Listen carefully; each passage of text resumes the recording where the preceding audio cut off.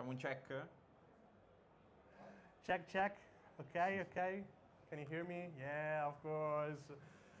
Again, hello everybody. I am Sapo. I am Pai, hello. Hello.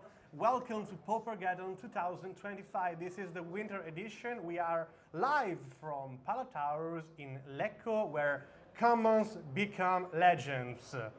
Yeah, we are 750 players today, so a very big attendee. It was actually sold out. Yeah. And it's over 20k of prizes. And I'm very excited to rock this tournament.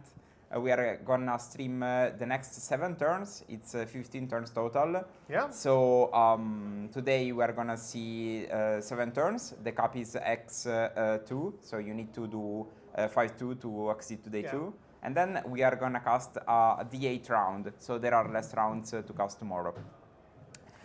Yeah, the structure of the tournament is the 8 rounds on day 1, but there are only 7 rounds on the real day 1 because the 8th round is the +1 round of this day, because it's the first round of day 2. So after the 7th round, there will be a cut after the players with less than 15 points will be dropped for the event. Yeah, exactly. So I wanna thank the organizer of the event that are actually here. So Lega Pauper Italia first, and Booze MTG and his shop in Pisa Dungeon Street that organize this fest. It's actually a very, very cool event, and I know a lot of people that are viewing really wanted to attend. And also it's time to thank our sponsor that are eBay. Yeah, great thanks to eBay. Yeah. And Loot, this new energy drink. Ultimate Guard that people know I love. And then our sponsor, artist and partner that are Mezzocielo and Friends and Shivan Altered Art. Yeah, we had a lot of gadget here that we can show during the event, but I'd like to start showing the trophy. Why not? Because I think that's the most important trophy that we will give today, but not the only one. There are 2 important trophies that we will be given in this event. This is only the first one. The second one is a league trophy that will be given to the league team that will achieve the most higher points in the event. So the World Pauper League is running today in the event, so we have a lot of stuff that we can talk about in this weekend. It's a cool side event competition, so you can just join with your league, and the league that achieves the most points will get a prize. We'll get a big cup, something like this, so it's very, very big. We'd like to introduce the other streaming team that will follow us in this weekend. That is Alessandro Moretti, aka Adepto Terra, and Mirko Ciavatta, aka Heisen01. They will be live from the third round, so we you can watch them after us. Also, I wanna say hi to Will. I know because it's so the plan was streaming with Will, the Will Alex P, but apparently like an airport in London burned out, so he couldn't attend. And we are I know it would be. It's an unbelievable thing. I was shocked when they told me this stuff, but it's wow. But everything is okay. Yeah, exactly. So nobody's hurt, so we can drink something to we'll get the thing straight. It's of not course, a problem. Of course. Okay, so we started from the second round mostly because a lot of people actually have a buy.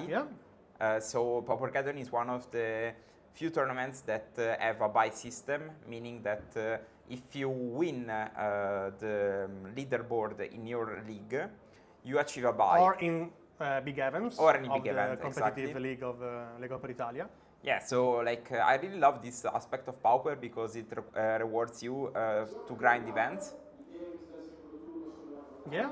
Okay, you heard that. So the pairings for the second round are up, and we have a small spoiler of what we are gonna see. We're gonna see some Yeah, favorites. one of the top 8 champion of the last Paupergeddon in Rome. You know him as Scura. Yeah. Yeah. We hope that his opponent agreed to come to the feature match. Yeah, the feature match. So we'd like to bring back one of the most powerful players in the field today.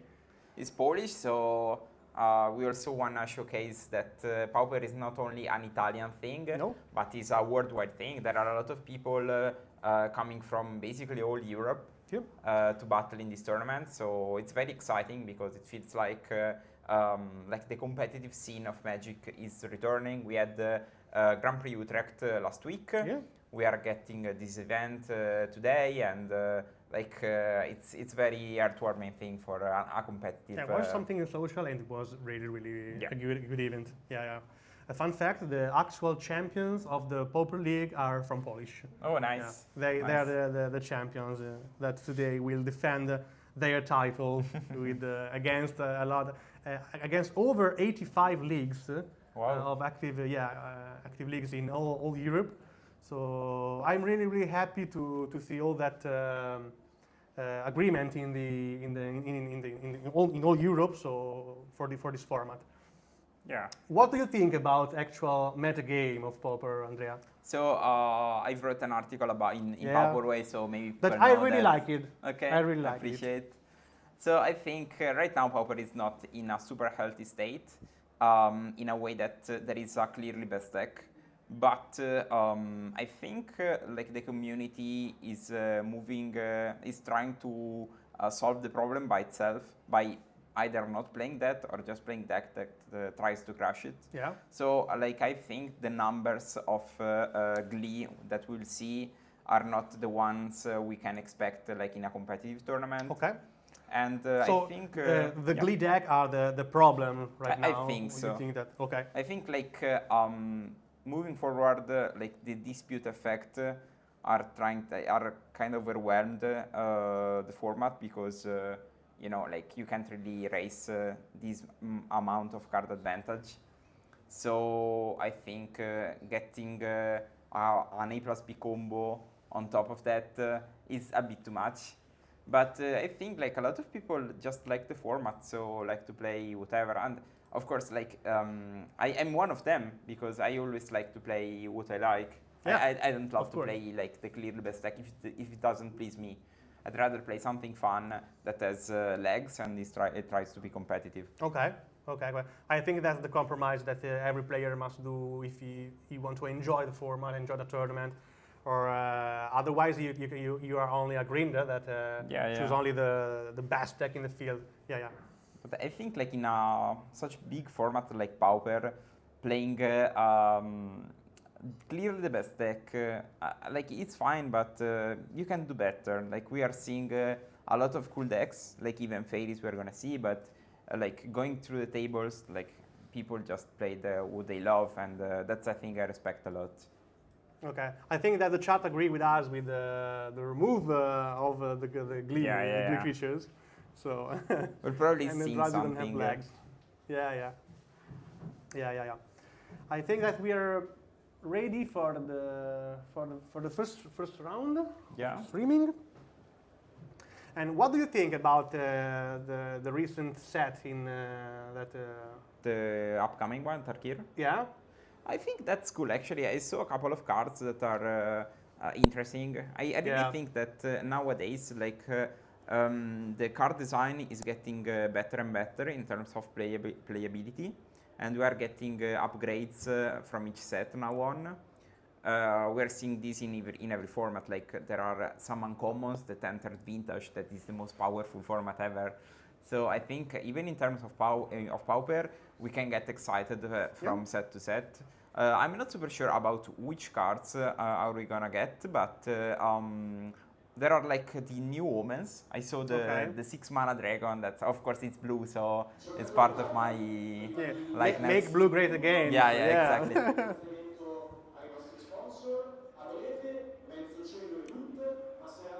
Okay, we're hearing the PA. Before starting round two, another thank to our sponsors.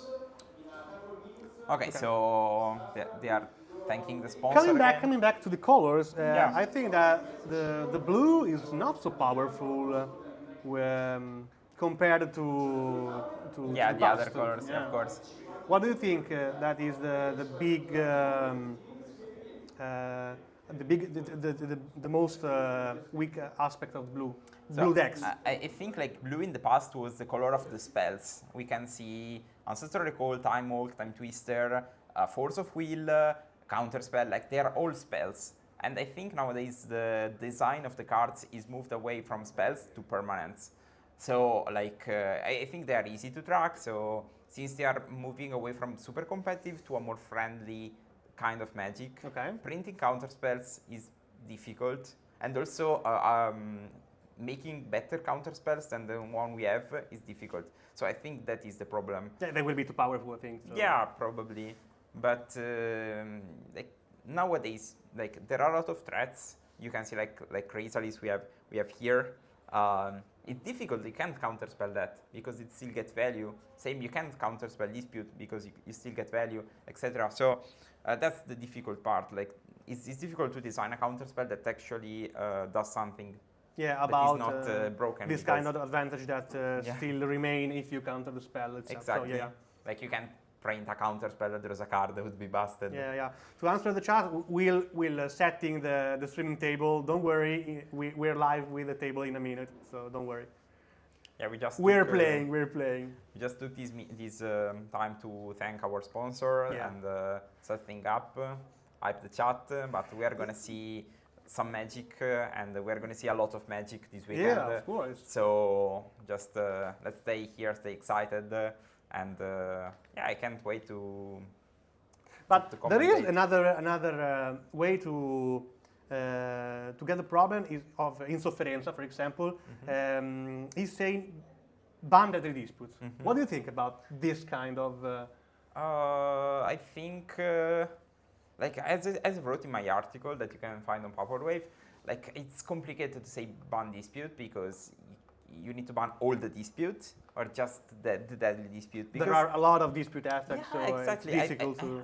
I'm starting to think that Eviscerator Insight is better than dispute because the fact that it has flashback makes it even better in later turns. Because if you're playing a dispute deck, you're probably wanna grind, and having two spells in one is better than a treasure. Like before, it was great to have a treasure because, of course, you could play Initiative, Monarch, etc. Okay, a lot of card advantage. But nowadays, I think it's more about the card advantage. So it's either they ban the most powerful one, or they unban something. Because we are seeing that in Modern. In Modern, they unbanned Moxopal, they unbanned Green Sun Zenith, exactly, Faithless Looting. So they're trying to fight the fire with fire. And I think maybe that might be another option. Maybe unban Gush to make it better. No. might be a thing. I don't know. No. But like it's a very complicated position. But I think, I think that Wizard of the Coast said clearly that free spell will be banned for all life and remain banned. Yeah, I guess. But for example, Days of Jackson Probe is not even in the conversation. Those are broken. Yeah, but I think that Gush will be broken too, for example, with a lot of cards that use that card. At least you can play Dispute if you play Gush. Why not play Dispute with Gush? Okay. Why not? Okay, I'm interested. There will be another huge problem that you cannot solve after the unban. So I don't know. Like it really depends on how they wanna redesign the format. But again, I'm optimistic about that. I think like the panel is smart, and we will have a very, very good format soon. What about Days? Days, I mean, I love Days, of course. Like, it's one of my favorite Magic cards. I really love the fact that you need to time it perfectly to not lose its value, but also you bounce a land, so you go behind. I don't think the card is unbannable because it's a bit too powerful. Yeah, I think so. But I think it will be it will be like interesting. fight fire with an apocalypse. So I think that the problem will Maybe be Mystic Sanctuary can be unbanned. I don't know. Mystic Sanctuary. Yeah. You're sfaggioling me. This I mean, a lot. you I need want to to- use this Italian word, is sfagiolare, because this is. You need to have 3 islands. I don't know. No. I really love that card, and I was. And here we are. That's the first. No, io comunque token uso quelli perché ho quelli della Lega, non so,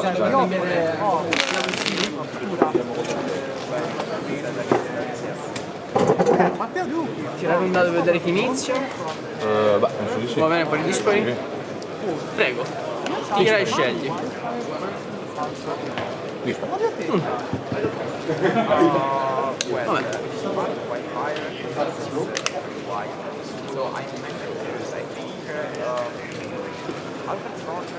Per esigenze di regia dobbiamo aspettare l'orario giusto per iniziare, che saranno le 12.05. Quindi vi chiedo solo di non guardare ovviamente il time, che viene automatico. Vabbè, noi lo facciamo però partire. rimaniamo concentrati nel nostro isolotto. Infatti, Sorry. So I was saying that Mardu probably plays actually Wildfire. That is a good card to play against Tron deck. And I think he can set up an aggressive board to try to be the aggressor in the matchup. Okay. So what do you prefer to play? Which side do you prefer? I actually like the Wildfire because I really like to, first of all, attacking when I play Magic, but also try to build a plan that is strategically functional to beat my opponent. That's what I like. While Altar is a cool deck, I love Pactal Terror, it's super cool I think, but it's not a deck that is that match my vibe, let's put it this way. And how about you?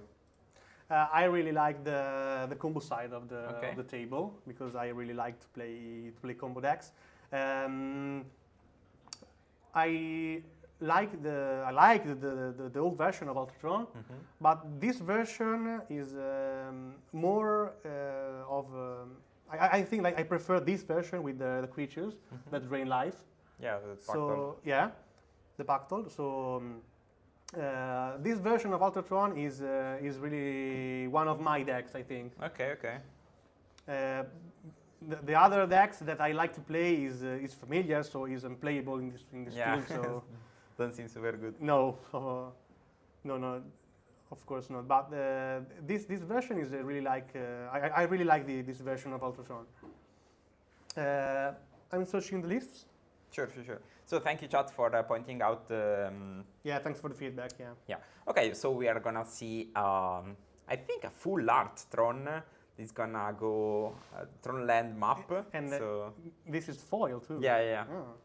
Full art foil, nice.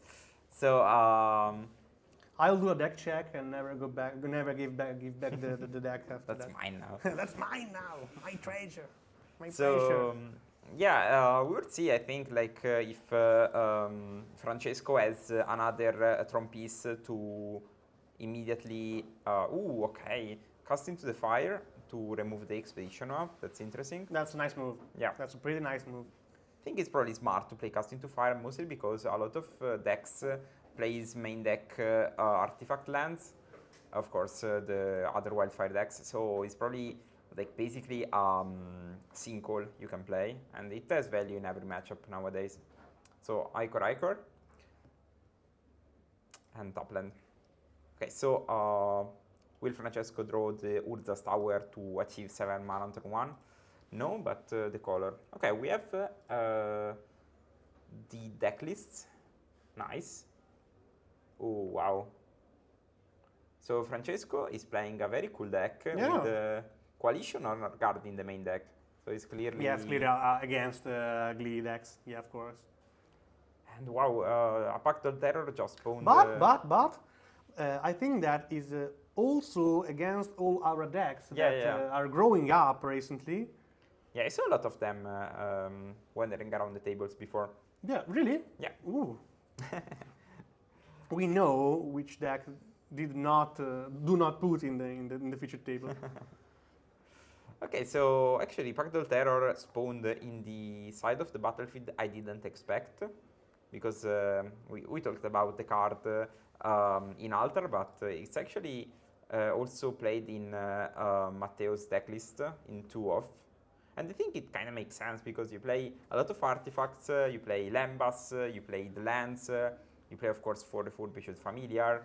Dispute, for example, that's treasures. Ephemerate. So, wow, I really like this card, to be honest. Seems so good. Really like with Blood Fountain, for example. Also. Yeah, like Blood Fountain is actually double trigger. Yeah. So, and wow, the tower was found, and another Pactol Terror. So we're gonna see some active player on active player triggers. Yeah, the up-nap. The famous up-nap. Yeah. I think that this will be a very static. This could be a very static, a very static match, but a galvanic here is very crucial because makes the matchup asymmetric, so you can continually drain the life of opponent and give a clock, an active clock, of course. Yeah, I really like that Matteo is trying to push for being the aggressor here, and that's, I think, what you need to do in the matchup, because picking a side is very, very relevant. Yeah, and you must be the aggressor. Yeah, I think you can't really try to grind Altar Tron. No, you must close the match in the early mid game. Yeah, exactly. You cannot go over. Okay, for non-Pauper aficionado, the mid game starts at turn 10, and the early games end at turn 8. Let's put it this way. A modern player or a legacy player. Yeah. Early game is on turn 1, that's it. Yeah. I know. That's my bad. Okay, we're gonna see some cycling. I think Francesco is trying to... Cerca il nome Francesco, per favore. He's trying to... they found another Pactol. That's actually interesting. I was speaking with my friends that plays the deck. They already told me that they don't combo out anymore. They just play Pactol and Drain. But in this matchup, it might be relevant to actually at least set up a combo, mostly because your opponent also has a Pactol, so it can gain life. But the deck is like super cool at looping artifacts, because it plays like a lot of stars, a lot of handy trails, so it's really, really easy to keep gaining life. Yeah. And we're gonna see Ardent Elementalist, a card that I love. That gives a loop, yeah. Also 2 copies of Ephemerate, of course. Yeah, it's basically like the Anarchomancer, but in red. Yeah. And it can do busted stuff, of course. Yeah, you can loop a spell per turn. Yeah, so it's really, really nice. Or enter the battle with effect, for example, the Wrath one. Yeah, the familiar. Yeah, the familiar one. Yeah. Okay, we're gonna see some Dartling here. Let's see if what is the plan of Francesco. I think grind over the advantage of the opponent. I think. Yeah, probably. He's trying to do. But I think he's trying to achieve to be in a position where he can just combo out. We know that now Matteo has access to casting to the fire casting to fire in the main, so he can just stop the combo. So I think he's probably trying to find all the pieces. And third Pactol Terror entered the chat. That is quite the drain. Yeah. And as I said, like Francesco can just start to play artifacts. Yeah. Because the drain keeps up. Oh, we're hearing from the PA that we had a lot of extraction in the event. During the event, eBay, our sponsor, will gift a lot of playmat that are designed by Francesco Curia. That is this one. This is one of the 3 playmat we're having here, and we're showing you today. I'll show you again. eBay is one big sponsor. Will gift 30 of this Nice, one nice. during all this event. So we have a lot of stuff for the event. But returning to the matchup. Okay, we are just seeing. Basically, I think now Matteo is kind of behind. He's behind on board. He's behind on life. Yeah, he hasn't the white mana, so I think that's exactly. the biggest problem he has right now. And mostly, I think when your opponent has 2 Backdoor Terror and you have 1, you're kind of like not in the best position. We will see how many artifacts can Francesco loop, because if he just managed to loop like 7 artifacts, he win the game. 4th Backdoor Terror, wow. Wow. Now that's nice. The clock That's really is nice. the clock is real, and we can't see how many cards does the Ultratron player have in hand, but it's just a matter of like 3 or 4 artifacts. And let's also remember that Dispute is also a +1 artifact, +2 cards, so -3 lives. yeah, that's insane. Yeah.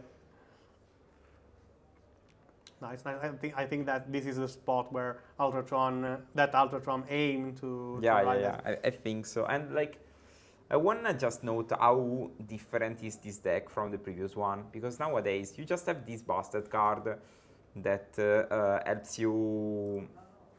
Okay, crop rotation. That helps you stabilize, and it's also a win con that is basically a good even if you are comboing out, or even if you are looking for the combo. Yeah. So I really think that this card is just revive the archetype completely. And Arthur wasn't super good in the previous iteration of the format. Yeah, exactly. Because of course the matchup against GLEE wasn't the best, and there were a lot of cleansing wildfire in the format. They are both combo, but GLEE is faster, so you cannot reach the point to win. But I think that these creatures can. But he has a lot of interaction after the side. And in the main board, so for example, with Coalition on guard.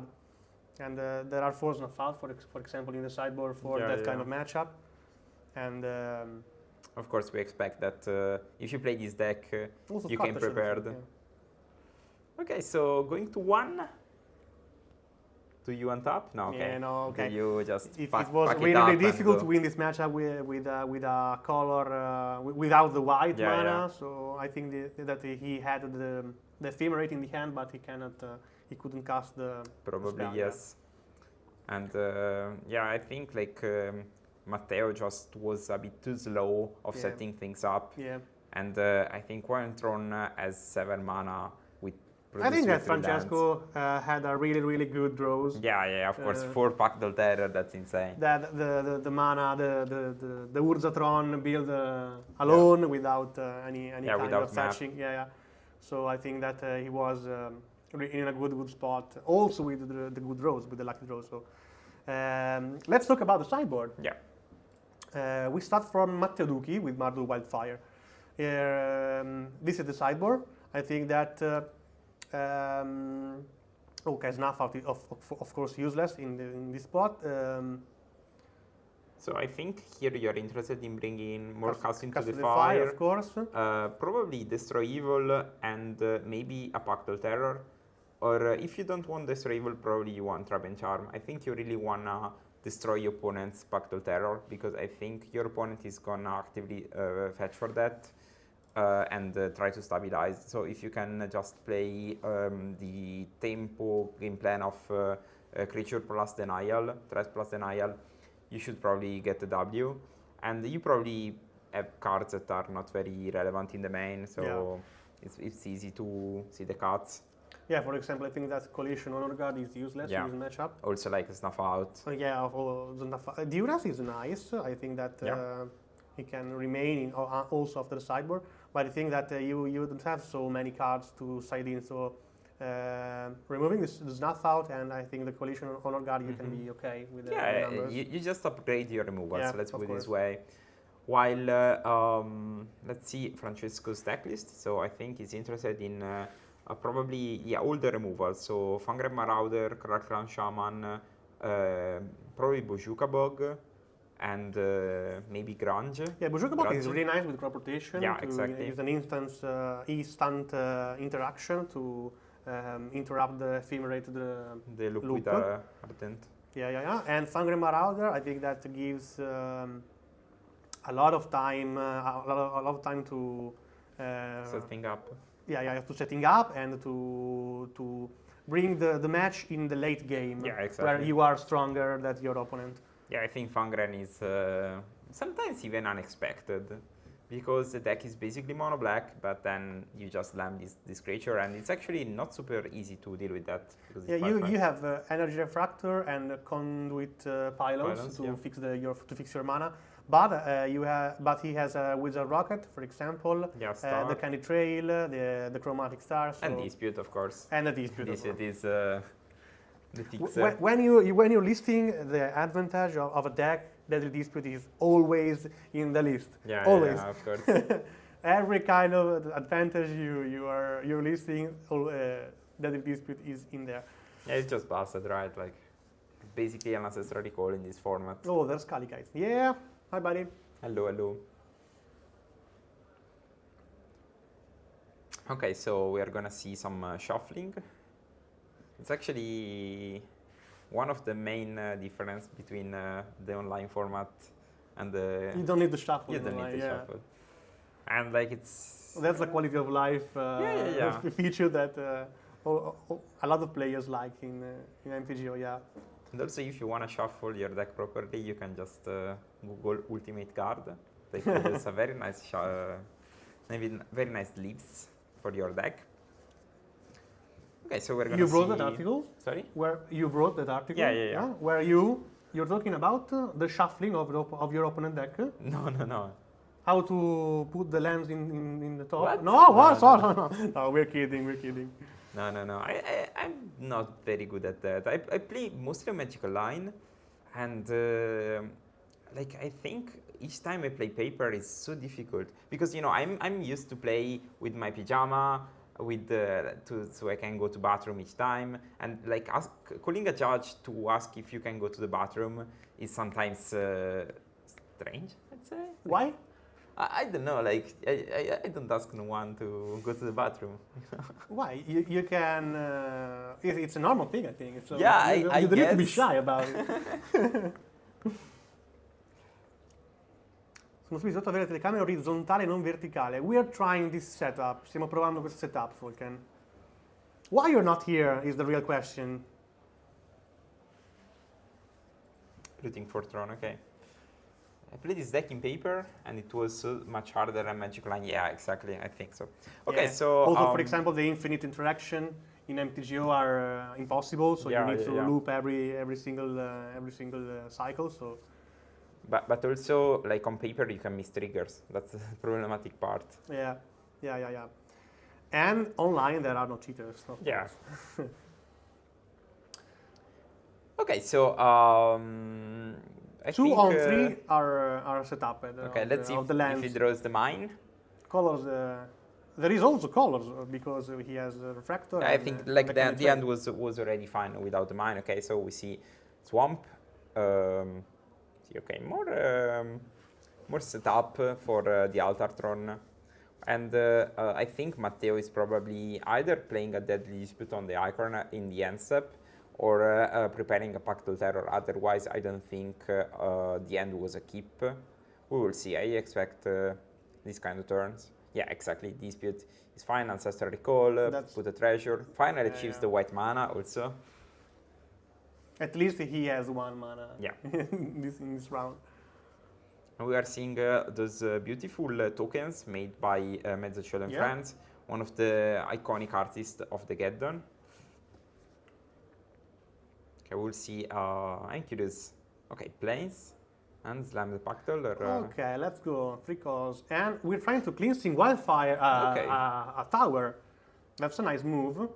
A crop rotation can be very useful here. Yes, because you deny the card draw. Yep. Also, like a very small thing. And you deny the denial too. Yeah, I think exactly. that's the most important part of And cropping I think rotation. it's what we are gonna see. No, just dispute. Just a dispute. Okay, kind of right. Okay, so I was saying that you should never cleansing wildfire the tower or just destroy the tower because it's the card that produced the most amount of mana. So if it's the last piece they put on the battlefield, they achieve 1 more mana. Yeah. So destroying the other pieces is slightly better. Also in this situation, I think so, yeah. You just go after the power plant, and I think it's just slightly better. But yeah, okay. why not both? Yeah, exactly. Why not It's both? fine. So it's probably Matteo just probably waited patiently for this spot. Yeah, it's And, another swamp, and I think that a loop recursion with an With Elementalist. with an elementalist and ephemerate is a win. Yeah. I think that he cannot recover from this. And I think that was the last Altar Tron basic. So it's out of lands. No, now. I think he has another one more. 4 swamp? Okay. 4 swamp, yeah. But 1 is in hand, ouch. Really? Yeah. Oh, okay. So That's a Adures is Duras. taking Okay, care. okay. But I was not watching. And that's a Fungal Marauder that will not come as a surprise. yeah. But Now. Dures missed. Wow, that's a thing. 7 spells, 6 spells. Nice. Okay, so I think we are gonna see the Pactol Terror coming. That is a bad spot in the sense that did not discard anything, but Yeah. I think that he's happy about this hand because Yeah. It really depends if he has a way to deal with the creatures. If he has a couple of Galvanic Blasts, I think it's fine. Otherwise, I don't know, like, all those creatures are kind of scary, not gonna lie. Ooh, And the one Ancient Ancient Grudge. So, yeah, like, the war of the lands. have you seen basically. the version of Ancient Grudge with the pug? Yeah, I love it. It's amazing. It's so cool. My favorite.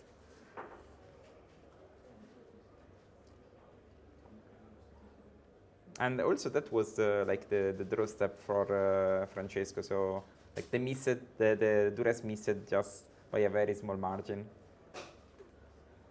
Tap land go. Okay. I think it's probably.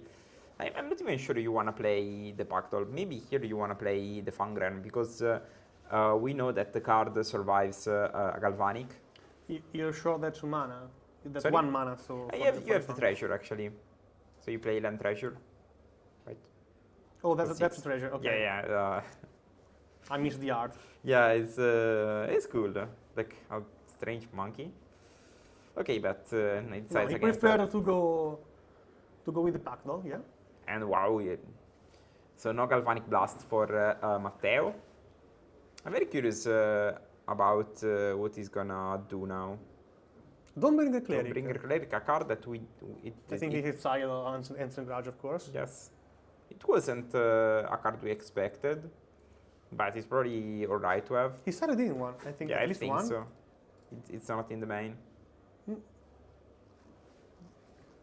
Yeah, it's a card I love because, it's so versatile. Why siding?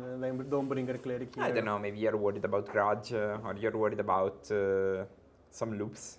What was the... I know, but if the solution of against Grudge is really bad because you can cast in response, for example. Okay, not in this spot because your Ultratron was short of mana, but I know he has a treasure. You could cast. But I don't know. Maybe he has a lot of I think cards that's really to suboptimal bring in this kind of in. matchup. It's not a card I love 100%. Yeah, me too. Okay, and second Pactol Terror entered the chat again, followed by a Wizard's Rocket. So just the Drain Life started, and the Pactol Terror is actually a 3/4, so the body is kind of relevant for race situation. It looks like nowadays, the Altar Tron deck is the aggro of the matchup by how he's playing. He has a full grip of creatures. We know he has a Mirror Retriever in hand already, so probably like the life drain is not gonna end. I think that both sides, Ultratron plays more creatures than the MARDU here. In this That's funny. And that's the second one. The worst creature he could play in this spot. Yeah, but still. Yeah, I mean, you probably can block. I don't know. I think it should. And Galvanic Blast, okay.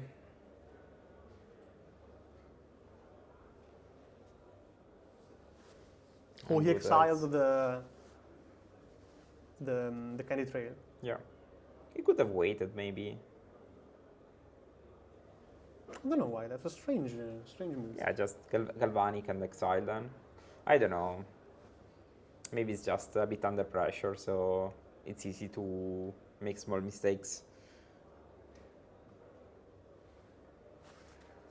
Because I don't think that there are any silver bullet here that can justify this kind of move, but I think that there are not. I mean, it's fine, it's fine. Okay, so just attack with the, I don't know. Yeah, okay, nice so pressure here. He doesn't need a Tron to put the pressure on his opponent. That's one life less. That Spectral Terror is just an insane card. Yeah, just grinding good. Yeah, exactly. It's one of the best grinding tools. Of course, we are not in a grindy meta, I think, because as we said, like GLEE is a combo deck, and that's it. But if we ever will move away from GLEE, I think we will see more of the Pactal Terror card in our tables.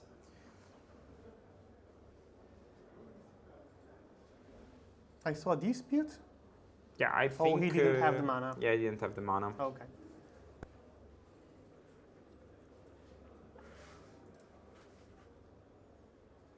Ok. Sparare su macchine e svegliarla era una play difficile. I don't know, maybe the pressure. Yeah. Ma era sotto pressione. I think like both decks I think are kind of skill intensive, and it's complicated to execute your things perfectly each time. But now I think we are probably gonna see that Mirror Retriever return A Pactal Terror, of course. And with the treasure of the Dispute, you can cast in the same turn, draining another life because you have already a Pactal in the field. Okay, no? instead it decides against it. Yeah, it's kind of sus that your opponent wanna keep up double planes. So yeah, I think I read at least an Ephemerate and maybe something else. Yeah, he's playing currently 2 Ephemerate. Yeah. But usually you wanna keep up double red, so double planes is, you know. I think probably Francesco wanna end this game this turn. I think that's the plan. I don't know. You can play safe here, and that does not, and don't give the occasion to gain life or something to your opponent. But he tried. And third Pactal Terror. Very nice, very nice. They're magnetic. And that's a Candy Trail.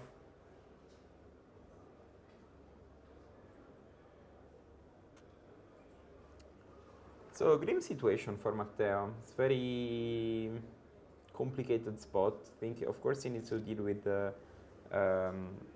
Pactal number 3, but it also needs to start to actually attack, because he's not gonna win the fight against another Dispute deck. The name is Macchinina Turbo. It's Pactal Terror. Yeah.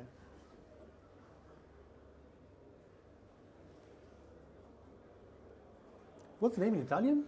Macchina? Assassino del terrore. What the fuck? Wow. Italian translation I really love. But I think that Macchinina Turbo is a good name, but because I think that he's exactly what it does. So. Okay, so we see the first flyer, Refurbished Familiar. Trying to gain some life with Backdoll. I don't think like Francesco has a lot of ways to deal with Backdoll, except for that grudge that is already gone. Oh, he's choosing the lantern to destroy. No, you don't have it. So goes after power plant. But you can choose to shuffle if you want. Yeah, you can search. You can search, finding nothing, just shuffle the deck. I don't think, but because we saw a Candy Trail before, so he's probably looking forward to keep both cards on top. And Ephemerate. Oh, he can. Well, he can. You can. You may Ephemerate. in English, in the Oracle text. The top card is probably something good because we know Francesco kept it. Probably a tiny Vishurator inside. Okay. Vishurator here is very, very huge. Yeah, Gives so a lot of card advantage. Buying back another Pactal Terror that nowadays the cost is clear because Mardu has only a red mana open, so he can't ephemerate the 1/3, the monk. Yeah. So let's see how he's gonna sequence. Another map. Okay, so it probably doesn't have. Oh, on the familiar, that gives 1 life. First of all, I think that's the most important thing.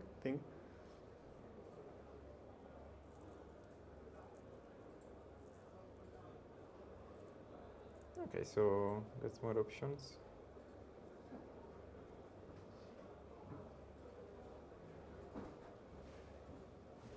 Siamo pronti per il backup? Mirko? Backup. Sì, non lo so, vediamo. Deve essere ancora una partita lunga.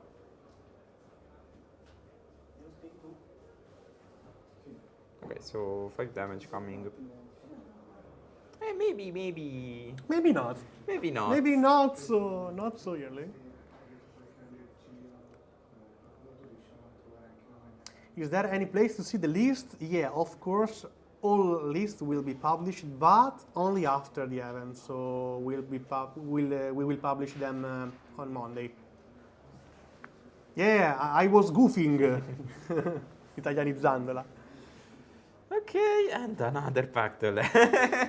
Okay, one after another. I think that's the 4th, right? Nah, it's probably the one that came back from the Mir Retriever, but well, now actually Matteo is back. I think he has a plan to win this. Starting to apply pressure, and of course, when you see 3 of a kind of Reformation Familiar, that's a very strong card because being a flyer in this matchup is very, very important. Yeah, they cannot be blocked, so I think that's a damage that pass every turn, and that's amazing. That's a good spot. And finding the 3rd one, I think that's a really good advantage. Francesco does not have card in hand, right? No, I think he's hellbent. Yeah. Ciao amore mio. Mia figlia mi ha scritto in chat. Col mio account, tra l'altro.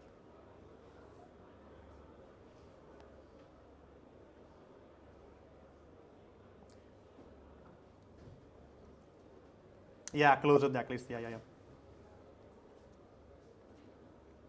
So, wow, Matteo is actually probably super ahead. And that's +2 life with the Pactal. And we'll see if he has something in the graveyard. I don't think so. It was probably the first blood. I think that, no, there's no creatures. No creatures in the graveyard. Okay. Lembas. No. The evergreen Lembas. Like when Francesco was at 30, I thought the game was over. But now... That's a good clock. Yeah, he set up a good clock. The table completely flipped. And I still think Francesco probably has outs to the situation. He can just start to loop some artifacts and disputes. But I think that also an ephemerate after the draw step on the familiar is very, very huge here. It's probably what he's looking for, I think. Yeah, sure. Though, like, Francesco can draw up to 3 more cards. Of course, then it would be clogged on mana. And we'll see. I'm very curious what land you're gonna get. Probably the tower, yes. So you have even more mana with double refractor. So now it's. I mean, I think he has probably an eviscerator in the graveyard. So Yeah, at least one. It's gonna be a turn. Yeah, you have the perfect spot, and that is a chromatic star to sack out. So you can draw the maximum amount of cards with a dispute effect. Yeah, and you have actually like 10 mana this turn. Yeah. Sorry, 11. 11. There are 4 swamp. Also, there are cool swamps. I'm not sure I love them, but it's a choice. I love the Japanese layout. Yeah? Yeah, I love. But I think that's not my favorite. Yeah, that is bad. Assault, Okay. Assault by John Avon. Okay, I think that's my favorite basic lands. Every kind of basic lands. That's one. Okay. So we're gonna see Cast into Fire. We knew that he has in hand, but now it's time to fire it. And Pactal gets sacrificed. So I think maybe he has something What is trying to do? close out the game. I think he's looking Fangre for. Marauder? Okay, so that works. Oh, he's trying to loop? Yeah, I don't know why he did this way, but yeah, now the game is over probably. I would have attacked also with the other creatures, but it's a 1. But okay. And the game is end. Wow! No need for the backup wow. table. Okay. No, but it was like, you know, a very exciting game. I think it's like watching One Piece. There are a lot of fillers, but the gameplay is very good. Like if you just cut the turns where just dispute, and you see the actual points of the game where Matteo just slowly built card advantage and then remove there all was the a creatures. lot of denial too that increased the interaction of the matchup. And do you think that they will change something in the sideboard after the? I don't know. I would get rid of that. Do you think that the Dawnbringer cleric? He's come still on, he's still keeping the Dawnbringer cleric? I'm not sure. Like the thing is, I like the fact that you play a creature on turn 2, so you start to attack, even if like once. I think that you have a lot of better moves. For example, probably exiling an artifact, destroying a land, for example. So I think that's not not sure. the move you want to do or also a tap land to set up the turn 3. Yeah, though, like I think the card kind of plays decently with Ephemerate, so I'm not sure. It's probably something that you play tested before, I'd say. So I kind of trust Matteo on this. I'm always like when I do coverage, I'm always like maybe I have some opinions, but then I saw the thing in practice, and I just changed my mind because like Magic is so complicated that theory is a thing, but then how the things plays out is another thing. I still think that Matteo kind of needs to do the numbers to win the matchup because it was very close to die.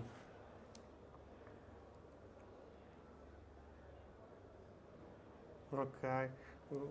From the chat, they're saying that the threat of Ephemerate on Dawnbringer cleric slow down. Yeah. That's nice.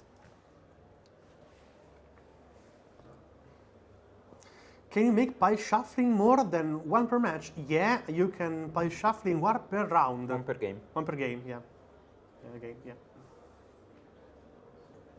So up to 3 per match. Yeah, I mean, also this rule was made because people used to pile shuffle during a fetch. Yeah. So that's a bit too much. But I think that you cannot pile shuffle during a fetch. Also, you also if you don't had the pile shuffling at the beginning of the match. Yeah. So you cannot pile shuffling during the match. Yeah, I'm not 100% on these, but I don't know. I just think that's cringe, you know. What the fuck are you doing? You are winning, and you fetch, and you take 3 minutes to shuffle your deck. Like, seriously? Yeah, I surely could judge Yeah. in a spot like that. I don't know. And I throw you my chair after that. Okay, so 7 mana on turn 3. Yeah, that's a again. professional Tron player. Yeah. With map though, so I don't know. Could have done that without not the so map. professional. Yeah, not Okay, so okay, professional. okay.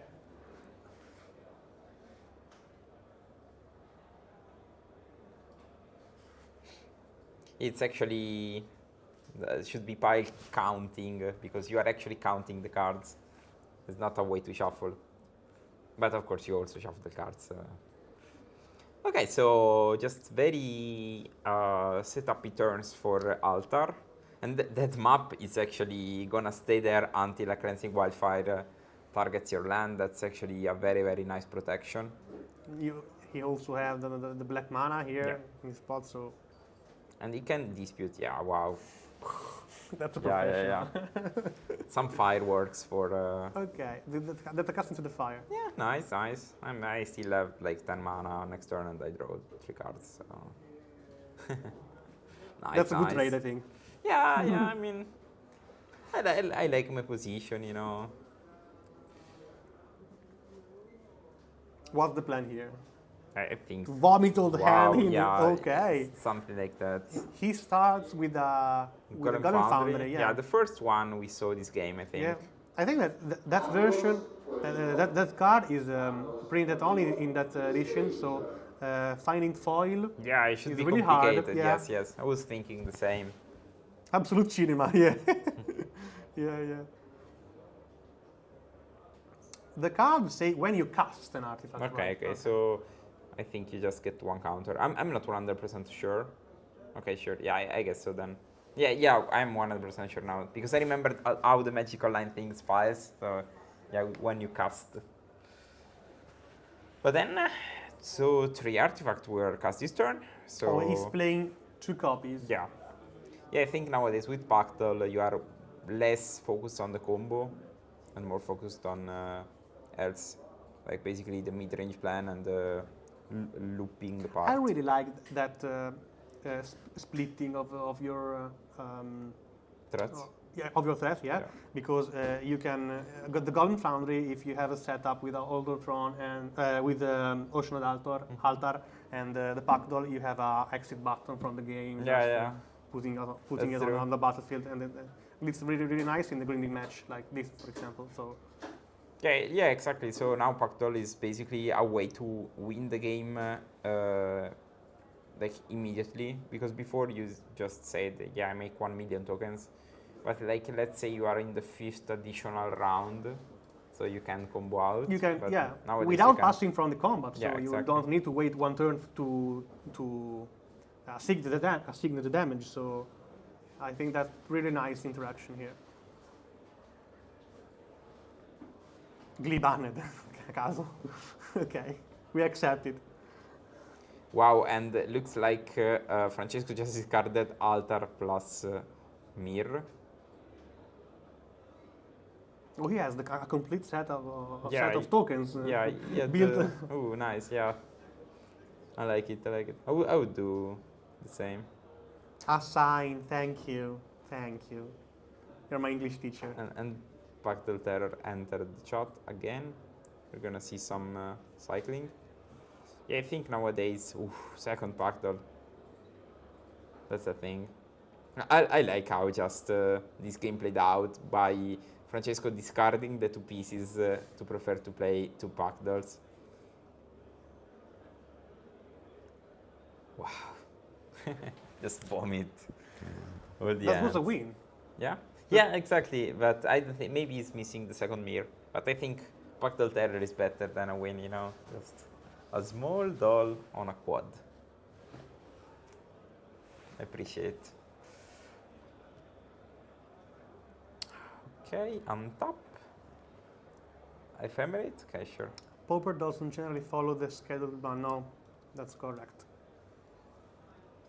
But might be that we get something in the like there is a ban list on I think next Monday, not this one, the next one. Yeah. So maybe we're gonna see. I think, of course. I think that the panel will look at the data for from the Geddon. PAUPERGEDDON, yeah, to consider any kind of stuff after that. What is the worst matchups for the new alternate decks? I think that GLEE is one of GLEE the worst. is not great, I think. And I think kind of that's it, because you're very maybe Mono Blue Fairy is not great. Yeah, also. That is historically a bad match for Alderson. Yeah. You had a lot of counters that are really hard to pass through. Yeah, exactly, and also a fast clock. Yeah. So that's 100%. I think like the red should be fine. Like mono red should be good. Mid-range decks should be fine.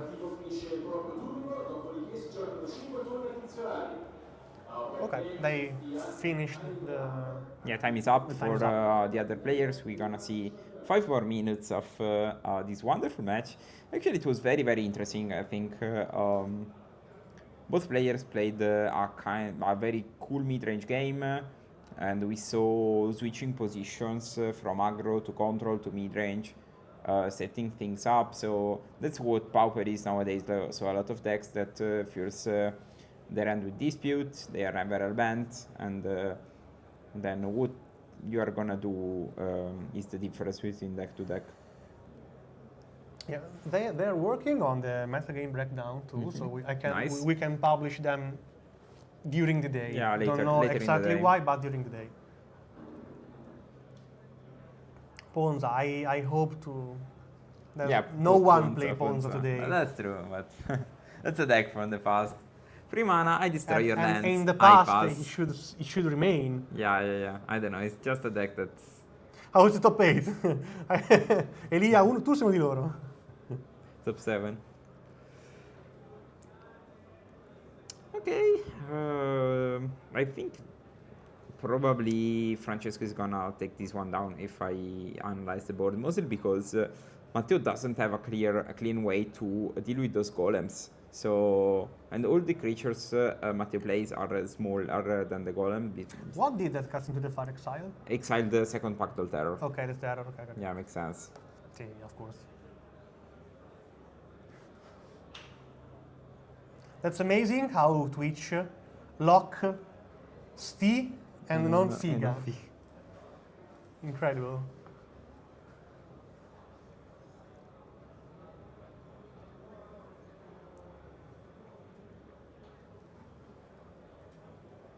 Okay, so I think there is a judge call coming regarding something. Stanno facendo una judge call?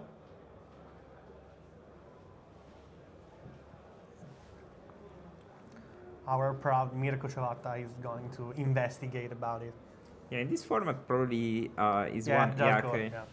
It's probably After that, the judge Andrea Vella, that is the floor judge that is following the feature match, will come here and explain to the chat and to us all what is happening right now. Yeah, I think that's very clean to have a judge coming to the feature match table trying to explain, because we know that chat sometimes goes crazy regarding what is happening, etc. So I really enjoy this part of the coverage.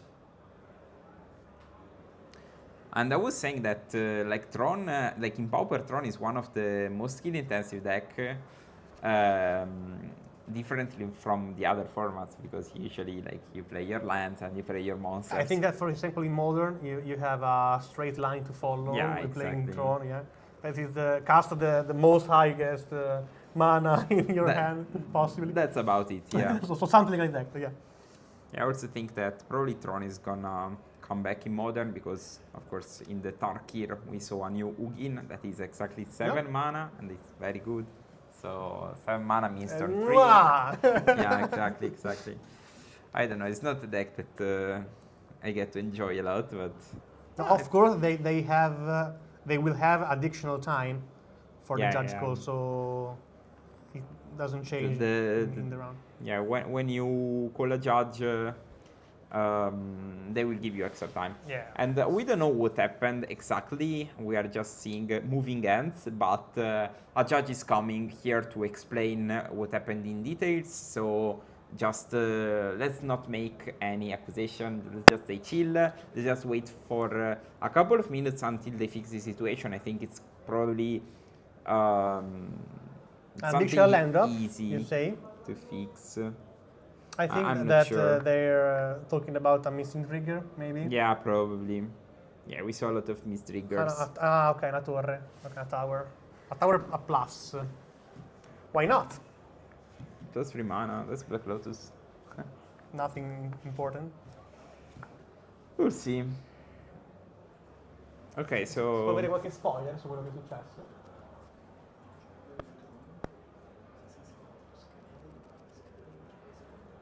Ah, ok. No. The Tron player Non ci abbiamo fatto caso. draw a card instead of doing a scry one. Ok. So they're Regarding what? Regarding what? Rispetto a cosa? Posso parlarti in privato? Dopo, ok. Tanto ci sarà il capo armi dello Sì, l'abbiamo già detto. Okay, so there will be an investigation regarding what is gonna happen because there was probably something of miscommunication behind a candy trail or so candy trail was about to scry, but instead they draws. But there is a bit of confusion, of course, on this board because a lot of artifacts draws, a lot of artifacts scries. So we will see. We're waiting for the floor judge Yeah, exactly. to explain us all.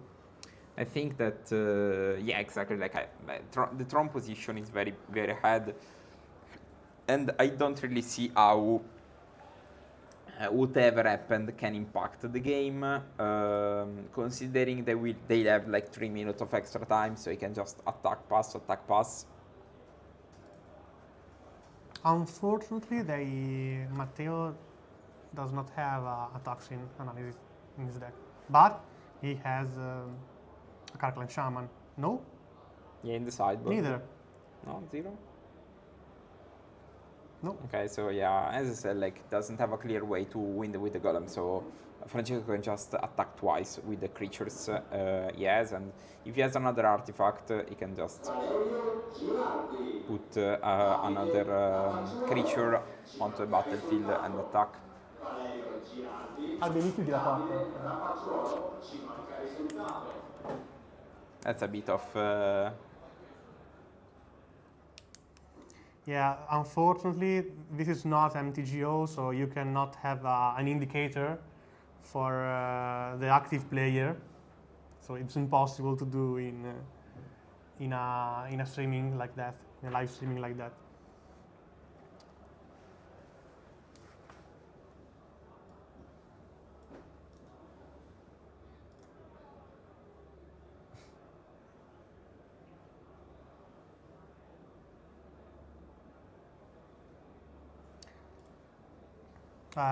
Sergeant Bailey, please. I suggest you to write it in English, please.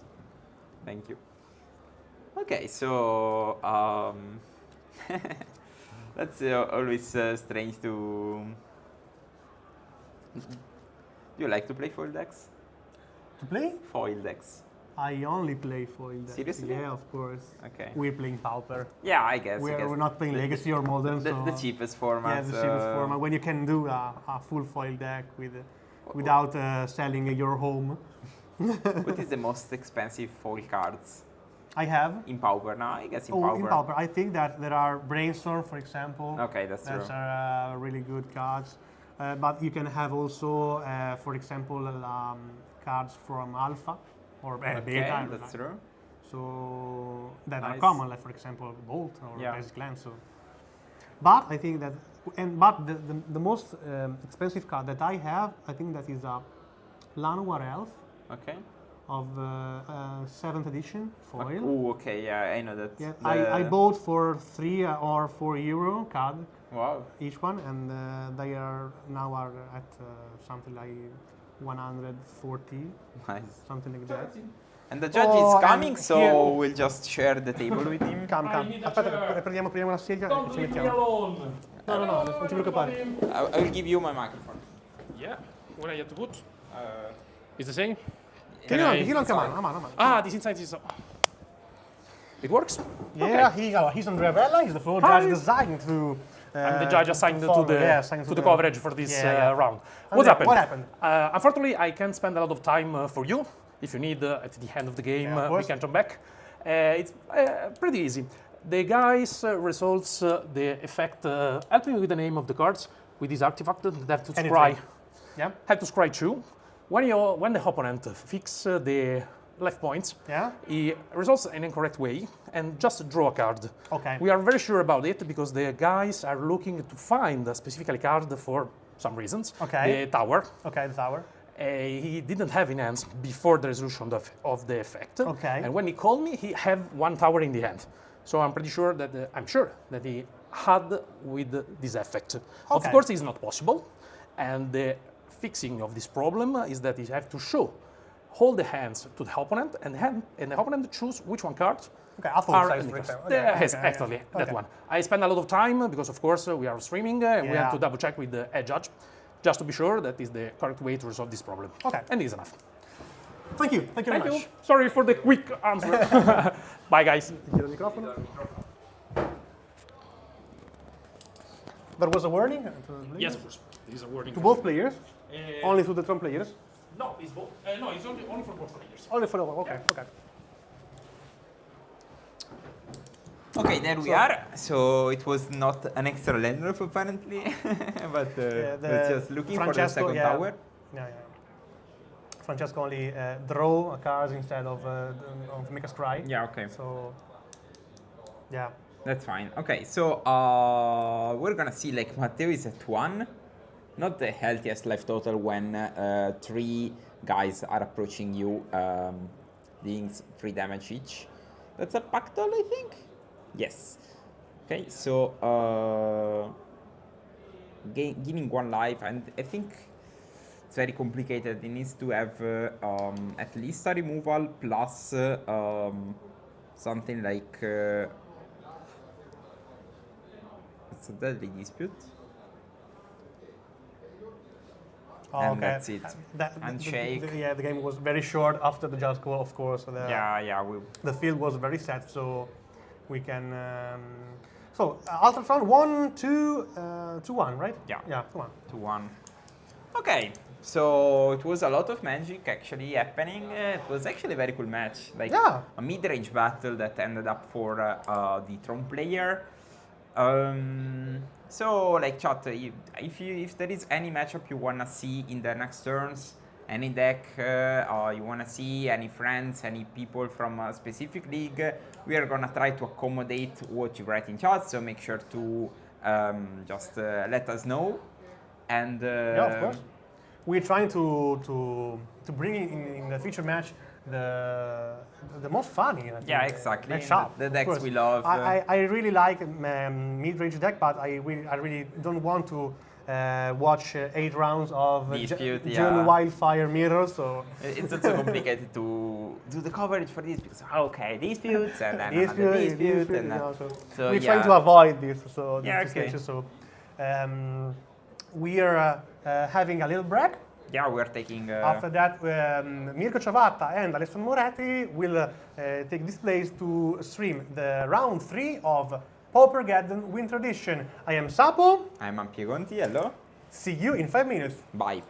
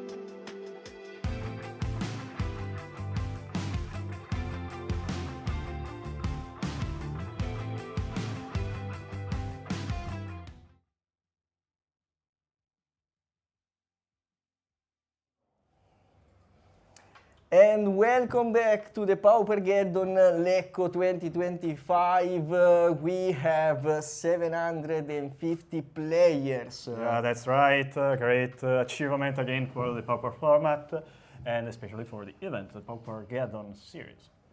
We are now starting with the turn 2, to the coverage of the turn 2 of this incredible event, 13 rounds event. It's a lot. Yeah, lot of rounds, lot of players, and I hope there's a lot of skill. A lot of skill, yes. This will be an incredible matchup. We have two great players that are playing in this event. One is Lorenzo Bellettini. Yeah, recent top 8 at Grand Prix Utrecht, playing Modern. I don't actually remember the deck he was playing, but maybe it was something like green bridge combo, like, you know, it is the deck. For sure it's different respect yeah, he's playing in Pauper today. Yes. And the other player is Marco Vassallo, also known as True Hero on Twitch. So we have a content creator here and a GP player. I mean, a player who got in the top 8 of the GP. So this is a very interesting matchup. We have DIMIR SNACKER versus Giant WILDFIRE. Yeah, that's a lot of grind, for sure. Absolutely. So we have a major deck, Giant WILDFIRE, which recently got a lot of hype in Pauper. At first on paper, and then later on Magic Online, which is kind of, I say, surprising. I mean, Pauper is to be a format more prevalent and with more resonance on Magic Online compared to the tabletop reality of the format. But now, also thanks to Paolo Don Francesco, Walker 735 effort, the deck got a lot of fans, and also Walker got itself a lot of fame thanks to it. He also wrote a sideboard guide, and he sold something like over 100. Yeah, more than 100. But this is a very, very strong deck. It's a very consistent mid-range, and in this match, he starts with Swamp and Blood Fountain. Blood Fountain is a very important card that has to enter in the battlefield for the future. So Blood Fountain is probably the best start in the matchup because we already said it's a kind of grindy matchup where John bases its card draw on spells like Deadly Dispute and Echo Wellspring, and Blood Fountain allows the deck to have more resources and more threat. Yeah. The opponent is playing DIMIR SNEACKER, which is, I say, a control deck. Something like DIMIR Furries, but with a slower gameplay. There's no Ninja of Deity powers, but we have the Modern Age and Sneaky SNEACKER. There's also more Mystic usually, and we also can see cards like the Monarch. So a lot of resources to try to win over the late game. The problem here is we have to define in this matchup or in this match if the Monarch engine is stronger than Deadly Dispute, Familiar, and the Blood Fountain engine. Yeah.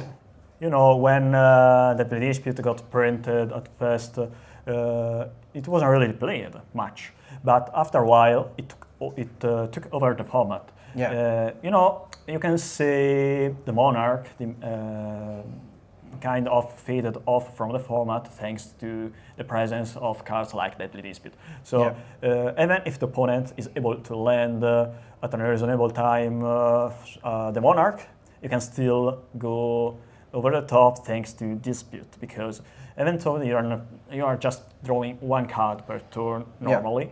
The Monarch allowing you to draw two cards may be not enough to dispute the attrition war over that dispute. Yeah.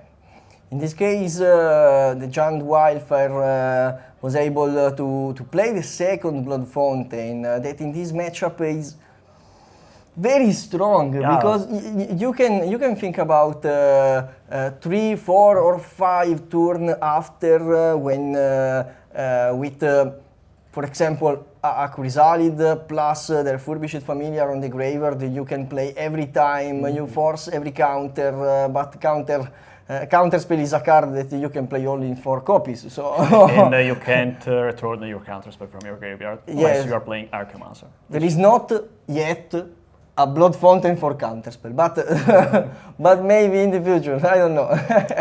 Anyway, we can say for sure that DIMIR SNEACKER has a lot of answers, or a reasonable amount of answers to deal with cards like Blood Fountain or Refurbished Familiar. Usually they play 2 copies of Bujukabar to interact with the graveyard of the opponent, and they also play 4 copies of SNEACKER, and SNEACKER is quite good against the Refurbished Familiar. Yeah, I think that in this game, the main problem for DIMIR is that he is stuck on 3 lands. Yeah, that's for sure. While Vassallo was able to resolve at least 1 copy of Cleansing Wildfire, because the first one got countered by Counterspell, SNEACKER doesn't really have any way to cheat the mana. So they can play just the fair gameplay against the opponent, trying to grind out or to land an early game Monarch, and eventually try to stop your opponent from generating a lot of card advantage, which is kind of difficult. Here we can see a strong interaction between Brainstorm that every time trigger the Sneaky Snacker. Yeah, the deck doesn't really play a lot of spells that triggers Snacker. I mean, just Brainstorm and Lorien Revealed that draws 3 cards. But, when you have other cantrips like the Modern Age, and when you have the Monarch, you can eventually land the Monarch, draw 1 card with the Modern Age, and then in the end of turn, you can reanimate the Sneaky Snacker thanks to the Monarch. And eventually Snacker can block the Refurbished Familiar, or prevent the opponent to attack with the Refurbished Familiar if they're worried about the Snacker coming back, because you are more or less wasting your resources by forcing, you are literally forcing yourself to destroy your own creature, but the Snacker always came back, and doesn't do much. The problem here is that also Refurbished Familiar come back with Blood Fountain, and Refurbished Familiar is a very strong card against fairies. And that's the reason why we talked so passionately about Blood Fountain earlier in the streaming. All right, so now, thanks to Bellettini not being able to develop his mana base, right now Giant is going for the aggro gameplay of Giant Wildfire, which most times is landing 1 Chrysalis or 2 copies of Refurbished Familiar. And Refurbished is stronger than Chrysalis in this matchup specifically because the creature is black. Against a deck playing Snuff Out, being black is probably a great deal, since you are literally forcing your opponent to play other removal spells, or even better, to counter the Refurbished Familiar. Trading 1 copy of Annual on a Refurbished Familiar is clearly better than discarding 1 card and then later killing the mouse. Or it is a mouse creature or a rat creature? It is really important to know for the chat to know that. All right, 3rd copy of Refurbished Familiar. What are you doing? You are countering it, or you are letting it resolve? Here the problem is, if you counter... They have a Blood Fountain, so they can bring back the rat. And a double rat. Yeah, you bring back 2 copies of 2 copies of rat, and the copy number 4 and 5th of this match, and I think that in a grind matchup, every time that you can you are able to cast at least 3 copies of Refurbished Familiar, the match completely change. Yep. Completely change. Now you can see that in end. Okay, so Yeah. they killed the Familiar with cast down, Yeah. and Vassallo is bringing back 2 copies of Familiar. Okay, so it's not in end, yeah. And they're discarding the singleton copy of Deep Analysis. But Deep Analysis is probably a solution to come back to this game. Well, you know, when you have only 6 lives, Yeah. the flashback and Deep Analysis is...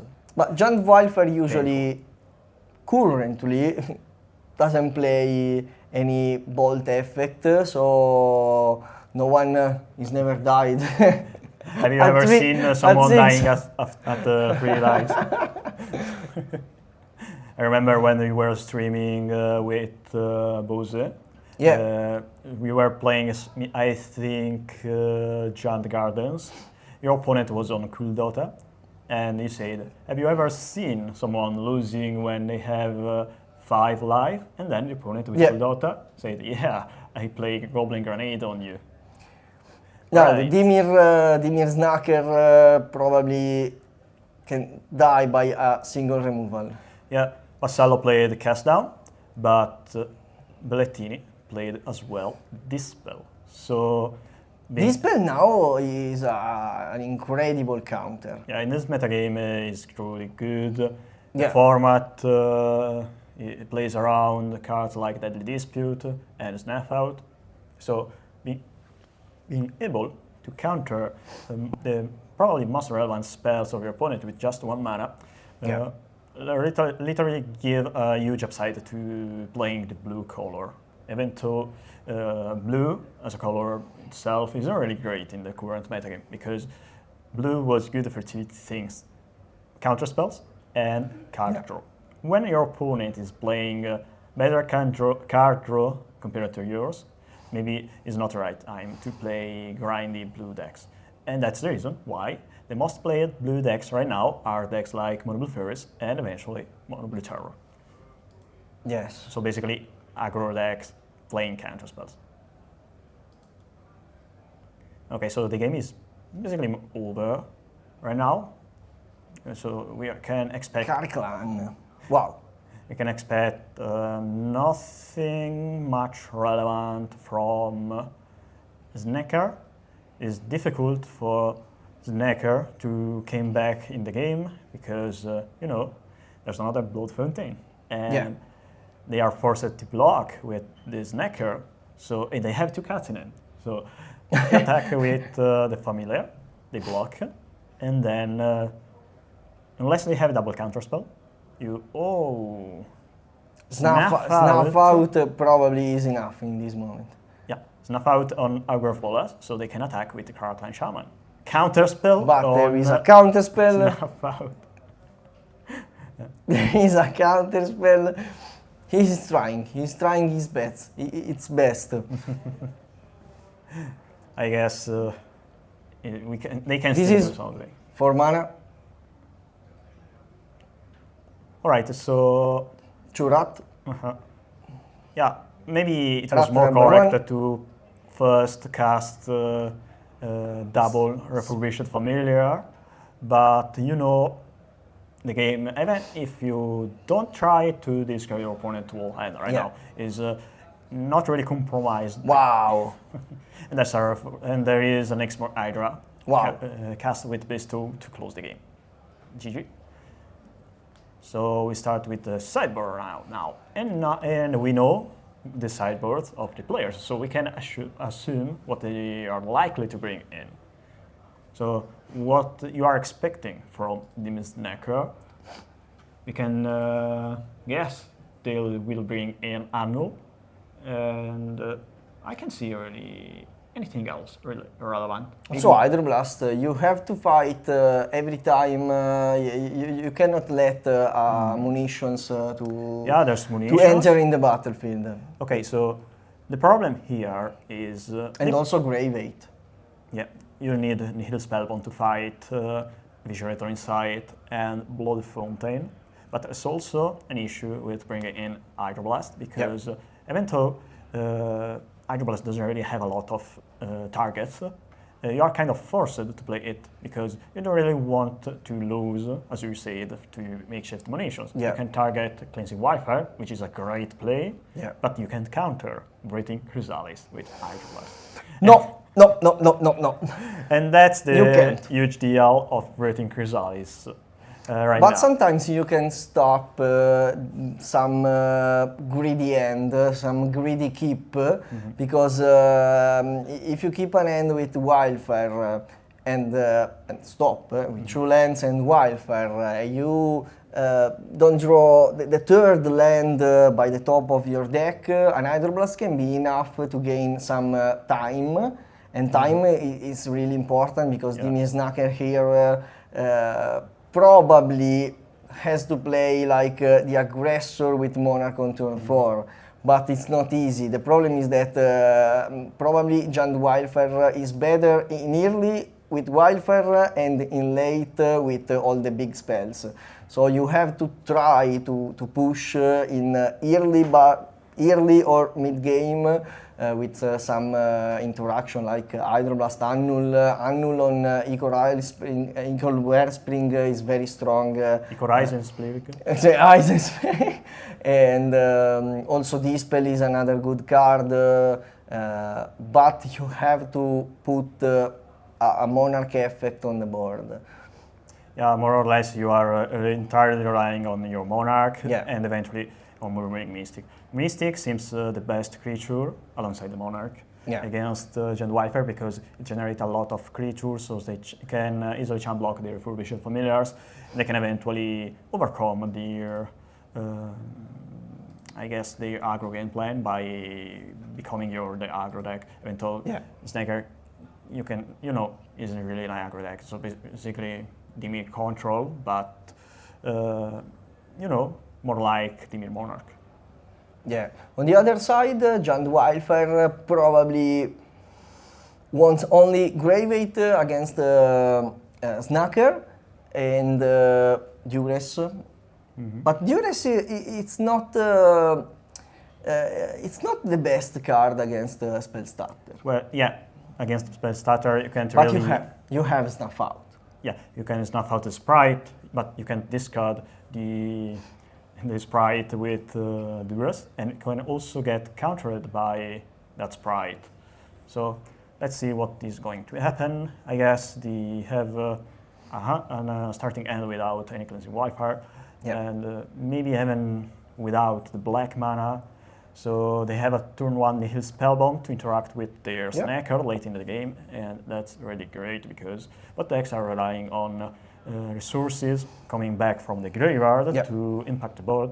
One deck in a more fair way with Blood Fountain, and the other one with a cheat-like ability because you can reanimate the SNEACKER just by playing a cantrip like Brainstorm. And Brainstorm is a very good cantrip. Yeah, Nihil Spellbomb on turn 1 stop the engine of Sneaky SNACKER with the Modern Age.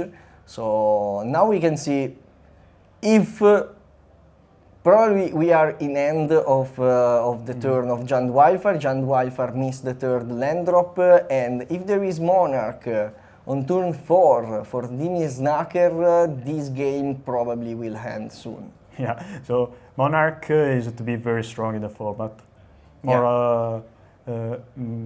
more strong than that Initiative in a certain sense because Pauper is to be a very grind fiesta. Right now, you don't really try to grind much the opponent. He was trying to find an Annul, probably. I guess so. So it was in response of Icor Wellspring. In response of Icor, they played Brainstorm, trying to find a counter spell. Yeah. A 1-mana counter spell. They find nothing. But no Monarch. There's no Monarch. So, but they also decided to not shuffle the deck with the fetch land in their end phase. So it's clear that they like it. Every card they draw with Brainstorm. Well, they can still fetch in the end of turn. And that would be at least good to shuffle out one bad card. So effectively providing card quality and card advantage thanks to the brainstorm. So they shuffle after the dispute deck, pass the turn without doing nothing. So maybe there's a dispute in their hand and they want to cast it at the end of turn of their opponent. And at this point, Vision Insight will be much better compared to that dispute because it has flashback. So maybe, there's a Bazooka Board. That's interesting because, if the opponent plays the Bazooka Board when you don't have cards in your graveyard, you are happy because they're not exciting any of your sources.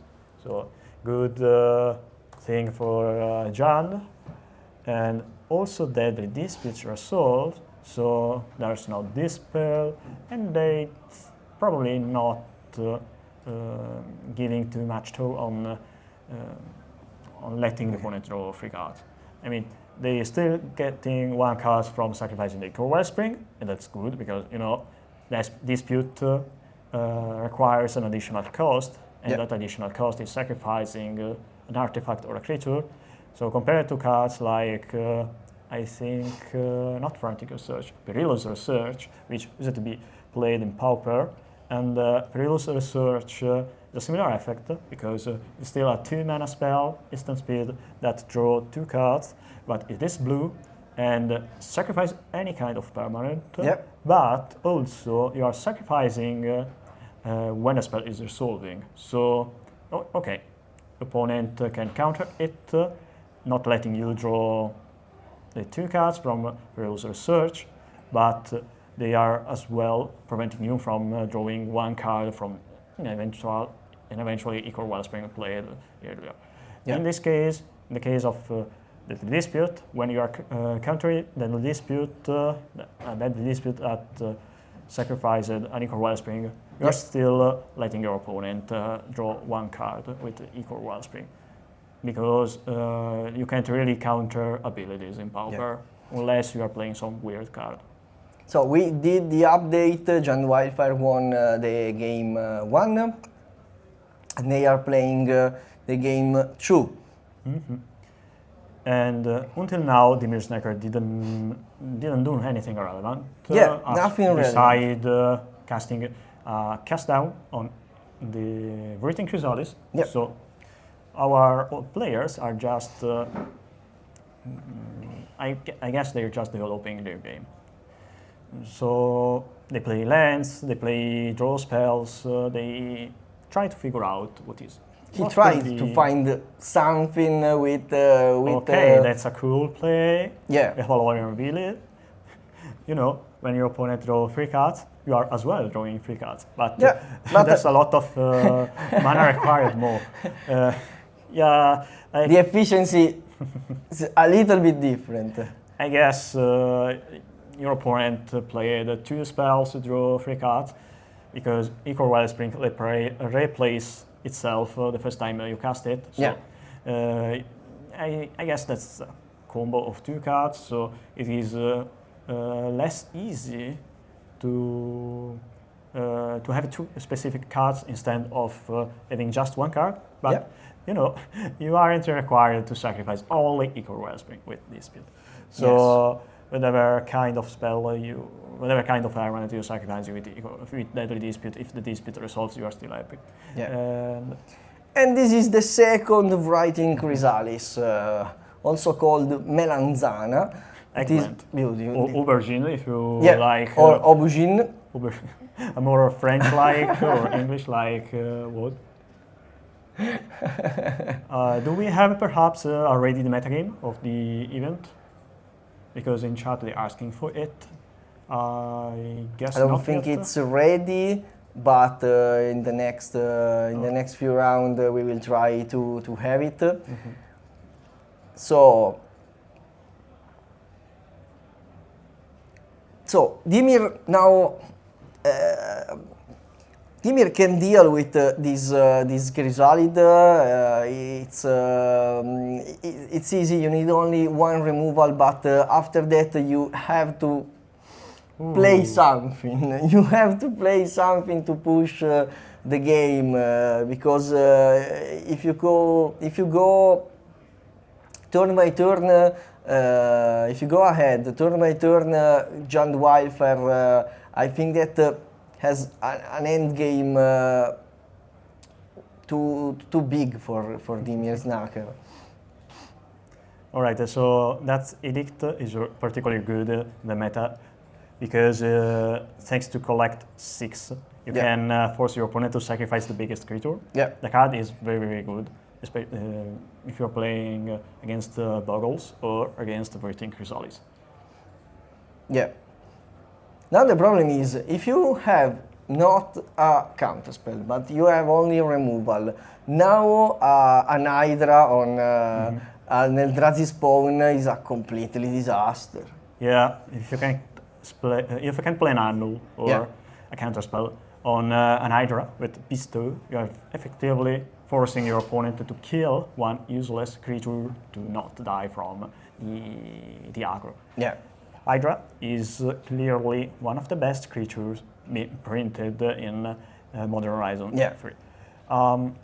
I wasn't really expecting to see Nyxmore Hydra being played in decks like Giant Wildfire. Yep.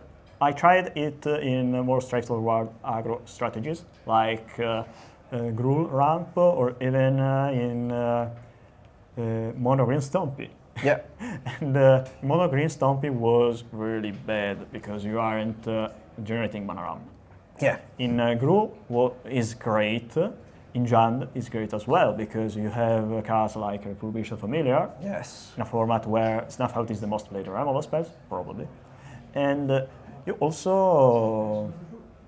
also play in Jund or in GRUUL, enchanting your spawns because you play Breathing Chrysalis both in GRUUL ramp and also in Giant Wildfire. So this was a very good interaction because when you play the Modern Age and discard a card that you can play only at sorcery speed, but you keep priority. Yeah.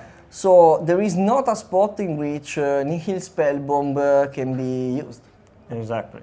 So the opponent played the Modern Age, discarded the Deep Analysis, and since it is your turn, and you played the Modern, you discarded with the Modern Age as a sorcery speed, and in the main phase, you are not allowing the opponent to exactly crack in response to Nihil Spellbomb because they don't have any change to do that. Or either they can crack the Nihil Spellbomb in response to the Modern Age being casted, or in response to the ability, or in response to the cast of Deep Analysis from the graveyard. Yes, it's not the same, but yes. You know, I used to play Modern when Mono White Martyr was being, and Soul Sister were, I mean, it was never a good deck, but you were allowed to play it. The cards were legal, were always legal, and people Modern literally go crazy when you say, I play Martyr of Sands, I sacrifice the Martyr, I gain 12 or 15 life. People just, no, you can't do that. I cast Lightning Bolt in response to the ability, so the ability doesn't resolve. No. So this is the second, the Modern Age. So now trigger the Sneaky Snacker on the graveyard. But there is a Nihil Spellbomb that can be used. So we are waiting for the discard. DIMIR SNACKER now have a lot of cards in hand. Okay, so they discarded a Brainstorm. A Brainstorm. So in response of the Sneaky Snacker effect to return to the battlefield,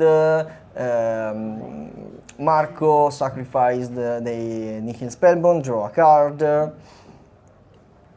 Alright, Eviscerator Insight on Lembas. And now, also, Eviscerator is another card that against a counter deck is very, very good.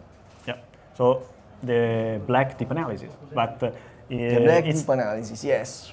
Its flashback cost and its converted mana cost are kind of inverted. I mean, yes.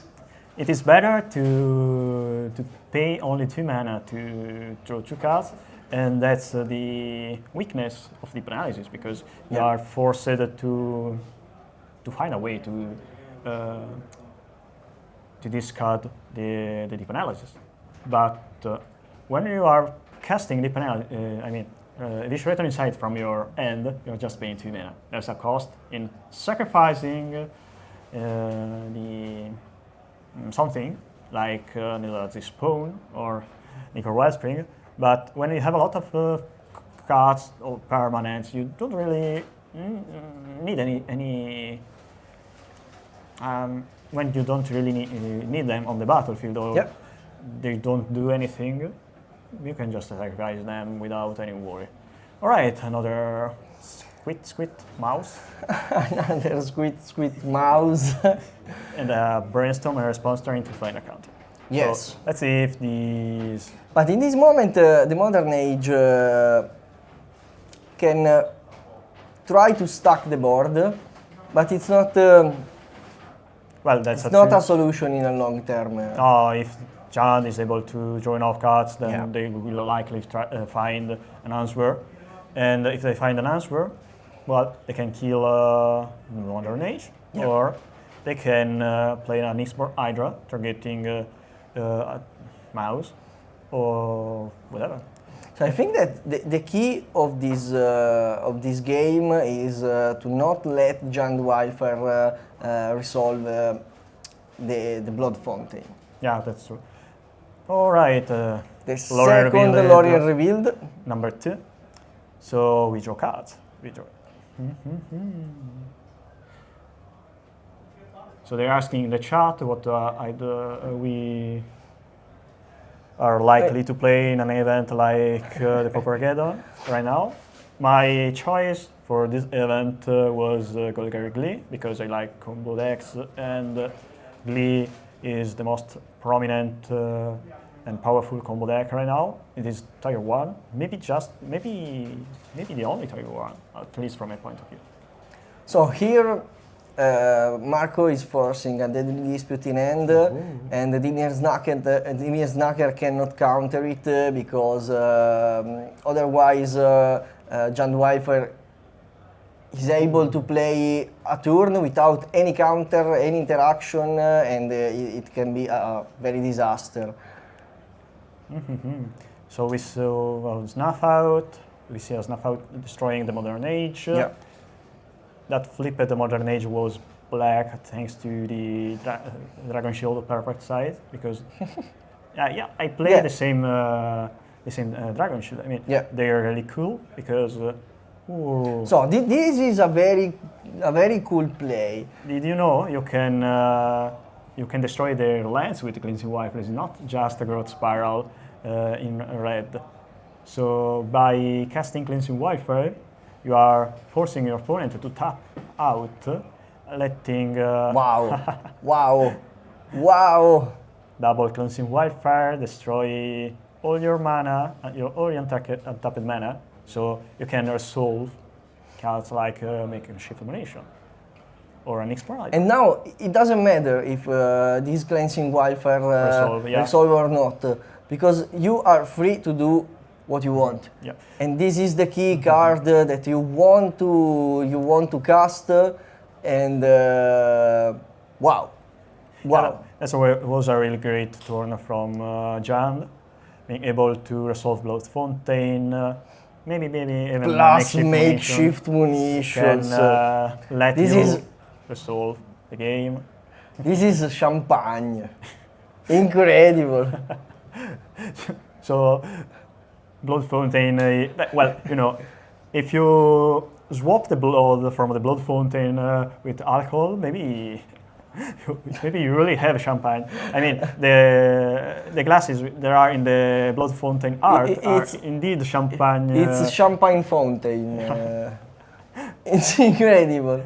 Well, maybe it's going also to be a refurbished fountain. Wow, Lorien revealed another one. So third copy of Lorien revealed. So now he need Hydroblast plus at least one One nihil spell bomb. Yeah. The cool thing is if you have a makeshift munitions on the battlefield, you can kill your opponent by sacrificing or your lands, just a better goblin bombardment in this case, because you can sacrifice with the modern legal card your artifact. You can sacrifice only creature, but still a great deal since you don't you aren't required to tap mana to sacrifice with the goblin bombardment. With makeshift munitions, you are forced you are forced to pay mana, even with the German localized version of makeshift munition, because there's an error print on the German makeshift munitions, which instead of saying tap 1 mana and sacrifice an artifact or a creature, it just says tap and sacrifice an artifact or a creature. So, you know, if we were like playing a silver bordered format draft like AFFINITY, Seed Limited, or if you are playing with original MTG rules when we were like in the 90s, we were playing unsleeved cards or ripping out the Chaos Orb to destroy all your opponent's battlefield.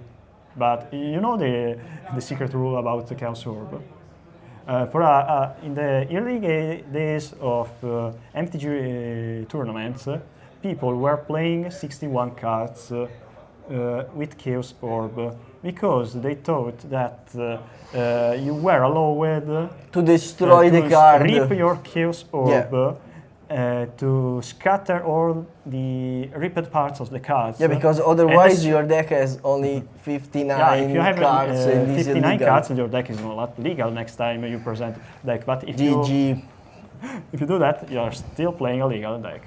So DIMIR SNACKER was not able to find a solution for makeshift munitions, and this is an end game. So True Hero Marco Vassallo won this game. Giant Wildfire destroyed the deck. Matchup. The opponent played 3 copies of Lorien Revealed, but it wasn't enough to stop Jan from getting more card advantage, the same amount of card advantage. But Jan just have better cards, like better creatures. They cost less mana, they force the opponent in a bad trade from the opponent's point of view. And more or less you are doing the same thing of your opponent. Yeah, you don't have counterspell, you don't have annul, but you can play Duras, but he didn't play Duras. And in the end, just by doing nothing really relevant besides playing around eventual counterspell on makeshift munition, they just annihilated DIMIR SNACKER. Yeah. So now we are looking for a backup matchup. So yeah, we are asking for a backup matchup if it's possible, but in the meantime we can show the promo card of one of the promo token of one of our sponsor, Mezzocello and Friends. That is this incredible glue. This is the token of the day one, but there is another of the day 2 that we will show after. And show it next day. Tomorrow. Next day, yes. It's for the day 2, so we have to show only on the day 2, and also the T-shirt that we are wearing are limited edition for. I need to get that T-shirt because it's really cool. Yes, it's incredible. It's incredible. We can show. Also the playmat. Yes, we can show this T-shirt that is made by an artist of MTG that you can find here on the Paupergeddon. So you can put a sign of the artist on the T-shirt, but it's not like the same things on the playmat. So I love on the playmat, but not on the T-shirt. But you can find this T-shirt only at the event. I don't know if the previous round they showed already the playmat of the event. I think we should do that because it's really cool. Yes, they show this one, show but the we can show the official playmat. Maybe in the yeah. So the eBay playmat is cool because there's the export Hydra we talked earlier. But we also have another couple playmats for this event. The first one we are showing you has been designed by Domenico Cava, which is the artist who do you come pronunci disegna? Draw. Writing Chrysalis. So really cool right now to be able to play a Writing Chrysalis deck with a Writing Chrysalis playmat. Yeah. And we have also another playmat, but would be cool to show the playmat maybe in another round. So to keep you glued to the screen and give us more views for this cool tournament. And also we have this focus drink provided by Loot, that is another sponsor of the event, that give us some energy to... We have 2 flavors. To do a good cast of the event, a good coverage of the event. We can sleep like 1 hour, but then we have the energy to do this kind of coverage.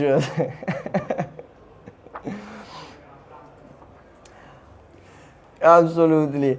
So, do we have a backup table or we have to do... in the Discord, so you can check it. Okay, so we will go on a short break and we will return back to the round number 3 of this event, this incredible event with really cool stickers from the tournament organizer, Booz MTG, from the Dungeon Street. Very cool stickers. I'm gonna steal them later. So see you later. See you later. Okay.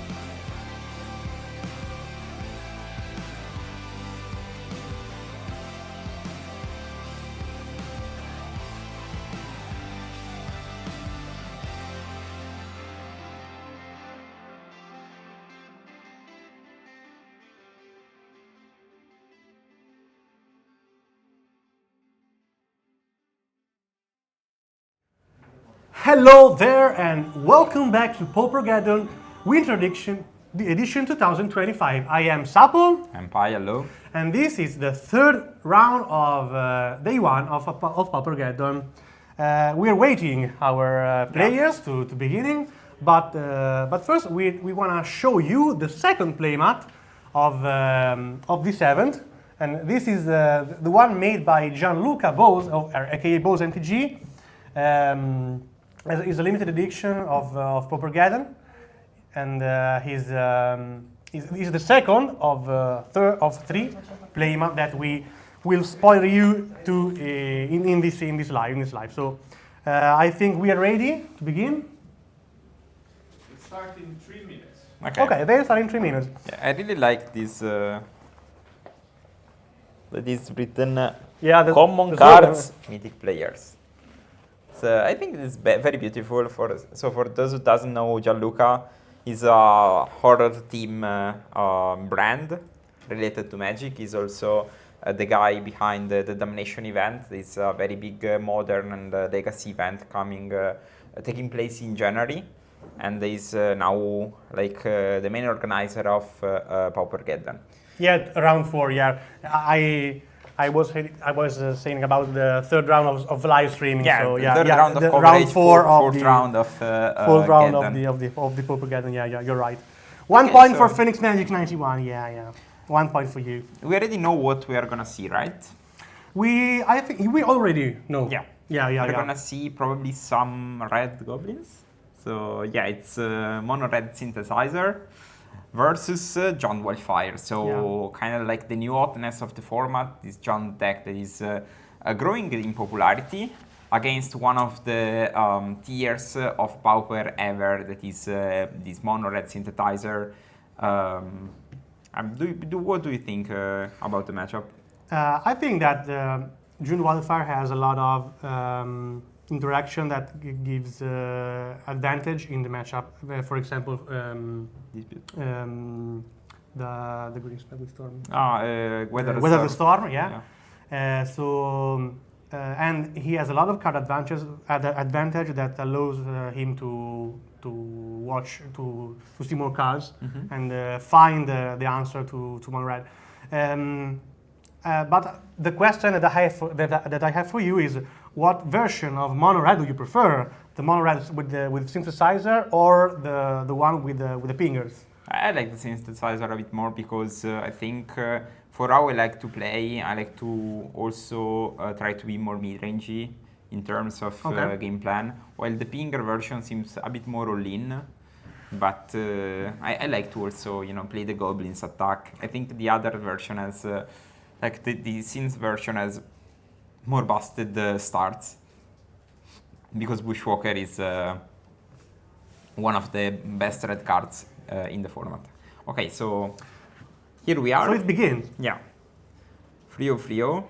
Let's see who wins the die roll. I think that's actually very important because John WILDFIRE takes kind of some turns to set things up. So starting can make the matchup a bit more favorable for him, while mono red, I think, is starting. He's just resolving the mulligan, so down 1 card. And he's ready. Okay, let's see.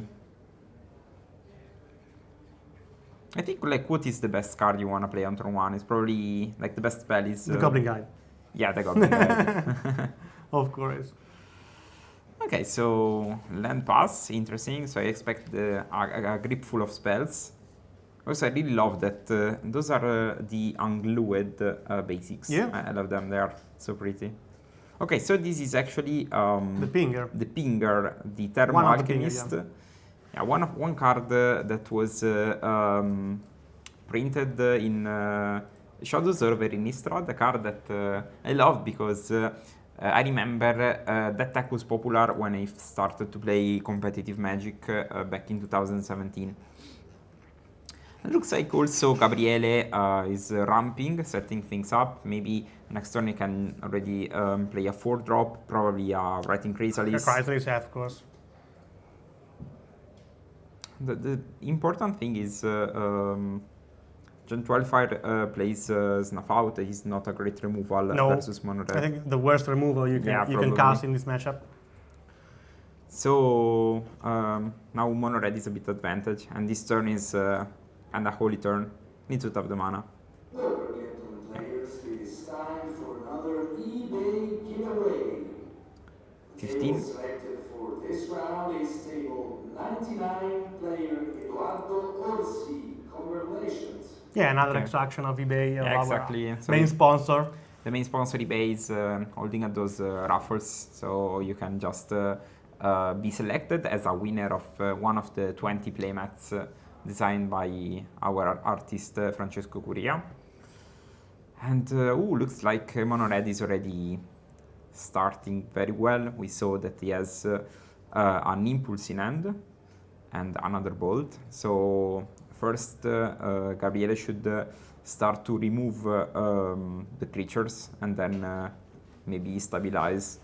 The problem is I don't think this Jundra WILDFIRE displays any life gains in the main besides Lambas, but looks like it's what he found. A Pulse of Murasa. Okay, there is a Pulse of Murasa. Yeah. That's very smart. I love the card. I actually played that in the previous that's a Snuff Out. Wow. You need a huge aura to cast a Snuff Out in this matchup. I think you need to evaluate how many damage the card would deal. Probably more before. Yeah, I think so. And now looks like Stefano can even win this game, but he doesn't have more bolts. So just decided to go a bit lower. Just deal a small amount of damage this turn. Only 2 cards remaining in hand.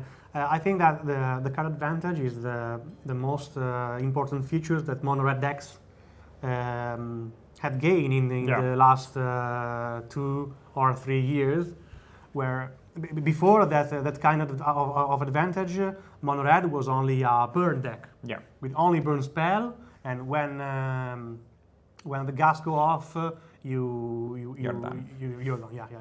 But I think that this draw engine is a really good features to let remain this kind of deck competitive in this I think so. Like Pauper is one of the most grindy formats. Yeah. And having the possibility to see even more cards and chain more spells is key, of course, for a strategy. I don't know why Stefano didn't attack with the Kessig, but probably he forgot that he can attack. It's fine. My creature has a line of text, so it doesn't need to attack. No, they ping, so they cannot attack. Okay. Nice. Probably a distraction error. Yeah.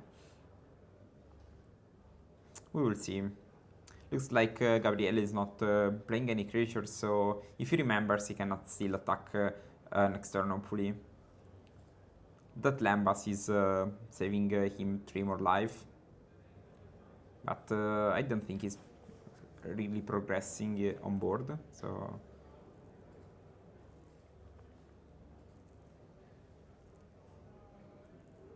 Okay.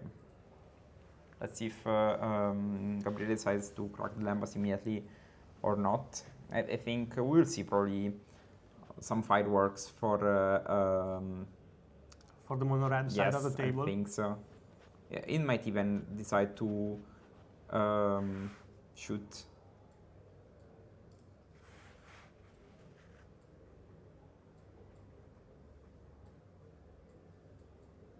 Okay, attempts to tap the creature, but it has Summoning Sickness, so it looks like this hand is double bolt. Wow, okay. This is huge in this spot. Plus cards, 2 damages, so it's very useful here. And looks like Gabriele immediately pulls the trigger on this Lambas, providing him 3 more life. Yeah. Other 2 8 balls. damage. Wow. I think it's actually more 10 damage. Yeah, 10 damage. Looks at that like that's a poker of white border at bolt in hand. So yeah, I think it's either that 20 damage right now. Yeah. luckily, I think Gabriele still has a turn because Stefano doesn't have he the remembered to lands. attack, right? Yeah. This turn. This time I attack. 9, This is for you. 8, 5, and pass. And feels dead, man. You know. I think that Gabriele do not have any kind of answer. I don't think Only so. a pulse of Murasa. Maybe pulse. I mean, you want to discarding the bridge, so I can maybe playing pulse or maybe even toxin plus Crackland Shaman. But of course we know that there are 2 more bolts coming, so that should be enough. Yeah, 2 toxin and a 3 Crackland Okay, Shaman. yeah. So, yeah. Yeah, I mean, An Icor. it's not losing hope. I like this. He's looking for hope, drawing decks, drawing from his decks. Or for cope, maybe. Okay, so we fixed the overlay, having the key cards of the matchup put like on screen. I think that's great, and thank you, chat, for pointing it out. We'll see, like dispute, but so maybe the answer of to this dispute format was just bolts. Always has been, maybe. A full poker of bolts in hand, I think that is really huge in every match. It's a thing. So he's carefully sacrificing his artifacts, keeping up the red mana, of course, because we know that he's looking for no way. No way. Doesn't find it, so looks like mono red take game 1 in 10 minutes, less than 10 minutes. Congrats. Yeah, I that was expected. Yeah, I think so. I think, of course, mono red is the king of game 1s, and then post board everyone has Weather Storm and stuff. And so. winning the dice, I think that is a good boost, spot. Yeah. Talking about the sideboard, I want to start with Gabriele, aka John Wildfire. Yeah. So I think he's just interested in Duress and Weather the Storm. I'm not sure about anything else because against the other version, the version with Cool Dota, you probably want the breath weapons. But nowadays everything survives that, so I think you'd rather have just the life gain and the Duress. The casting is 1/3, the thermo is 0/3, so cards like Breath Weapon are completely useless.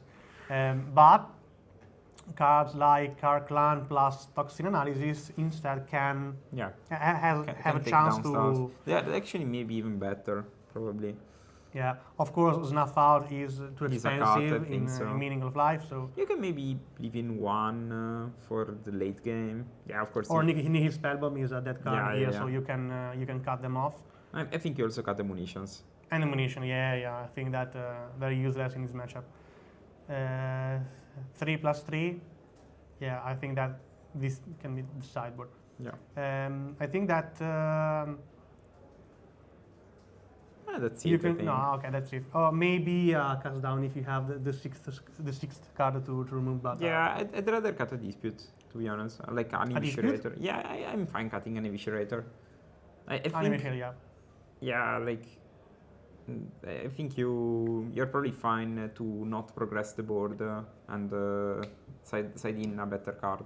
Yeah, because you. But I think drawing card is the better way to find your sideboard. Yeah, cards, but so. you already have like other stuff to do, like Wellspring, Lambas, and 5 more dispute.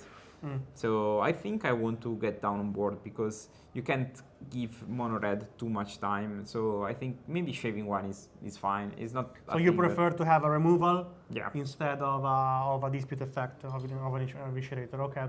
If it's a good removal like a stun, yes. If it's a snuff out, then I prefer to have the dispute, yes. Yeah. Talking about burn instead. Yeah. Mono red instead. So I think there are various school of thoughts regarding the sideboard with this deck because versus the sideboard is lands, really easy. clean, yeah. 4-4-3-4. Okay. Against the artifact lands, I know people bring in smash and cast, but I'm not sure I'm interested in that. Oh, just. I think that Smash Transmitter is targeting not the lands but the artifact. Yeah, instead. okay. I think it can be 3 more damage. I guess, but I don't know. I don't want my removal, my source of dealing damage to be destroyed by a dispute. So I think I would just run it back as it is.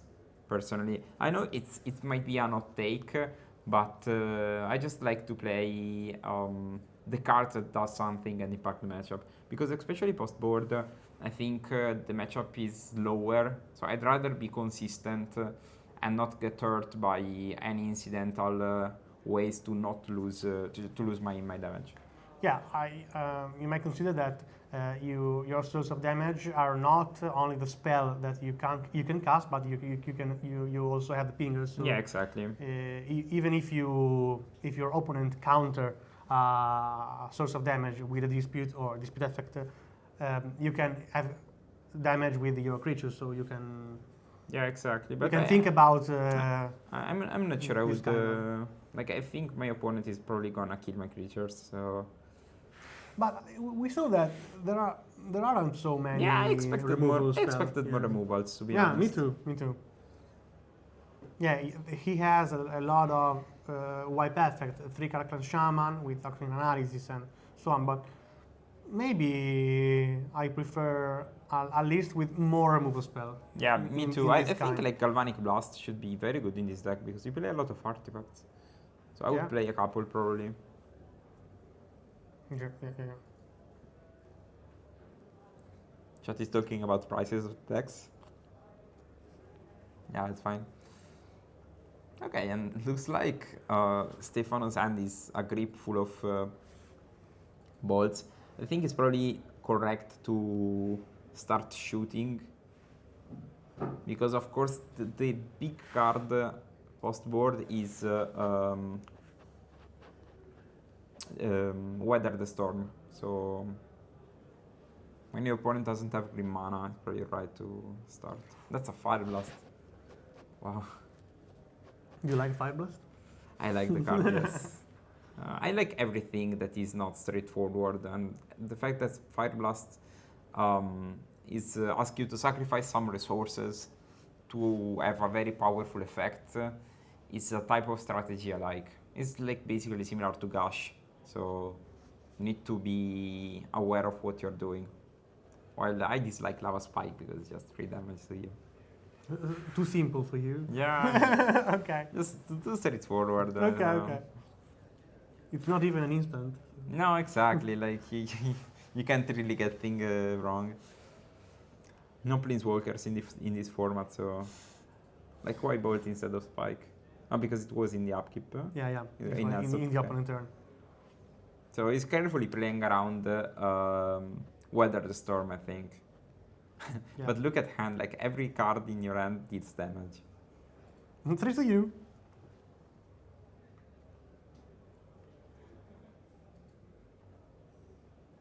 I'm choosing which of the damage I wanna do. I wanna deal to you. Nah, that's actually like complicated. Do you pull the trigger here or do you just pass? She passes. Wow, it's highly respecting the weather, but the fact that like you respect the weather, but you give your opponent more time to find it actually. So to set up his gameplay. Yeah, of course, I agree. You're the aggressor here. Mm-hmm. So yeah, maybe I would have shoot another spike. Wow. I think probably the Fire Blast maybe.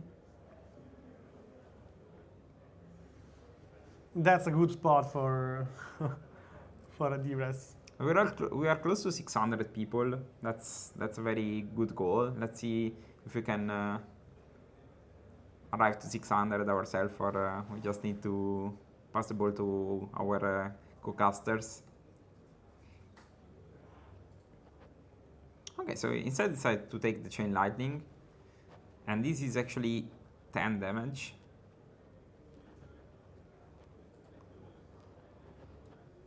PAUPERGEDDON players. After the start of the next round, we will also start the Pauper rebound. As you may know, we already sold out every ticket, but we have a waiting list. If you want to join the waiting list, please come to the stage. Giocatori del PAUPERGEDDON, dopo l'inizio del prossimo turno inizierà anche il Pauper rebound. He's starting the side event. We're hearing the PA. Okay, so yeah, exactly. Remember that if you can't, if you miss the PAUPERGEDDON, there are tournament starting anyway. There is this very big Pauper event that they told is already sold out. So, but there is a waiting list. So that's the cool thing about those events, that there are still magic. Magic is still going on. It looks like finally Gabriele found a way to impact the board and puts a clock onto Stefano's head. That is this Breathing Chrysalis, followed by a Crackdown Shaman. Oof, I remember the first time I cast a PAUPERGEDDON, saying Crackdown Shaman was something very difficult for me. Nowadays it's just something that is super easy. Dispute on the Icor Wellspring. Let's see, I think in Gabriele's position I want to find first a Weather Storm. Yeah, second a removal, and third probably something else to impact the board. But first I wanna make sure I don't randomly die if my opponent wants to pull the trigger, basically.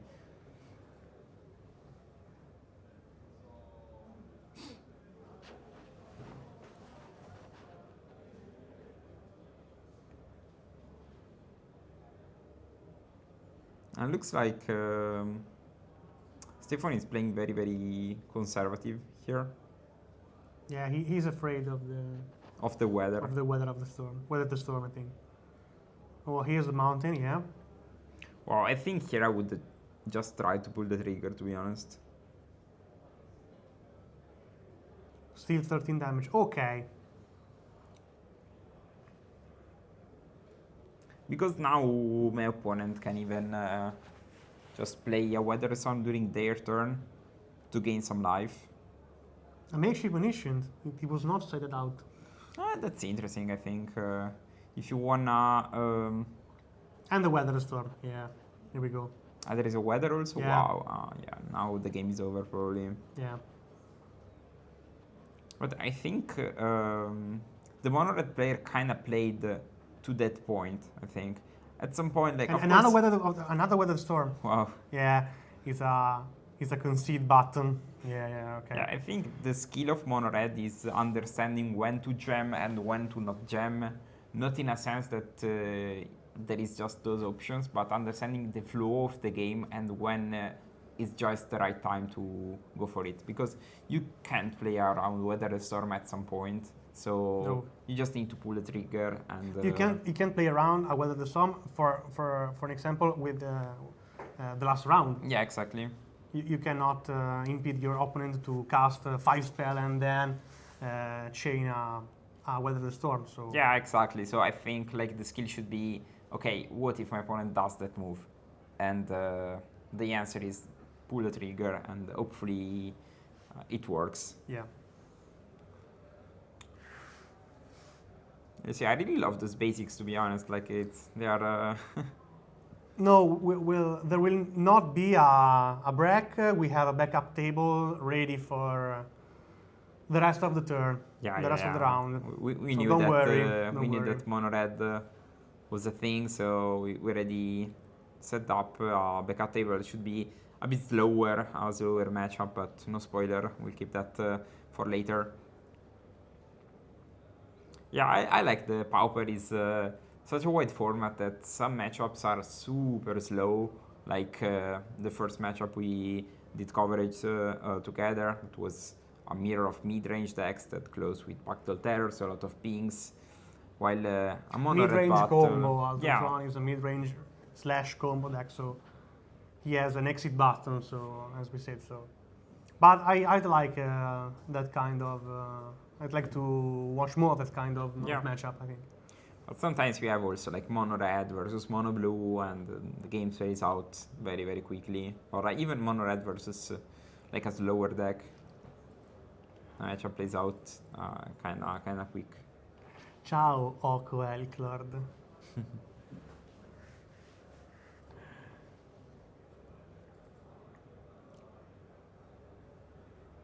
There are a lot of talks about Pauper price in the chat. That's fine.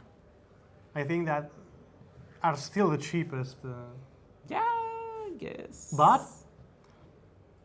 price are increasing in last year. Yeah, that's for sure, of course. But I mean, it's an natural course of history, right? Yeah. When people start to do a thing, price grows. Like, yeah, of course. It's normal.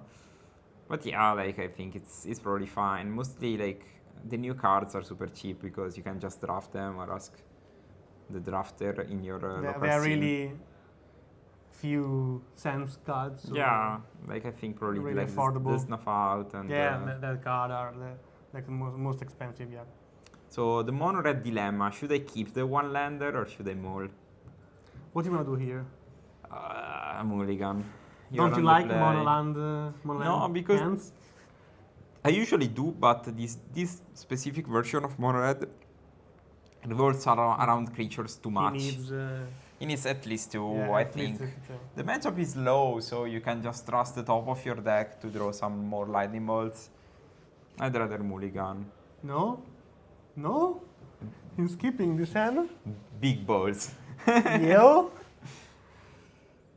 That's it! Nice. I don't need to think. I don't need to think. Trust the top of my deck. Mono red. And now, let's see. You want to play another Kessig? Let's see if he attacks or not. Yeah, okay. This time, okay. Fool me once, that's fine. It happens. I remember, like, we were speaking of coverage with my friend Marco before, and I went on coverage in Winning for GP, and I missed like my fourth land drop that I had in hand. It happens. Okay, And looks like the chain is starting. Yeah. This Brand's Resolve. Let's see if he can find another land. No. So, okay. A Breath of Air for Gabriele. And now, like, actually, if Gabriele goes Shaman Toxin, it might still be fine-ish, I'd say. Like, when Mono Red skips land drops, it's always scary because, you know, the hand is full of spells. He needs a land here. Yeah. No? Doesn't. Okay, so maybe you can start chaining drops. Yes, the needle drop. A Fire Blast and 3 damage there. I know a Lava Spike and... The rest of the hand is just bolts. Wow, it's really respecting weather again.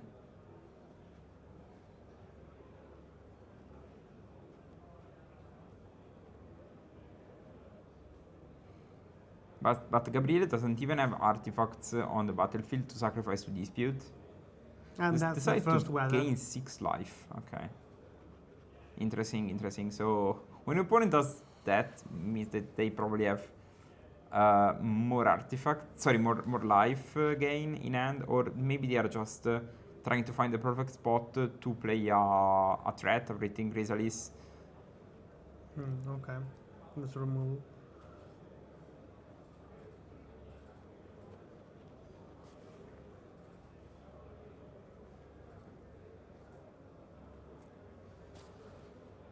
Okay, Seal of Fire.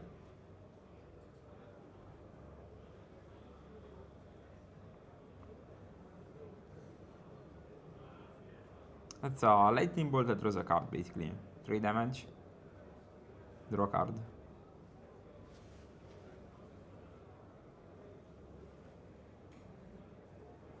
Flusterstorm? No, it's not legal in Pauper. No. Would be fine, I think. Do you think mono red would splash for a Flusterstorm? No, I don't he's think so, talking right? about the answers for Weather Storm. But I think that if Flusterstorm is legal, mono red will splash the blue for Maybe in the side. and another Weather Storm here. Yeah, I think we probably expected that. But I think this Weather Storm is not even this powerful when your opponent has like 7 cards in hand and is struggling to find lands, right? Because it's probably you probably figure out that your opponent has How many lands did he play? 18. 18. It's very likely that the next card is a land. Cards in hand 7. He had a lucky draw for the second Yeah, I land mean- on first draw, so That's good enough, I think.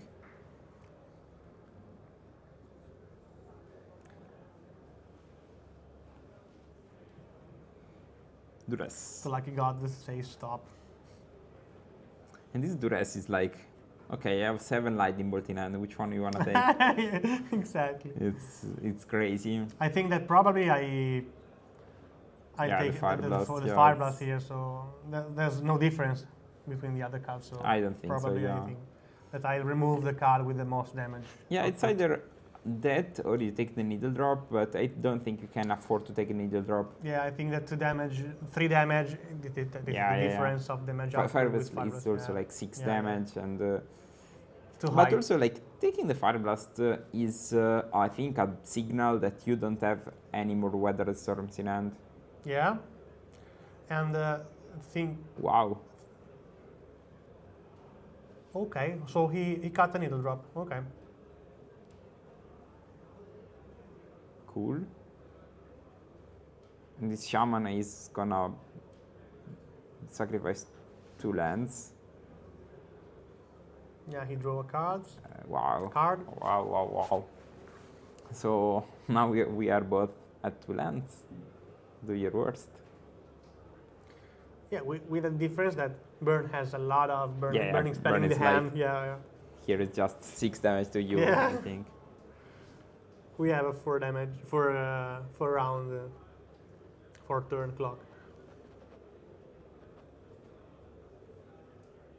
Seal of Fire, yeah.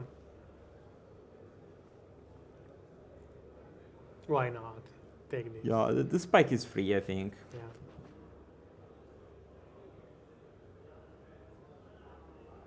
So 3, 6, 9, 13, 15. It lacks with the Fire Blast. Yeah. So if he draws land, maybe next turn, but depends. But I think that the card that Stefano drew this turn, it's probably a burn spell. Mm-hmm. So I think that we are over 17 damage. Yeah, probably. And Gabriele just is at 2 lands, so he can't really play spells and hold up life gain. So it's a grim situation for him. We'll see if there is something. Yeah, cracking 2 lands with a shaman is a desperate move, but Yeah. I think that the move that allows you to continue playing without dying. Yeah, when your opponent shows a Yeah. grip of 7 Yeah. burn spells, Yeah, you're kind of forced to. to crack your own land Yeah. to survive. Yeah, I agree.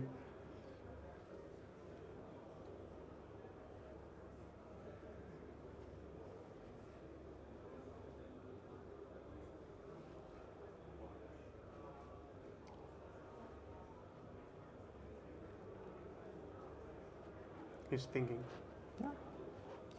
Let's resolve. That's render solve. Yeah, nice. Nice. That's a Seal of Fire and the third Finally, land. the third Yeah. land drop. Here you are. And with 3 lands, you can just 3, play. 6, 9. Please, huh? Yeah. Little next turn. Yeah, I think you can even play around a Weather Storm Weather kind of Storm? well, yes, because all your cards are instant speed. You can just. appena fatto entrare tutti I giocatori della waiting list. And that's the fourth land. Now stop. He's totally afraid of the third Yeah. Weather the Storm. Yeah, I think now I just shoot Chain Lightning and pass. At least. That's a deadly dispute.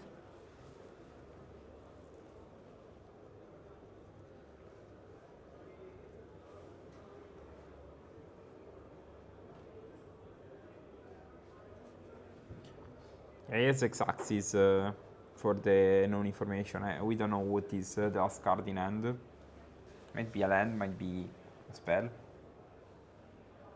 But still, like, Gabriele has played just one creature, it was the Shaman. Cartoon Shaman, yeah. So it doesn't have any way to put the pressure. Yeah, exactly. That's the problematic part.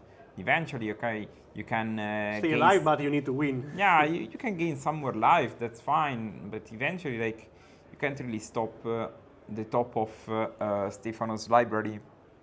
Considering it's very likely that he's gonna draw more bolts and more stuff. More time you give to your opponent, the more time he has to kill you. And the Nyxborn Hydria. Yeah, one, Hydra two. Nyxiana. Italian strong. Nyx.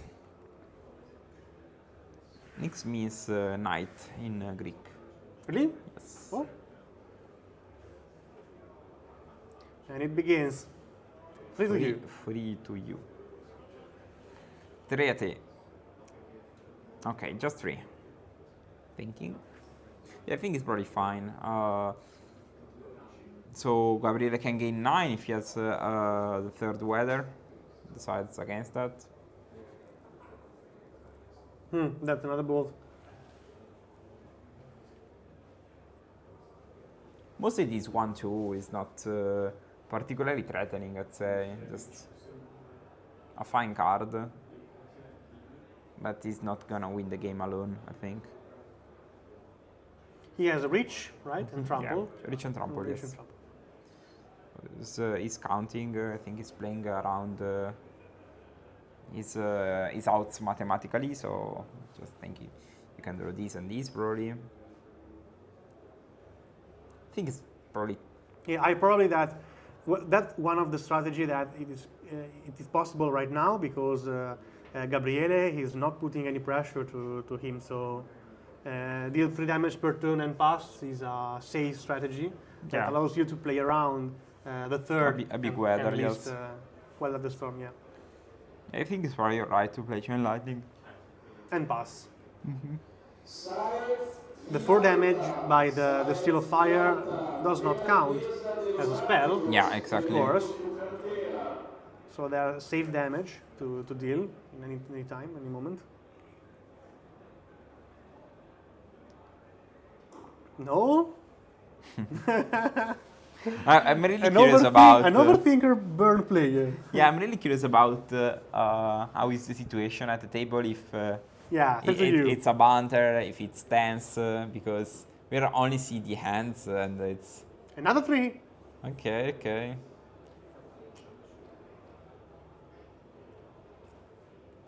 The Jump could have played Chain Lightning too. Oh, wow. Yeah, but what was the I point? think that's not the... Mostly because then you give your opponent the possibility to replicate again.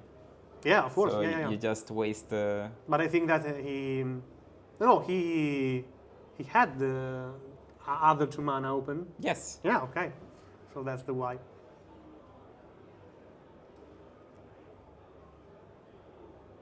And now I think you pass. He's betting on the... Wow. Pay attention to this. What? Last card is a bolt? Lava Dart. Nice.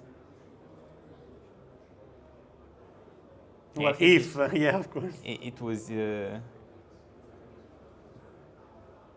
I think it's X-axis damage. It's exactly 5. The Lava Dart. Oh, Might God. be 6. You triggered my trap card. Yeah, I think for... like, I thought it took a lot of time to really thinking through the lines. Any dispute on the Hydra? You probably need one more mana, right,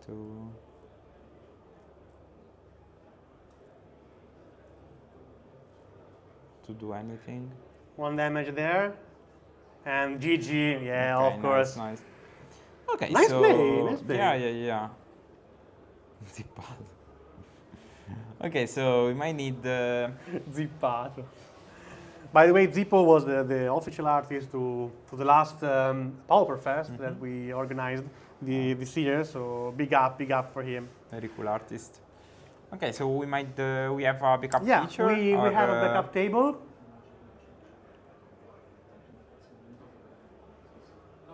Okay, they probably finished. backup? Okay. So they already started the game 3. Yeah. So we will not have a backup table. Unfortunately, we cannot control the time of of like our the player. time is almost up, so I think we're just gonna take a quick break. I think before we can just show again this super beautiful playmat that is made by Gianluca Bose. One of the organizer and the father of Paupergeddon, Yeah. Gianluca. So this is his tribute to the tournament and to the community of Pauper players. So I really love it. I bought all of 3 this playmat. So Yeah, it's funny because he always has skulls on his of course. brand, and this is just a big Some guy. zombie monsters. Yeah. Okay. I love that dark side. That I think like the that brand has identity behind Bose. We see this Eldrazi hand, this snaky hand that is super cool. And you can meet him and the squad, and like you can be part of this super cool tournament and a beautiful community. Yeah, exactly. In all the Paupergeddon from now on. So the next one will be in the summer in Lucca, and so make sure to join if you're missing that, and you can keep up with the coverage of this tournament in probably few minutes. We are gonna take a very quick break, and our colleagues will be with us soon. So stay tuned. Yup.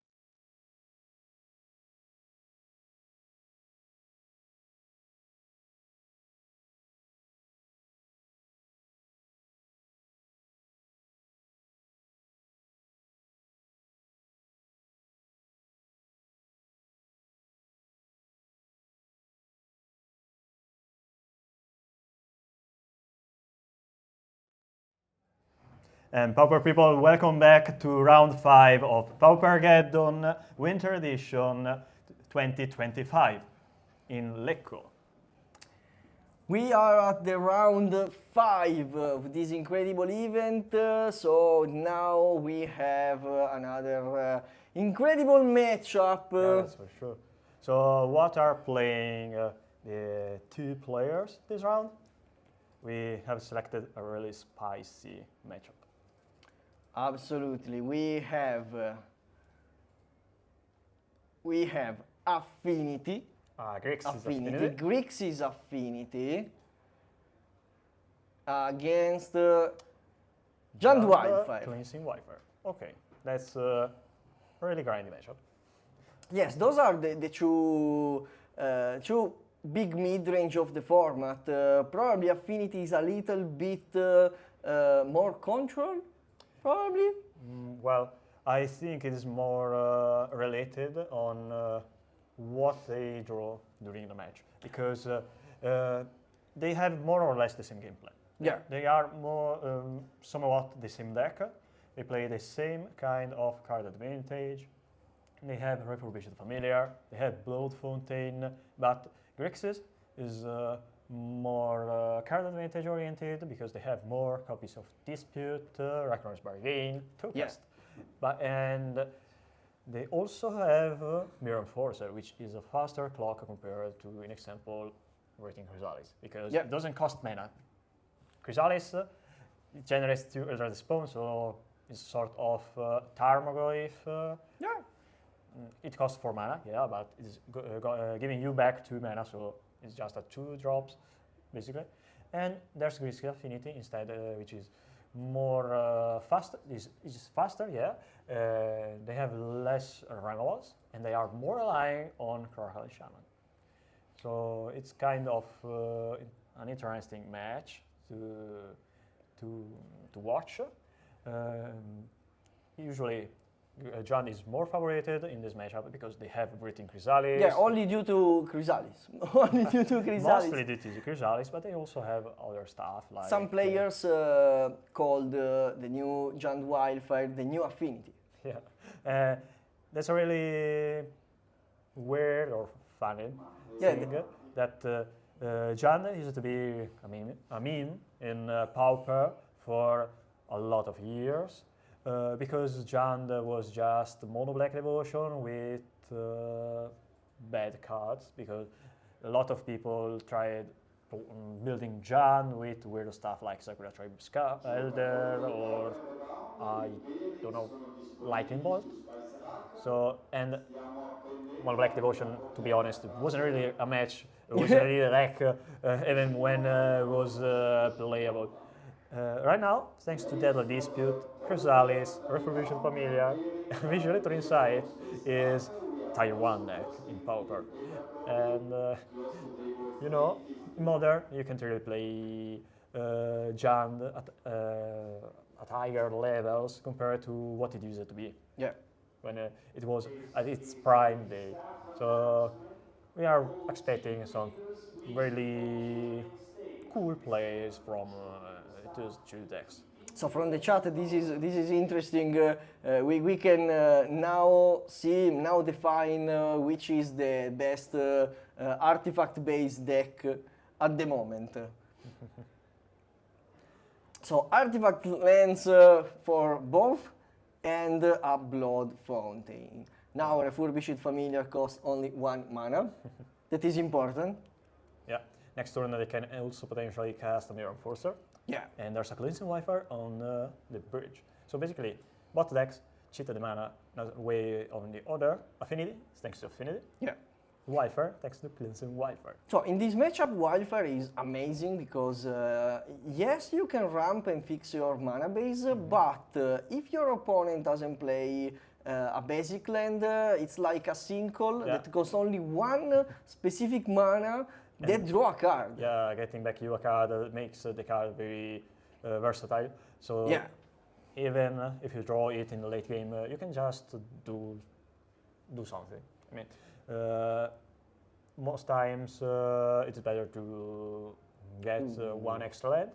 Sometimes you can destroy an Urza land, or a Basilisk Gate, or even a Tree of Tales, or whatever artifact land they may play. All right. Now, in this spot, Affinity missed a land drop, but was blessed because for 4 mana, Giant Wildfire can play like a Monarch effect or a Chrysalis, but in this case only an Ichor Wellspring plus a Blood Fountain and a Refurbished Familiar. All right, so not easy. Still a good start from a Cleansing Wildfire deck. Absolutely. Not having Chrysalis doesn't really punish here because you still have a Refurbished Familiar and a Blood Fountain, which are very powerful cards in the match. Okay, wow. So discarding Reckoner's Bargain, Affinity cleared packet with a lot of card advantage in their hand. Yeah. And they also have Familiar Force, but they don't have lands, right? But no land. Right.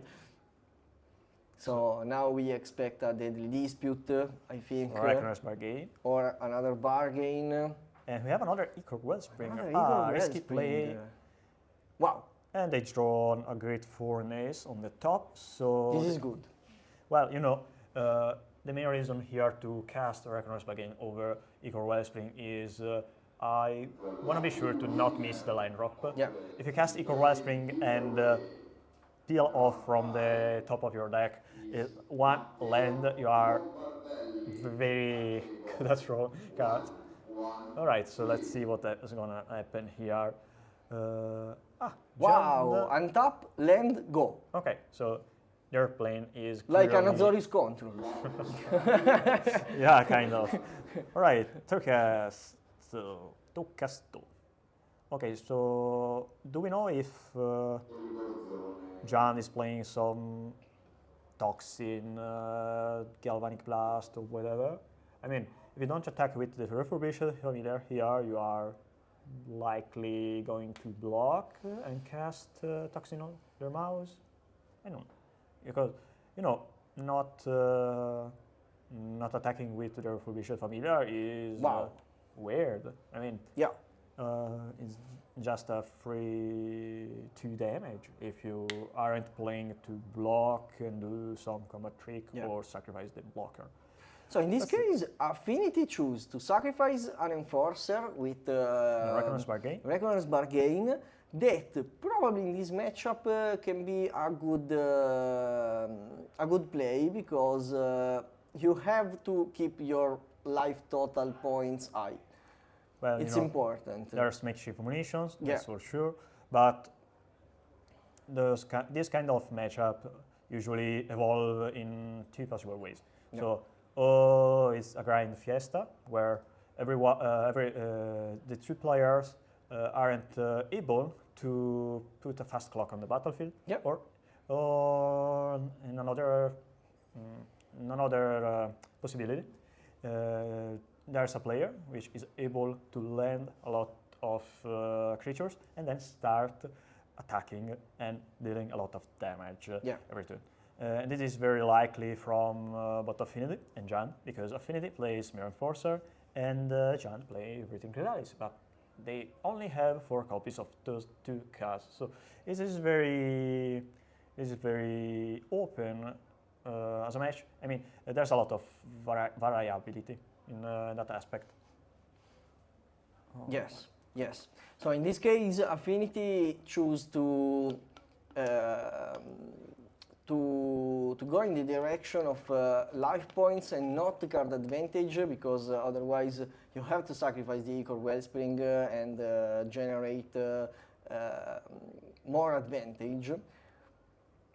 Mm-hmm. Anyway, the match is probably going long enough to be able to draw a Deadly Dispute or the makeshift munitions or a Carcal Shaman. Makeshift munitions. You call it. Nomen. You call it. Ipsy Dixit. All right, so makeshift munitions is a huge deal for the giant player, because with makeshift munition you can kill a Refurbished Familiar. So if your opponent is casting 1 or more copies of the artifact rat, you can just kill them without wasting resources. You can eventually get a card back from Ichor Wellspring, and you can attack with your Refurbished Familiar, which is probably the most relevant thing when you just want to kill your opponent. Yes. All right, so Jan discards one land from the Refurbished Familiar. Affinity doesn't play any land, and it seems like it doesn't have any card draw spell in hand. So they haven't. They still have 3 copies of the Ichor Wellspring on the battlefield. Yes. And that's in this moment. This is a rat war. Right. So they choose to not kill the Refurbished Familiar. They choose to not attack. And I guess the reason for doing that is the Blood Fountain on the battlefield, or just Jan not having enough lives to force the attack, and maybe they don't want to sacrifice the Lembas or the treasure to kill the rodent artifact creature.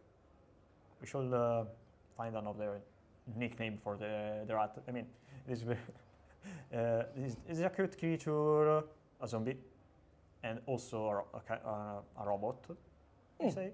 Yeah. So you can call it a large variety of. So this was an interesting situation because with munitions on the board, he chose to trade the rat and not simply sacrifice the Lembas, deal 1 damage, and have a creature to start a race. There's an very interesting play from Affinity. Oh no, wait, they played the Enforcer, because I was wondering why they haven't played the Enforcer. I thought they maybe wanted to keep the Enforcer in hand to discard it with the Refurbished Familiar, because they don't have a lot of cards in hand, but I guess they just favor more they just want to put more pressure on the battlefield. It's correct to slam it on the board.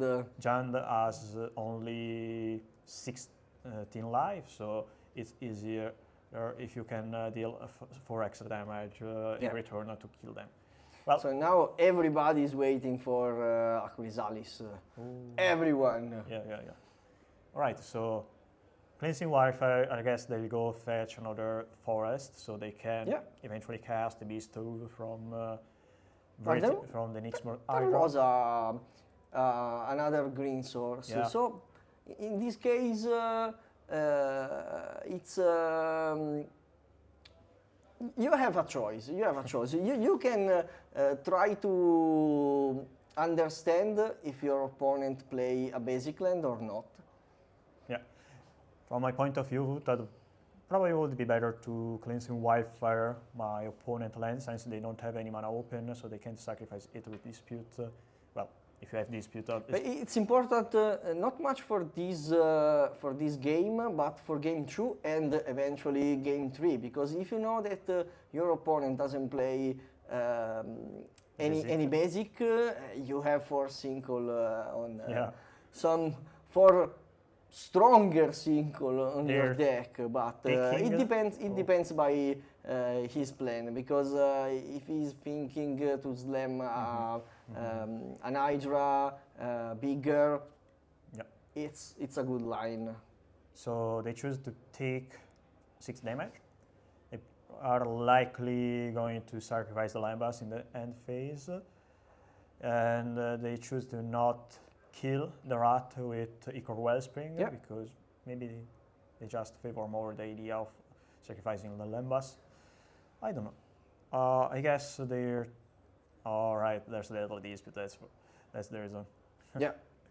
Well, you know, when you can draw three cards from your deck, it's probably and also generating a treasure. It's probably better to cast Deadly Dispute instead of doing something else, like just cracking all Lembas.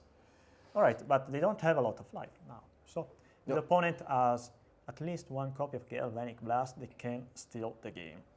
I mean, they did everything right until now. I mean, they play their creatures, they attack it, they draw some cards.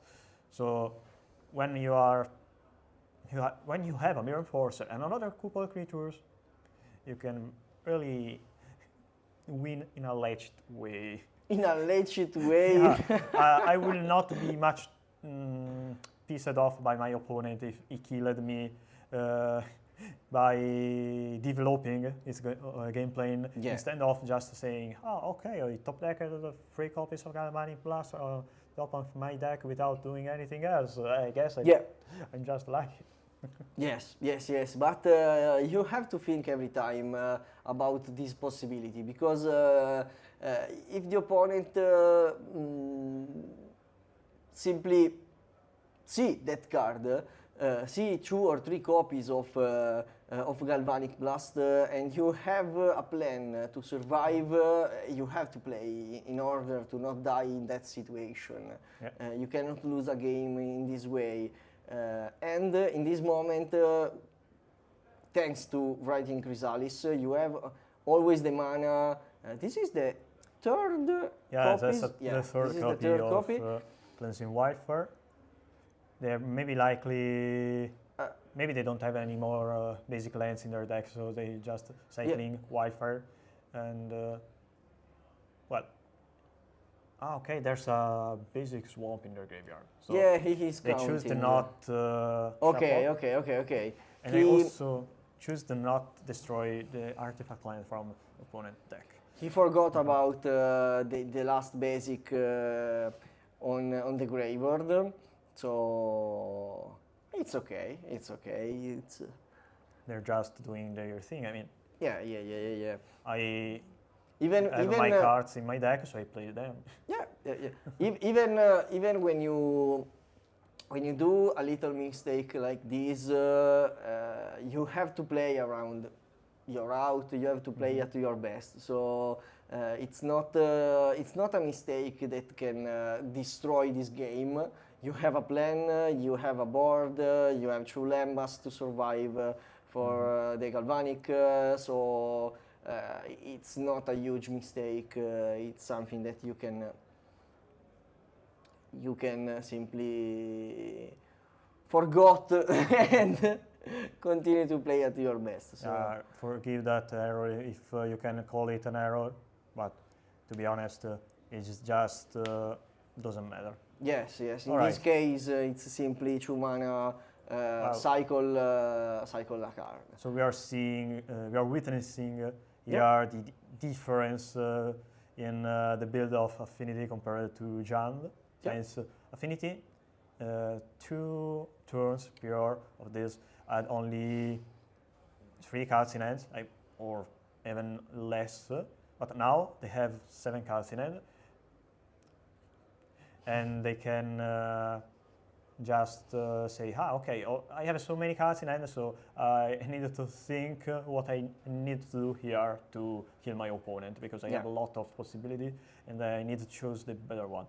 And right now, Jund isn't really well placed. I mean, okay, they were solved a Chrysalis, but they can still lose the Chrysalis to a Galvanic Blast. And there's a Nihil Spellbomb on the battlefield, so they can't even sacrifice the Blood Fountain without worrying to bring back the Chrysalis and to bring back the Refurbished Familiar. Look how easily a Chrysalis can stop the race of the Mirror Enforcer. Simply block with an Eldrazi Spawn, make one mana, sacrifice by munitions, kill the Refurbished Familiar. They sacrifice the Spawn with the munition by tapping 1 Swamp and targeting the Refurbished Familiar from the opponent's side. So they're just trying to clear the board and eventually come back to try to kill the opponent through the combat step. If the gameplay going well, they can eventually just go over the top thanks to makeshift munition, because they have a lot of artifacts in play, even though they don't play much artifact lands compared to Affinity. They have double Lambas. They can even sacrifice the Blood Fountain eventually. Yeah. You know, there's not much value from the fountain with an heal spell bomb on the battlefield. And in the end of turn, they choose to destroy the Lembas. This is important because you go off the reach of 3 Galvanics. Yeah, Galvanic Blast is a killer play right now. You can just kill the opponent. I mean, It's easy. Yeah, it's you easy. don't really need to say anything else. I have enough damage in my hand to kill you. GG. Now imagine makeshift munitions for Affinity with 3 Ichor Wellspring on the board. You can deal 3 damage, draw 3 cards, maybe draw the 3rd or the 4th Galvanics and end the game. It's incredible. But now we can see a Karklan Shaman that in this moment doesn't do much. It's no. not. Okay. Oh, they choose to not attack. Probably it's munition for munition. So they choose to not. They choose to play around a removal on Eldrazi Spawn. Or a removal to a Karklan Shaman by not attacking with the Chrysalis, because you know you can just ping the rat with munition. You can sacrifice your Bolt of Whispers or your Blood Fountain and kill and attack for at least 3 damage. Yeah. Okay. We don't know how many cards in hand have the giant player, right? 84. I don't know. For the Affinity player, it's like 20. I don't know. Probably 7 or 8. He played Deadly Dispute on hand, so probably at least 8 card. Yes. All right. So double block with the Eldrazi Spoon and the Chrysalis.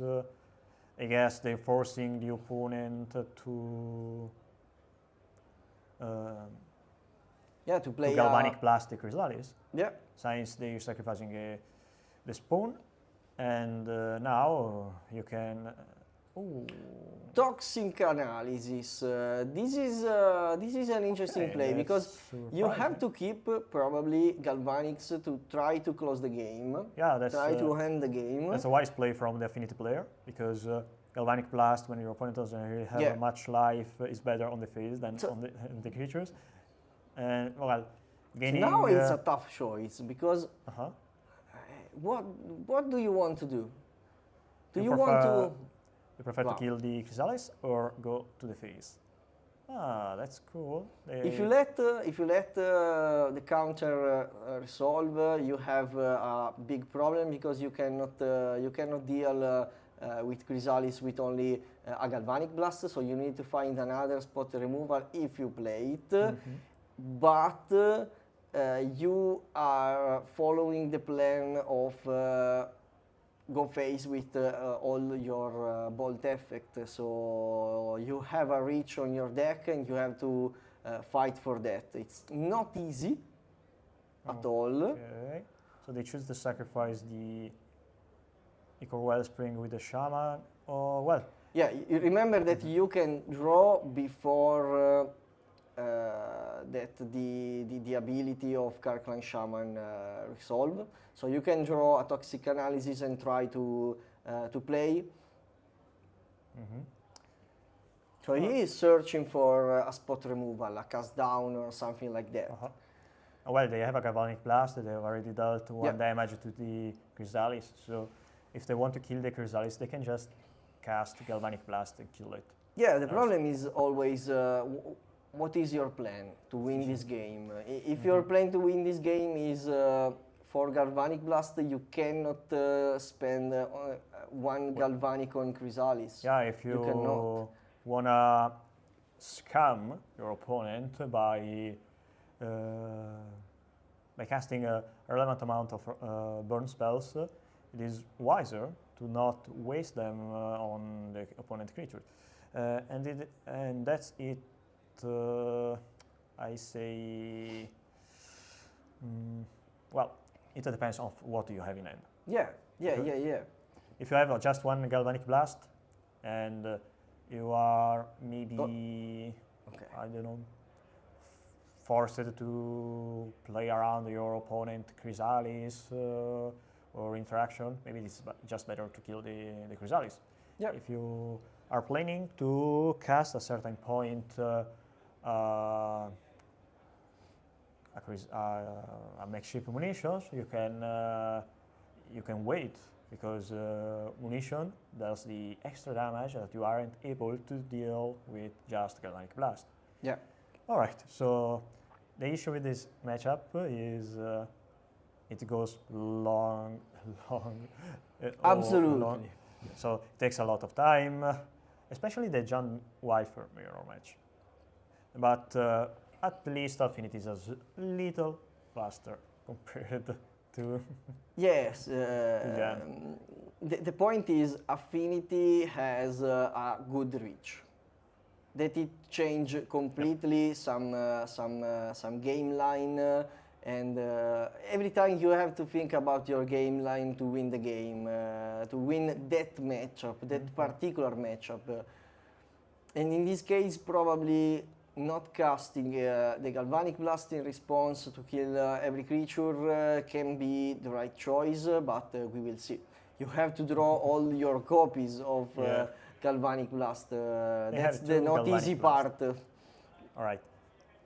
And play the full set. That not every list play the full set of Galvanic Blast. Galvanic Blast in certain metagames wasn't even played. They favored more cast down. Yep. Especially in the All That Glitters metagame. All right, there's a toxin analysis on Kirkland Shaman. So they're likely going to sacrifice the Lembas with the Kirkland Shaman. Yeah, in this case, probably you are forced to do that. Oh, wait, because okay, they can get. They can gain free lives. Lot of right, life. But you know, if you okay, because they can't attack with an enforcer. Yeah. They are not forced to sacrifice the. Oh no, wait, they casted the toxin analysis. No, in the combat phase, right? Okay. So. Yeah. I don't know how the Refurbished Familiar from Affinity got discarded or. Okay. Sacrifice Lembas. So he exchanged 4 damage for 4 damage. So we are in the same spot of before. Mm-hmm. We have 3 Galvanic Blast. The opponent is at 12. We still have a plan. We are alive. So let's see. There's another enforcer. Second enforcer. The cool part about Reckoner's Bargain, since they draw 3 copies of Reckoner's Bargain, is Affinity not worrying too much about losing life from the Chrysalis beatdown. Yeah.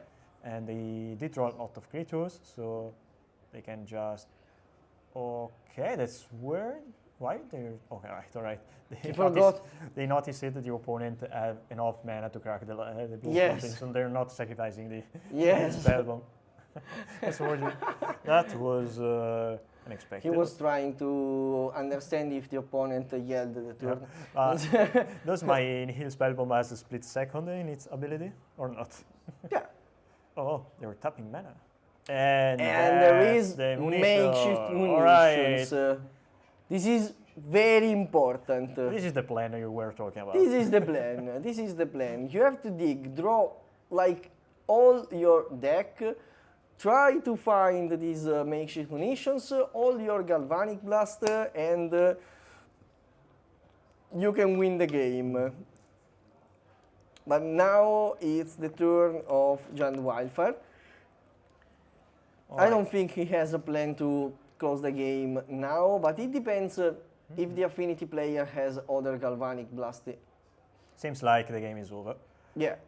John sacrifices the Spellbomb to draw a card because they had nothing in hand. Yeah. The opponent Nihil Spellbomb led Affinity to win this game, more or less. Or later, there's ammunition, there's a Nihil Spellbomb, so I can't put some blockers on the battlefield.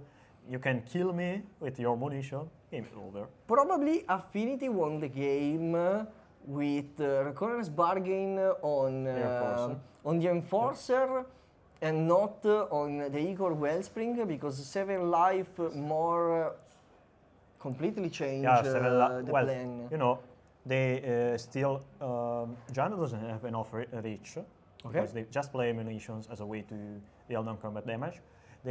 Giant as well wasn't able to draw just more than 1 copy of Breathing Chrysalis, and I think just 1 Refurbished Familiar. So by not drawing enough creatures, they lose to the beatdown from Affinity, and well, there's also Galvanic Blast. So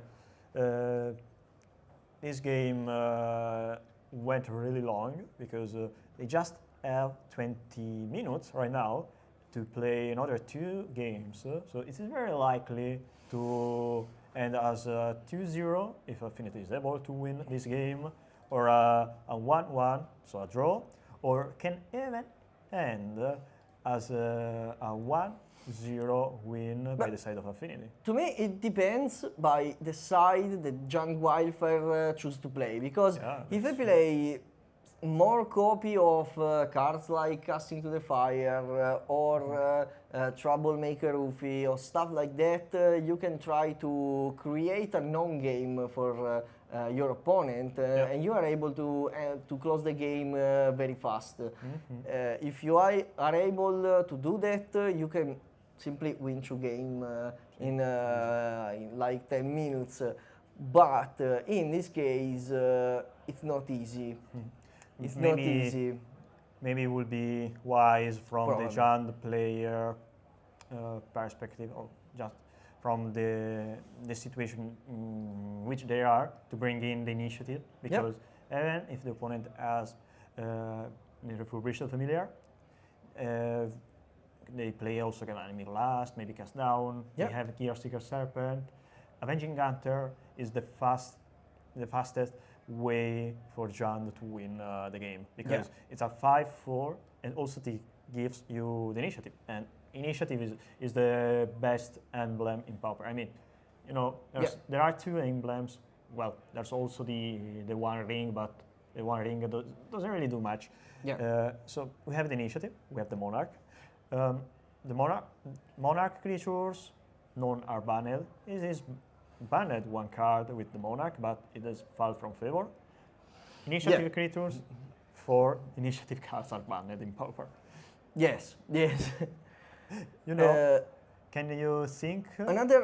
Another point is technically both decks are weak against cards like Casting to the Fire.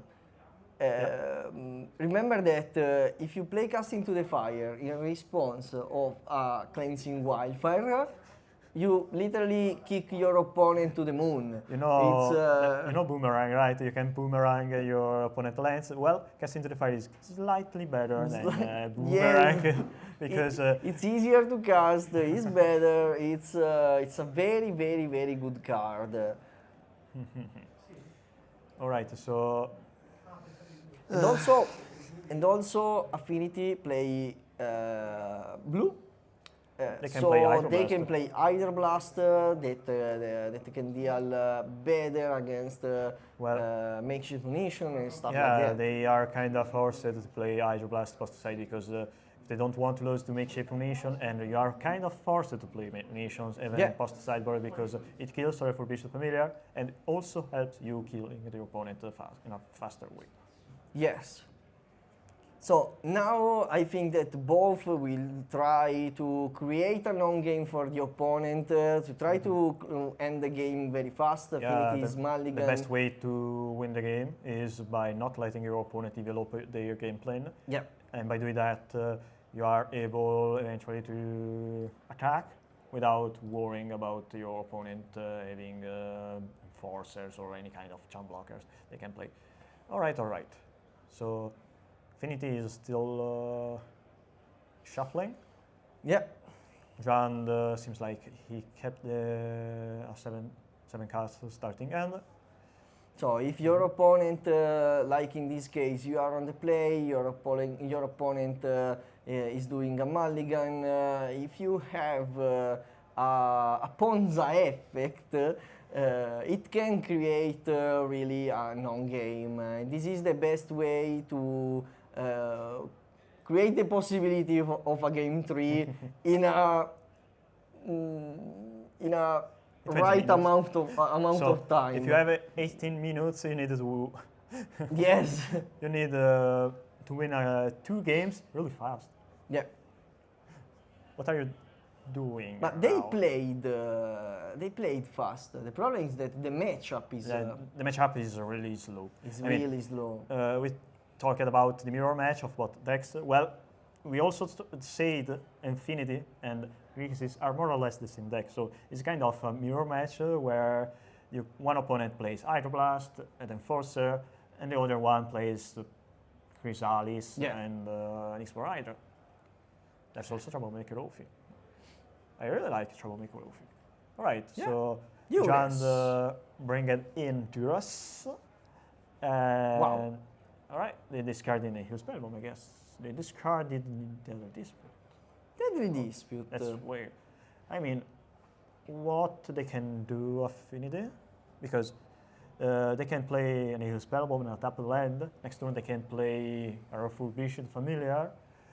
But, well, they can still play Refurbished Familiar even if they don't play any Heal Spellbomb. But an Heal Spellbomb is still a target for Deadly Dispute. So by discarding Dispute instead of Nihil Spellbomb, you are forcing your opponent to you just say, okay, I think my your card advantage is more troublesome than sacrificing your land with Dispute.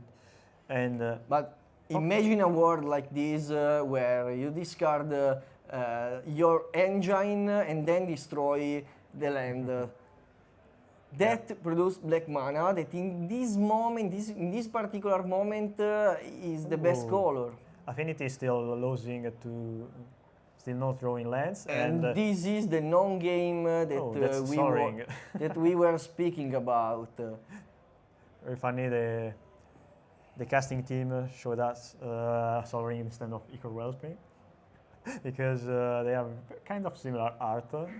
Both are sort of bubble or circle, right? But I think that Gabriele played well. Yeah, I think that he played well because if the opponent drew an untapped land and stay open by Deadly Dispute, you cannot destroy a land in this way. All right, so they have another untapped land from the top.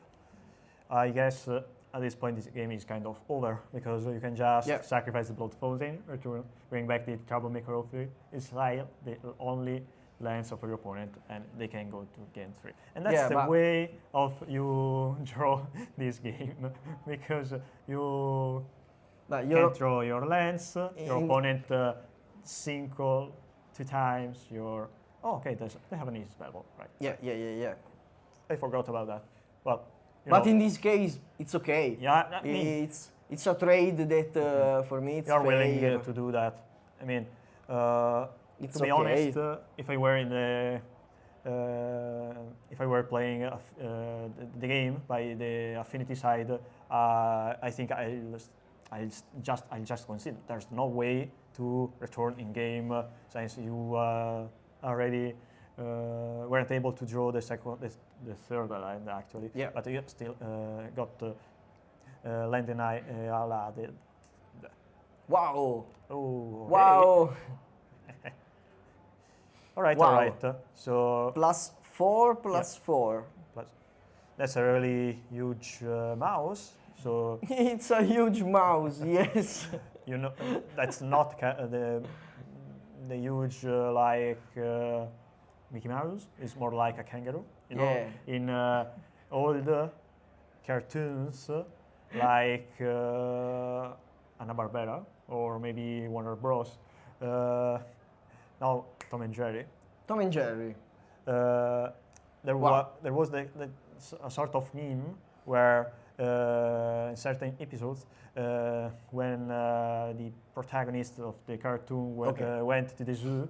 There was a kangaroo, but since they are more or less drawn in a similar way, the cat Tom saw the kangaroo and thought it was a mouse, so a very gigantic mouse. So at that point of time, magic wasn't even a thing, and Refurbished Familiar and Export Hydra weren't a thing, but they were still able to kill people. But we can simply call it Topolone.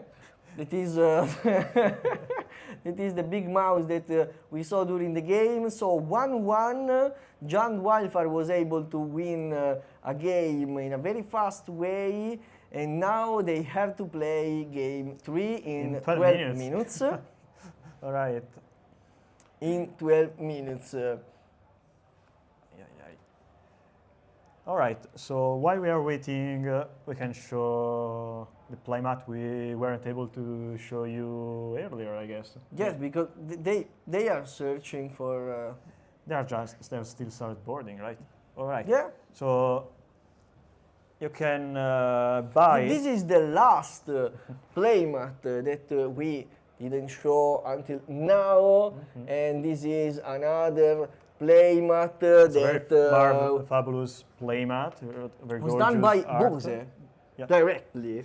That is an artist of MTG. No, it's not an. It's an artist for our heart. You can buy this marvelous. Why playmats. They are not shuffling? No, not shuffling anymore, you say? No, they can buy this wonderful playmat on the Dungeon Street website. You can choose to pick them in the local game store. Yeah. Or choose to get them shipped to you. So if you get a change, go take a look at them. They're very, very cool. So I think that Affinity is thinking to change something on the side. Yeah, because you need to win in 10 minutes. Yes, but if you spend 2 minutes on the side, this kind of thing, it's not easy. I guess they are not worried about the time, or they just not aware how much time they have left. Well, you know, you can say this match was kind of decided by the game 1, because they, I'm not gonna say wasted, but they took a lot of time in game 1, and that's, you can't really blame them for doing that, because it is just how this kind of matchups evolves. There are some line in which John Wildfire can decide to side in Weather the Storm, to not die by Galvanic Blast and the reach that your opponent had. To be honest, in this case, I think in this game 3, no, I think that it's really not a good choice. To survive, you need to kill your opponent, unless you accept the fact of drawing this game. But to be honest, draw at this point of the tournament is like a loss, because to get to the second day, to day 2, you needed a score of 5. To win 5 matches. So it can be 5-2 or 5-0-2, whatever. You just need to win, not to get any other results.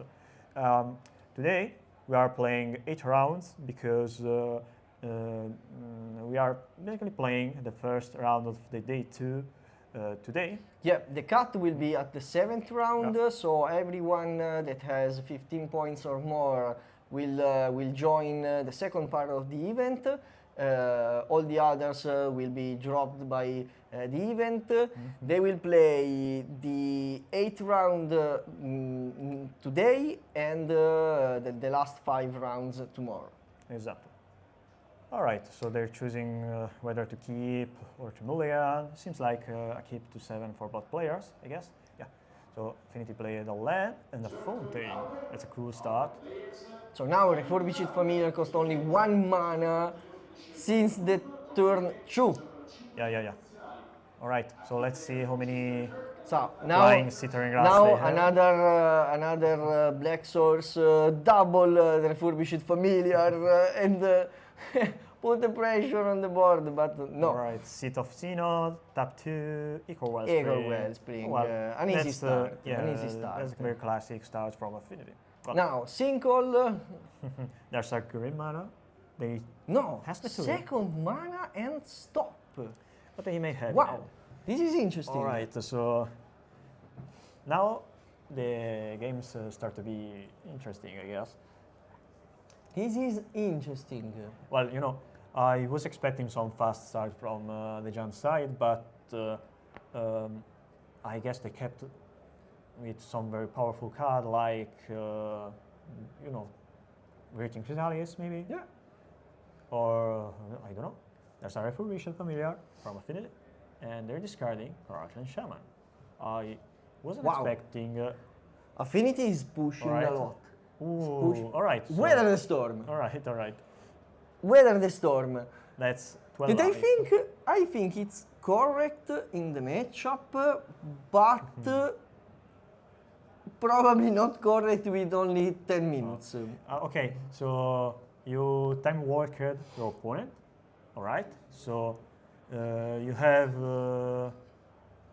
more turns to try to turn around the game. Yeah. But if your opponent still have a very, very good start, okay, you get 12 lives.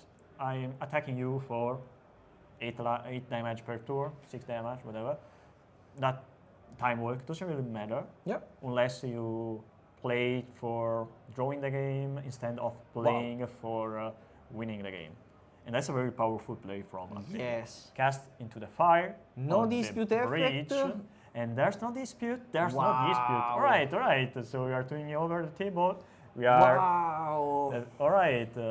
Good play from the Affinity. Wow. Okay. So we are going to draw the game, maybe. Wow.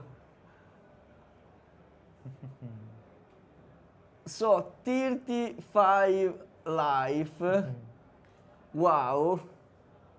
Still, John is doing nothing at all. This is a particular moment. Okay, so put yourself in the Affinity player position. If I were the Affinity player, I'll be tilting by getting double Weather Storm in the third game, because you aren't playing on Magical Line, so you don't. On Magical Line, you just need to manage your time. Now, you are playing paper. In paper, you Paper need is to, different, yes. Yeah, it's very different place. You know, I really love Turbo Fog. Breathe. You really need to. Well, that's a kind of hilarious. No, this is an interesting choice. The point is, he chose to play. He chose to keep a strange end. A strange end. You have 10 minutes. Yeah. Probably you have to push, but I don't know. To be honest, at this point, Casting to the fire number 2. dispute. If there is no, there's a dispute. okay. Eviscerator, there's not a treasure token, so there's no way to present. Eviscerator is not the same in this moment. To be honest, The treasure of the deadly dispute completely, it can change completely a lot of situation. Yeah, the treasure is just too good. You are kind of playing Metamorphose with steroids. Yeah. And now you can play with a deadly dispute instead of a Eviscerator, the third Weather the Storm. But Mind blowing. mind blowing.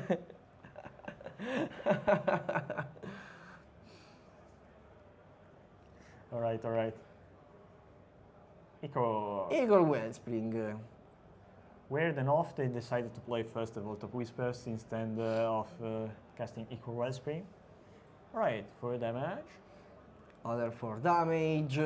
Just 3 minutes left until the... But thanks to the true Weather the Storm, Giant Wildfire... Oh, Giant Wildfire is still alive. He's still alive, 21. You can still... you can play a land, a Chrysalis, start to push on that direction, and you can recover this game. Well, you know, Affinity has a shit load of cards in it, so maybe... Makeshift munition can change this situation. Makeshift munition basically lets you win this game, you know? I think so. If they cast Writhing Chrysalis, they can sacrifice 2 artifacts in response to the Writhing Chrysalis after the ETB from Chrysalis resolve, and they can kill the Eldrazi Bones, not letting the Chrysalis go big, because it's not an ETB, it's when you cast it. So tokens enter in the battlefield before Chrysalis resolves, right. Touch the ground. So this is a deadly dispute. Chrysalis touch the grass. Touch the grass. There's a treasure token from our sponsor Mezzocello and Friends. Yes. It's probably the best series of tokens from Mezzocello, at least in my opinion. There are a lot of tokens with white and black art. They are very cool. But they every time create a token with a lot of different styles. It depends by the artist, so you can pick your favorite style and...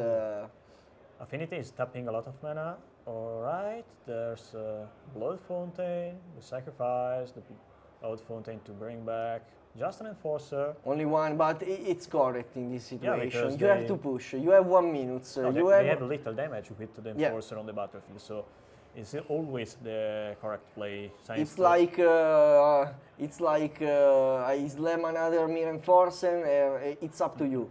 You have to find a solution. Chrysalis is not a solution in this moment because Affinity player can simply destroy the Chrysalis. Yeah, destroy the 2 Eldrazi spawn, attack with all, and then deal the last 4 damage. So it's lethal now.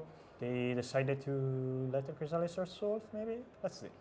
I think so, yeah. No, I mean, but it doesn't change in this moment. No, well, they can do it's the not play relevant. we told earlier. Okay, there's a Wow. custom, so let's resolve everything. Alright, so they can kill the Eldrazi Spawns to attack for lethal, and even if there is interaction from now we all know that Adepto is waiting for the 3rd Weather the Storm. Yeah, that's true. That's true. 5 seconds to the... Look! Oh! Bam! Yes! Yeah. John playing like Turbo 4. I guess John decided to draw the game. Probably said, okay, so I can't win this game. I can play in a way that even my opponent can win the game. Okay, plus Galvanic Blast, and he has 6 mana, so it's lethal. That's lethal. They have a Galvanic Blast, and the game is over. GG on round 1 of the additional turns. Yes. On turn 0 probably. On turn 0 or turn 1, I don't know. Right, I don't know. That's good enough. But it was an amazing game. Yes, this game 3. I'm very lucky that I'm very lucky that the match. I mean, well, okay, Affinity weren't able to draw the 3rd land in game 2, so just went over really easy, really fast. But there's a right. Okay. So now, before we go on break, we have a special guest, one of the sponsors of this event. Yes. So, if you want to come. Ti devo dare il microfono. Ops. Questa è una calamita che devi mettere su. We want to know about about this new sponsor that we have for this big event. This event, I have to remember, it's a record event. 750 players and from all around the world. So, yes. Hello. Hi to everyone. Hi. Ciao Mirko. Nice to see you Nice again. To see you again. I'm Massimo. So, Nice to meet you all. speak about this new product that you are trying, you all are trying to push in. I'm saying in the format, but it's not in the format because every time I speak about magic, but this is in real life. It's something you can absolutely fit with magic because, for example, in the office I work in, we are like in 4 people and 3 of us are gamer or magic player. Yeah. So the point was we would like to find a good way to stay focused, but without to drink anything with too much sugar or caffeine, taurine. That's not perfectly fit for our body. Yeah. During time. And our boss, so the 4th person, is not, of course, not a magic player or a gamer because he's like 50 years old. He said, I have a good idea with terpenes, that is this kind of particular molecule. Okay. Totally nature one because it's already in the plants. And the terpenes are really a lot. And they give to plants and flowers the smells and the perfume of it. In science, you can use it for many different kind of way, like anti-inflammatory or anti-anxious or antibacterial. And we found one can help you to stay much focused. So we start to say, okay, let's try it. And in the end, that's a product. So it's a gel, so not something you really can drink or eat. Is something totally with no caffeine, with no sugar, so something healthy for you. So you can really literally eat 5 in a day and you will sleep in every case, in the end. It is very interesting because every time I usually drink like 5 or 6 coffee a day, but in this way I can drink something different. For that us is exactly the same. So every time we start a magic session or a gaming session, we start with an energy drink or a lot of coffees, and we need a good balance also because I'm 36, so I'm trying to feeling all of the sugars and all of the. So it's perfect for a long tournament like this. So 13 rounds of tournaments, you have to stay focused, and with something like this, you can. Definitely, it's easy. It's easier also because you don't really need new energies. You need to use it in the better way. Yes. Yes. That's the point for us, really important, and of course in a healthy way. So you don't have to eat too much sugar or caffeine or taurine, whatever, because that's not super healthy. Absolutely. So, thank you very much. Thank you so much for the explanation, and we will take a short break, and we will be back with the round number 6, I think, of this event. So, see you later.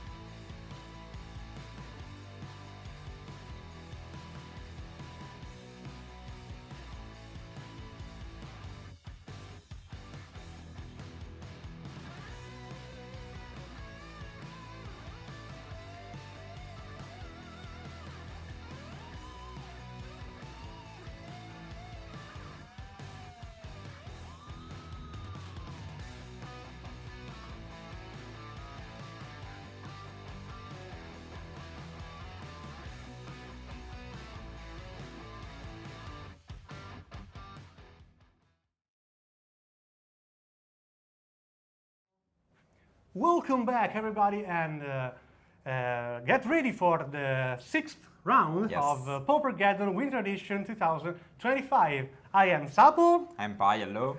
And get ready for this matchup. A matchup that we haven't seen yet today. And I wanna bring some blue. Yes, finally some... In the live. Some counter spells. Yeah. A counter spell is a card that I really miss. Yeah, me too. in last Pauper format. So, are they ready? They are ready, but they're starting in 3 minutes. Okay, so that's starting in 3 minutes. We can quickly talk about the matchup. So we can remember first of all that today are 750 players. Yes. So actually, it's the record of Paupergeddon and of Pauper tournament of the world. So we're really happy about this. The biggest Pauper tournament ever. Yes, and there are more than 20k in prizes, and also like the other side event started and it's also full. So it's very nice. Magic event in the tournament hall. There are a lot of people playing, a lot of also different people. Like there are a lot of women in the room. There are a lot of people from different parts of the world. Actually, we saw French people, we saw Polish guys, etc. So it's very from Spain, from France. Yeah, exactly. I think like Pauper is trying to be the format of the people and is like bringing a lot of diversities together, so that's great. And a funny thing is that every community bring his own alcoholic beverage. I'm trying them all. Okay. You should call me when you try that. Yeah, of course, I promise. I think like I had the best food I tried in the Pauper events it was in the Radio Autog event. Okay, Pauper Wave. Yes, that was insane. Like la salsa dell'orso, top. And also, I really had fun there. Yeah, I really love that kind of event. That is, we were planning the Pauper Fest, and I felt inspired by that event that has the singleton on Saturday and the team trio on the Sunday. So I really love that kind of event that has a lot of community part inside. Yeah. I think Pauper is one of the most competitive formats that has the team trio part because a lot of events are actually in three. Okay, it looks like they are done shuffling. So. See what's up. So red-green monsters versus blue-black sneaker. Ooh. Thank you, bros, but I am a Detto Terra wannabe, so it's not bad for me. Avevo lasciato I nomi di prima. Okay.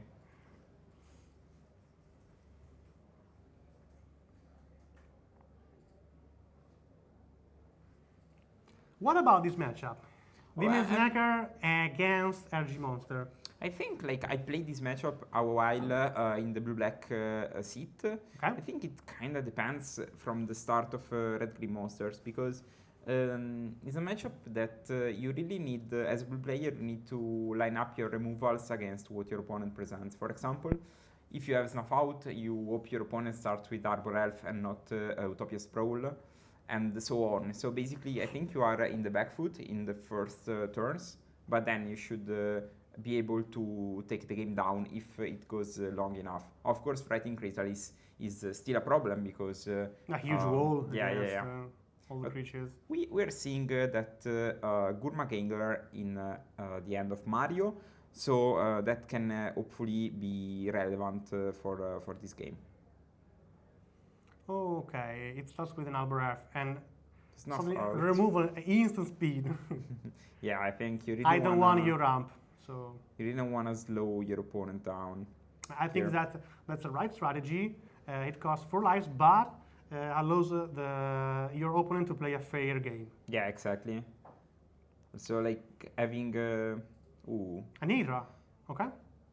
So this is likely the new version of Red Green Monsters.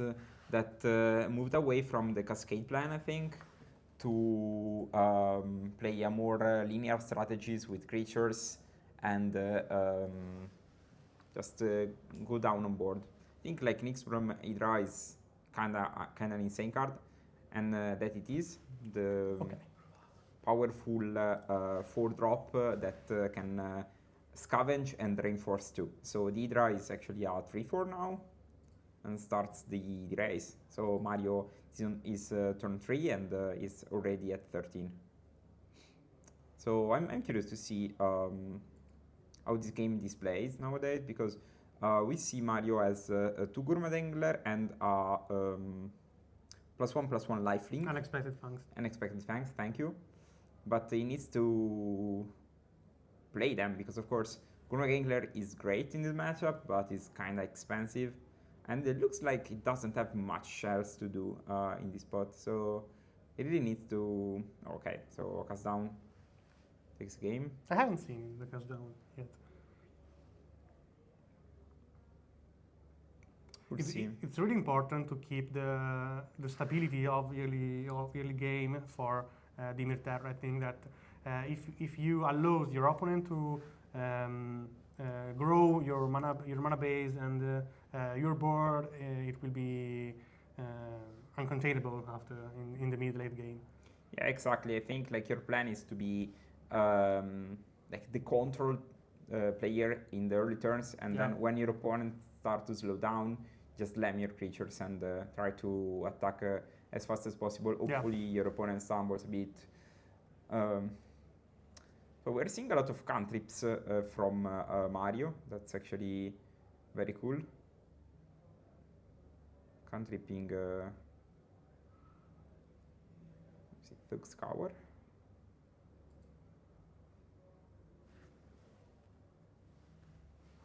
And another Lawrence reveal. He's building his own graveyard for a Gourmet Angler. Why not? Yeah, let's go.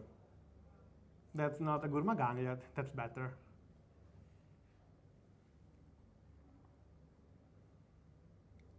Okay, let's stop the board a bit.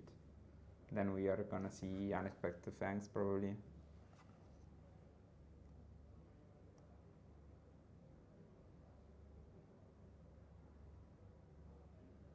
Another terror, wow. And why not? He's coming, the Black Brother. Yeah.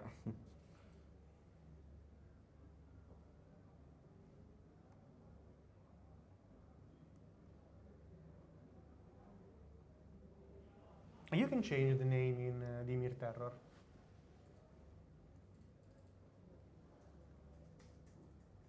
Yeah, but it also plays Sneaky Snacker full of, so that's why we named that in the first place. But yeah, I think Terror is more iconic.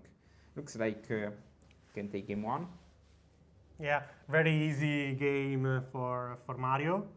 I think that maybe the sideboard can adjust a little bit the matchup. Let's start on Alessandro's side.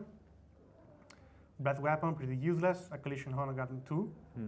Sandstorm and Vines of Darkfoot. I think you probably won out the Vines. The Sandstorm doesn't do much. Yeah, I think Vines though can be kind of strong, because we saw a lot of removals coming out in the first place.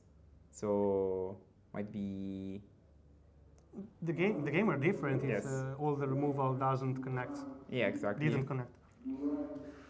And I think you can play with some mana up. So we are saying from Mario's side the Seal of Doom for sure. Yeah.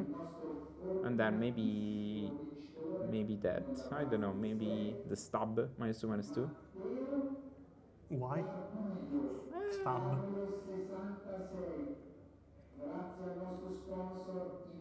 And then, of course, a Ton of Black Rose.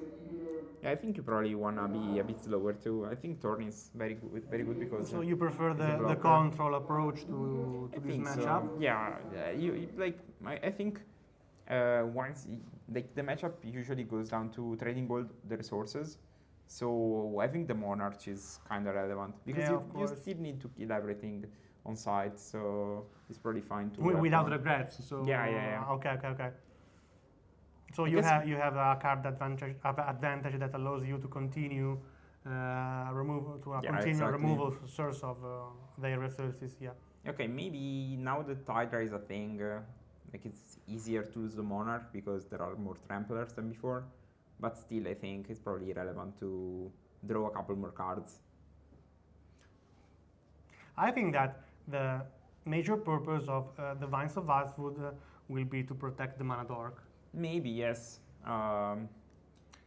Also, if you have a big threat on the board, all removals of your opponent will go on the big threat. So yes. Arrived at the point that you have the mana dork, so you can build turn per turn your mana base, non-creature mana base. You can you can have a good mid game, good plan on the mid game. So you know that actually I was maybe it's a bit psycho, but was thinking about siding out the Arbor Elf. Siding out Arbor Elf. Yeah, so the reason is I'm not sure. So you're choosing to play pretty fair. Yeah, I mean you have Utopia Sprawl and Wild Growth, but you really don't want. Okay, they are not under the and pressure also of removal. It's another card you never want to draw after turn 3. Yeah, on the mid-late game. Yeah. So I think it's fine, like to side out some of them to play the Vines and start a slower game, but. I think. But build a more solid mid-late game. Okay. It can. I don't know. maybe it's an idea. Let's look at the chat. Okay, they're not talking about this. Okay, it's fine. A lot of shuffling. We have the deck list, of course. Yeah, deck list will be public after, like on Monday probably. After the tournament is over. Yeah, of course. Do you think? What do you think about open deck list? Do you think? I really hate open deck lists. Okay. I really hate. I think that removes a lot of that surprise that you can have as a deck builder, for example. Yes. So if I have Secret Touch against some deck of the field. They completely shown at the beginning of the match, so they lost a part of their surprise effect. So I really don't like that kind of approach of a tournament, at a tournament. What about you? I like open deck list. Yeah. I think on competitive side it's easier to predict the matchup, and I think a lot of the dynamics, as you said, are different. But it's still cool, like it's just another possibility. Un saluto al Marocco. Salutiamo. Zejan, they are both 5-0, 5 win and no loss, and they're a game up for Mario Garbuio with DIMIR Terror. Yeah. The bottom, that is on the bottom part of your screen. Yeah, open deck list only in top 8. It was, I think I top-8ed a couple of big events. In the past, that was on this formula. It was fine. I think it's right. Even though, like, when you are in top 8, you kind of know what your opponent is up to. So.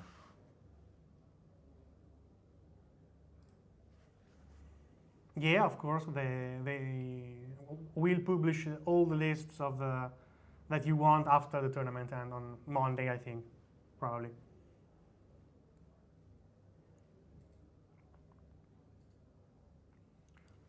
So open deck list only in top 8. Yeah, that's just, I like open deck list in general. Yeah, though, I prefer that approach to open deck list since turn 1, yeah. I don't know. So wow, there is another land after keeping one lander. Cool.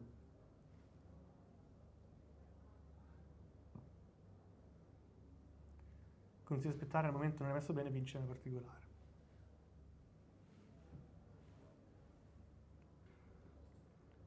Oh, he's searching, of course, yeah, he has another land in hand, but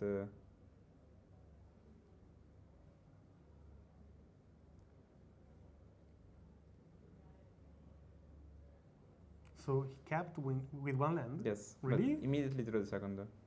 No, it was. Oh, he drew the second. Yes. Okay. But no third land. Oh no, this is the land. Contaminated aquifer. Yeah.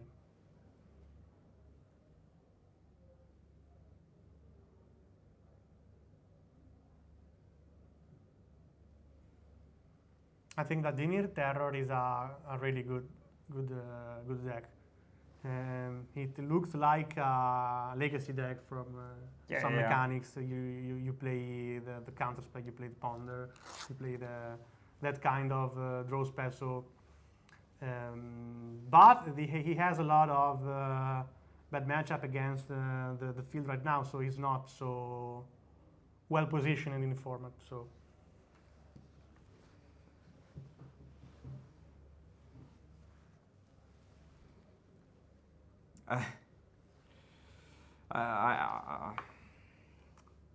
Also, we are talking about a thing that happened in the game. You want to stop the game? I'm not sure. Maybe it's a bit sauce, but I don't know. Let's see how the game goes out. If you wanna stop the game, we will do right now. Ok. Ok? Ci muti un secondo, per favore. That I didn't like, so I want to stop the game for a second, and I want to talk to a judge. But it might be me, I don't know. But I think it's better to than to not.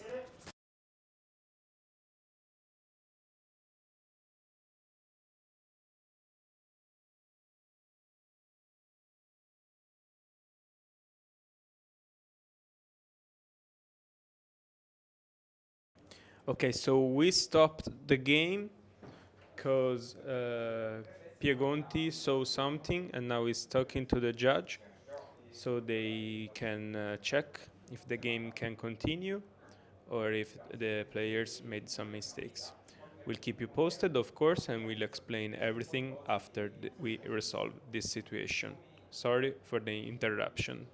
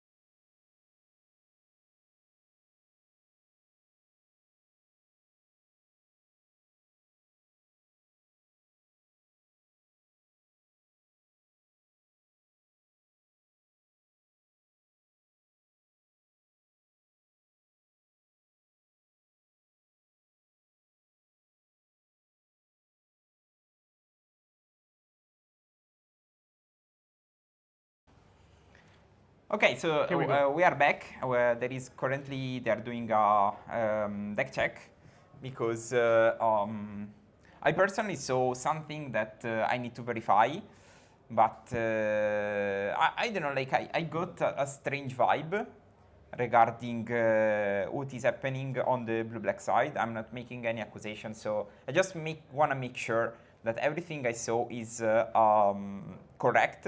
So we just stopped the game briefly, and we talked to the judges to verify what happened, and we will back with the game soon. So sorry about this, but we can just continue, and they will have extra time, so that's not an issue. So I'd rather not say what I saw because we will. I just got something caught my eye, and I want to make sure that everything is correct. Yeah, but we prefer to stop the live for 5 minutes instead of creating a huge problem after the live that maybe exactly. So. What's the best or the funniest judge call you ever had? Okay, I already Let's talk about us. Yeah, I already told this story, but I once lost to the buy because I showed up to the table later. So I got a buy for my turn, but I showed the table like 5 minutes later, and I got 1 game loss for tardiness, and then won 2. So it was 2-1 to the buy. How about you? You got any funny story? Yeah, no, I'm a stupid player sometimes, so I often lost my deck list. So I usually arrived later at first round. So he saw something, but you don't want to say yet what I don't know. Like I don't think it's. We prefer to ask a judge to check before continue the live. I don't think it's fair for the players to just talk about this. Yeah, we prefer to have the. I think it's better. The confirmed.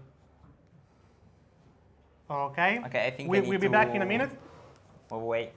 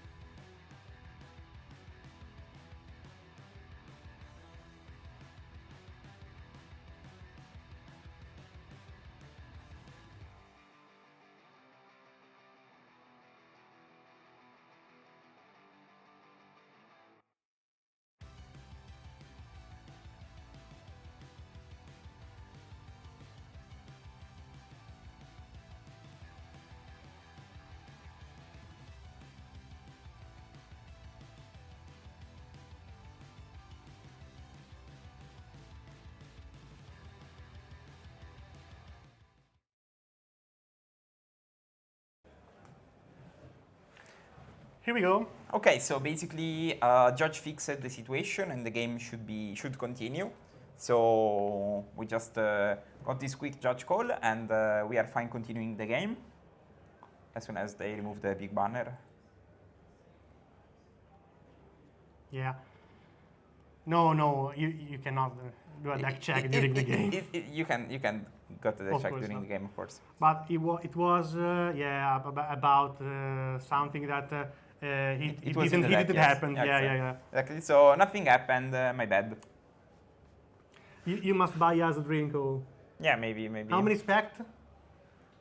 600. 650. Yo, 660 Sambuca. Yeah. So sorry for this. Yeah, I know a lot of people are here to watch Magic, so we will continue showcasing Magic. Let's go. Okay, so Rumble, one of the best spells. Alessandro is pushing really hard. Yes. Malevolent Rumble, one of the biggest cards we Boato have. malevolo. Sprung. Che cazzo? Yeah. Ciò che emerse dall'agno torto era ancora più contorto della foresta stessa. Legno torto. L'agno torto. Ok. Io ci può anche stare l'agno torto. Ci può anche stare. Looks like Initiative. Initiative is very strong in this spot because, of course, Mario doesn't have any way to pressure the game. Yeah, the judge say that the problem was the ADHD of our streamer, Andrea. No, he saw a thing, but it did not happen. Yeah.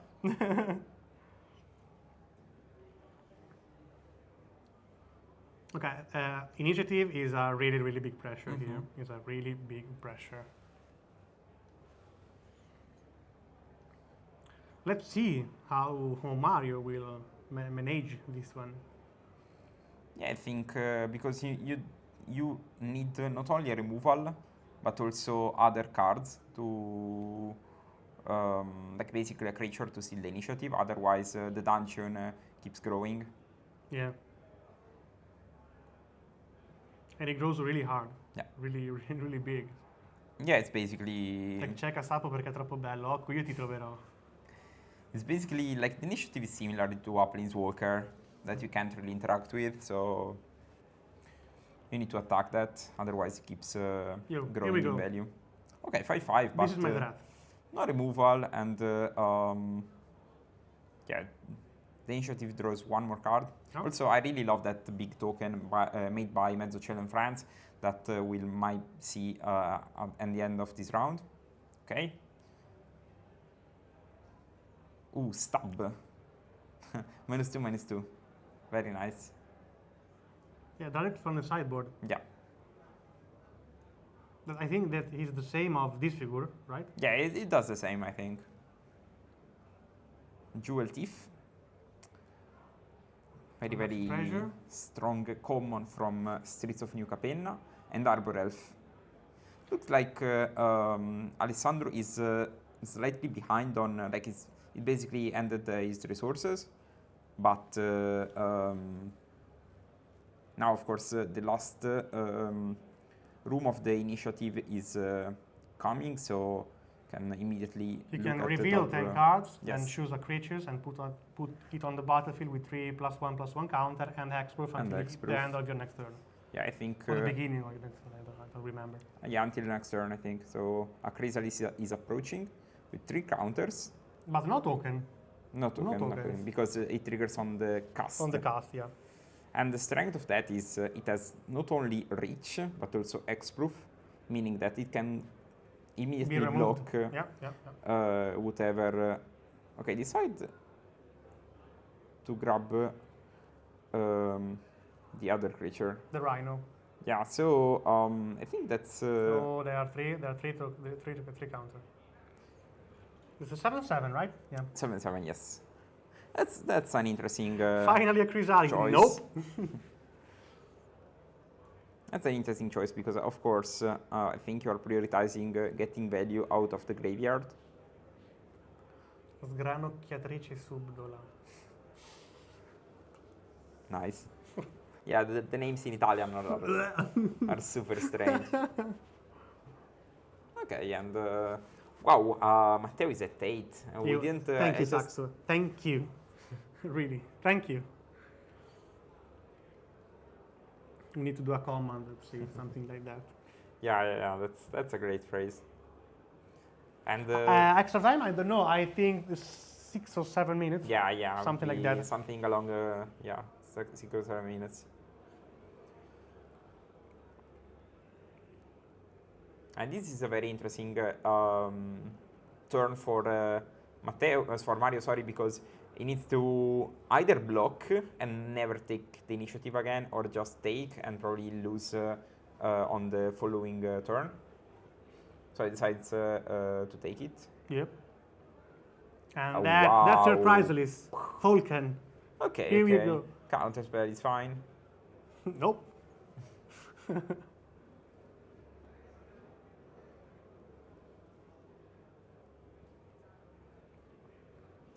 Chrysalis is a must counter here. Yeah.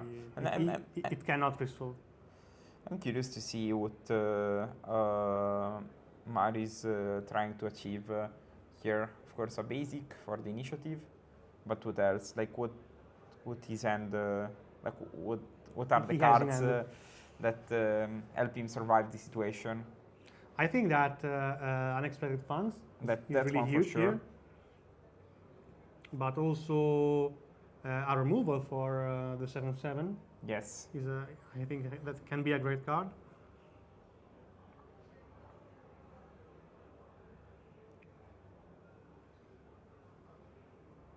Did Alessandro draw after initiative? He Yes. draw on the last trigger. Yes. Yeah. It also draw for turn. Yeah. I think he drew the Chrysalis, probably.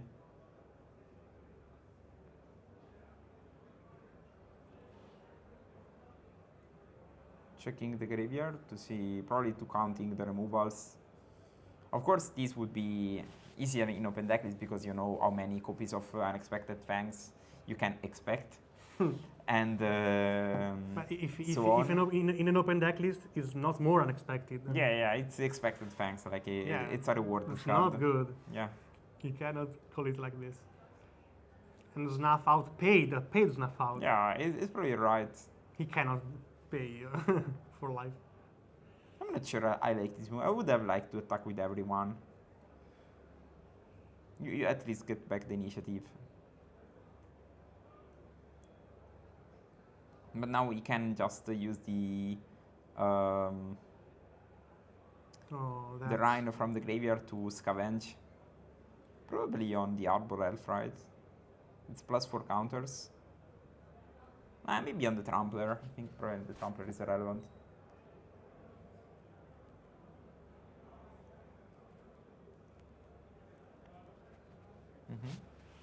Cool.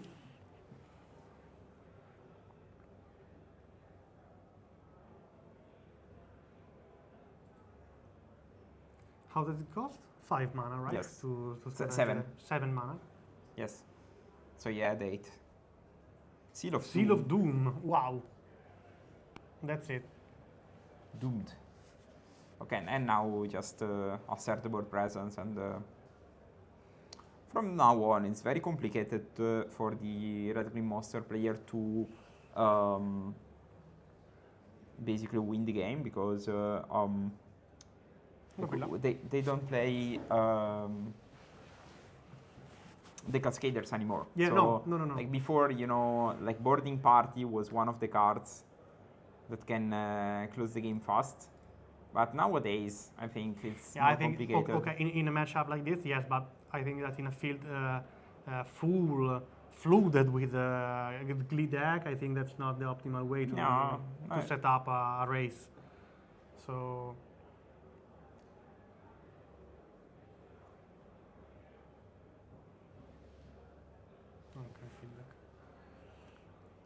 Now, like basically, Mario can just never attack again and pass. Of course. But the problematic part is Like, I'm not sure what is in Alessandro's hand. But as he said, like, by the way, Arbor Elf are terrible now. Is because they are just a dead draw.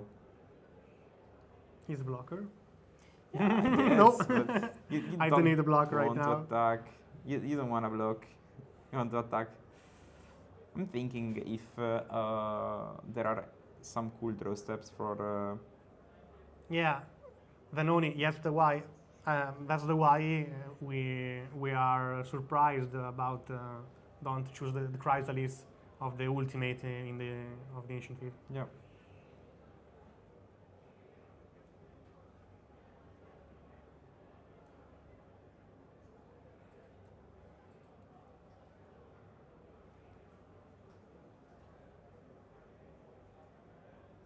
Oh, there is also Okay. more Morning Mystic.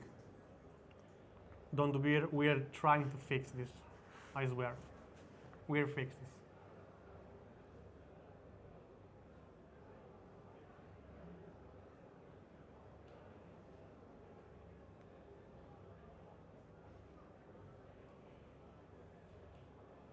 Yeah, and now Ooh, Morning that's easy. Mystic. The 4/8. Yeah, the biggest Why not? Mystic ever. Yeah. Mystic that went to the gym. And I think this kinda seals down the game. Gym bro Mystic.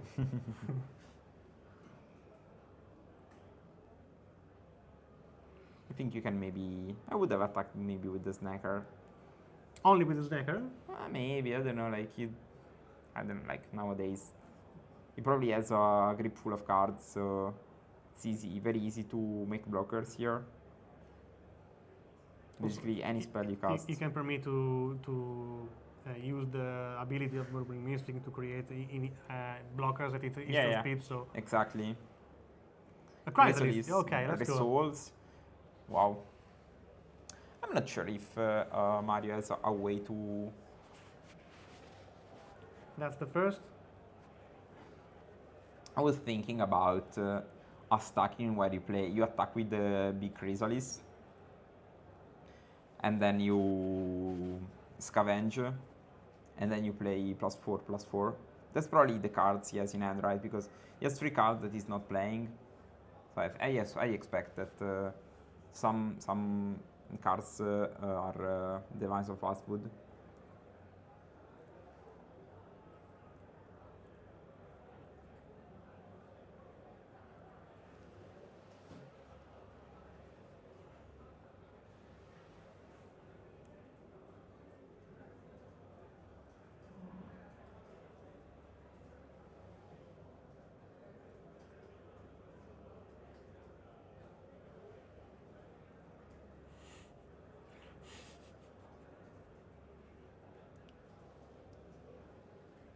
Ram plus Vine in a spot where opponent does not have counter. Yeah. A utopic spot right now, I think. Yeah, I mean, I think you need to pay for your outs.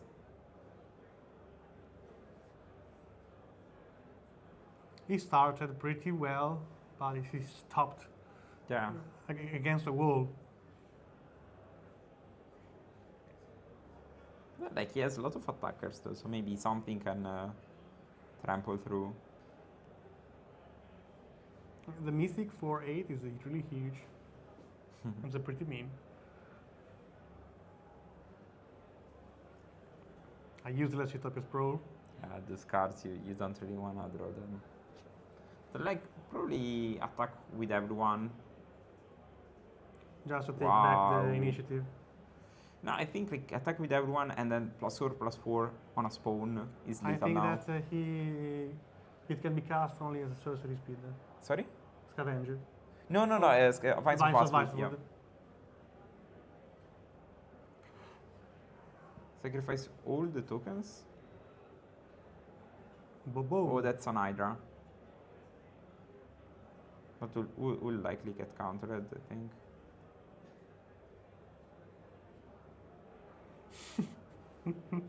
This is a Genkidama of Goku. All the creatures of the world. Nope. GG.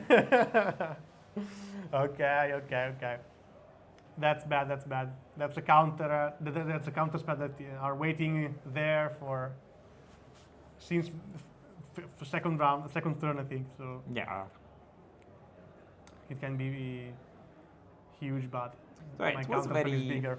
a very nice show for this Dimir Terror.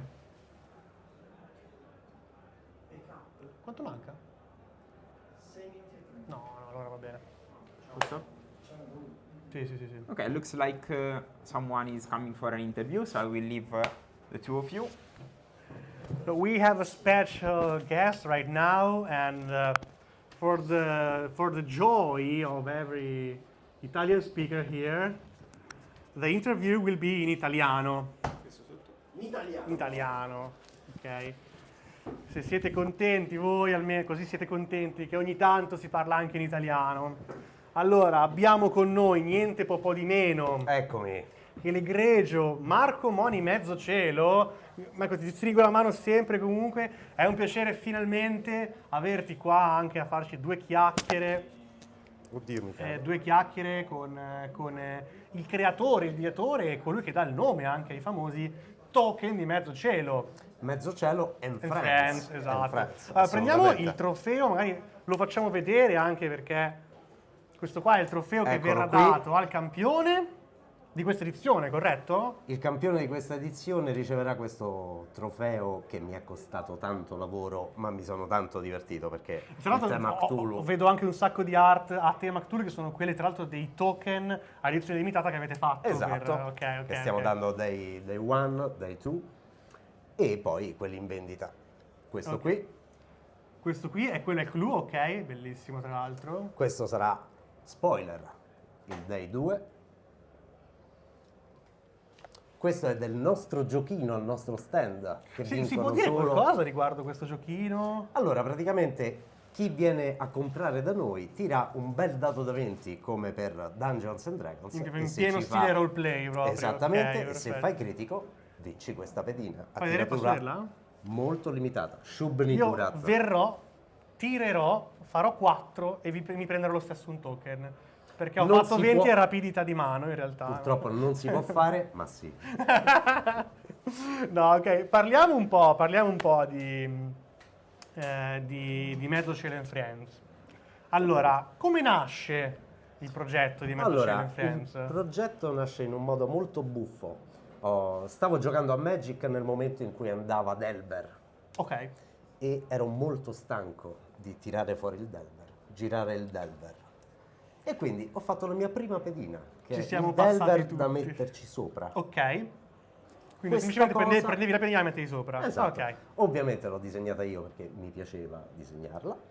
E vedevo che al tavolo i miei oppo facevano: "Ah, ma dove si compra? Dove si compra?" E là mi è venuta l'idea. Ho detto: "Cacchio, adesso", e all'epoca c'era solo Facebook. Ok. Adesso lo sai che faccio? Li vendo.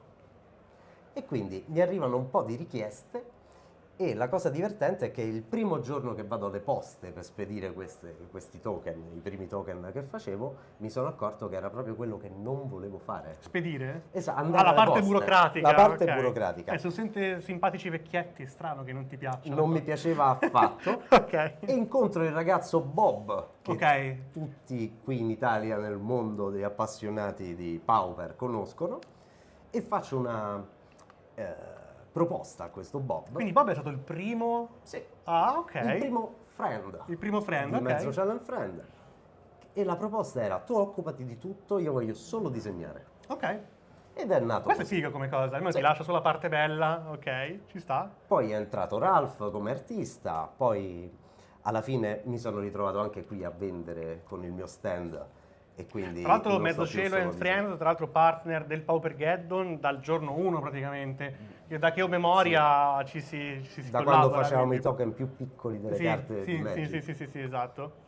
Allora, questa cosa è molto interessante, però so che Mezzocielo and Friends Cosa non sai? si occupa solo di token Non e si di occupa art, solo giusto? di token e Ok. di art, ma iniziamo finalmente a fare anche i nostri giochi.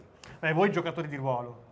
Allora, tipicamente Per hobby giocatori di ruolo, ok, assolutamente, Dungeons and Dragons, giochi nostri come l'Ilblin, che è un gioco basato sempre su Dungeons and Dragons, dove vesti i panni di una creatura caotica, completamente pazza, eccetera, eccetera, un pelle verde con la coda completamente inventato. E poi abbiamo fatto un nostro gioco di carte. Ho nel portafoglio il token Slivers ancora. Eccolo lì. E poi un gioco di carte che si chiama Nightmare Tale. Nightmare Tale, bellissimo, gioco spesso con i miei È figli. un gioco in cui in 2 persone è abbastanza strategico.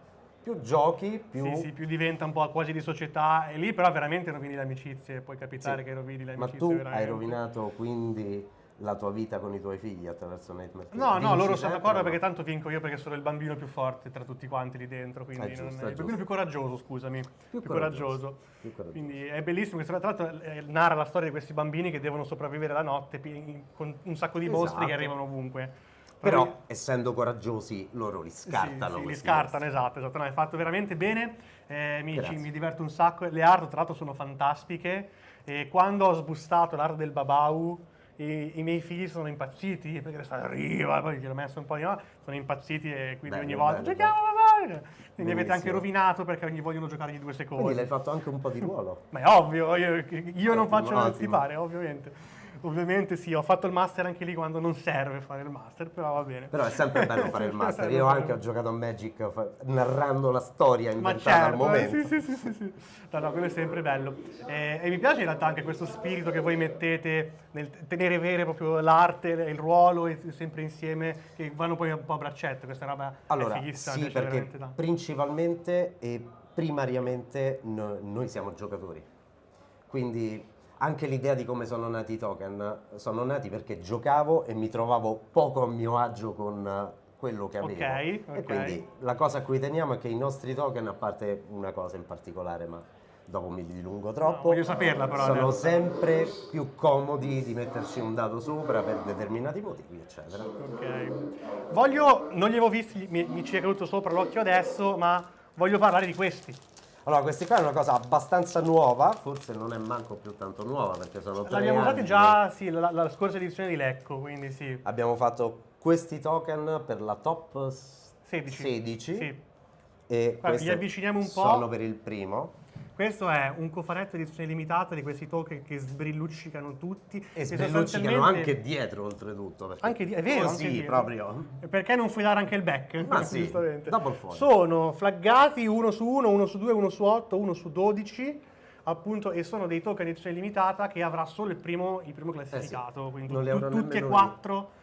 Neanche noi dello staff, è vero, non ce l'avremo questi qua. E questi qua se io dovessi mai vincere un set di token così non li userei mai. No.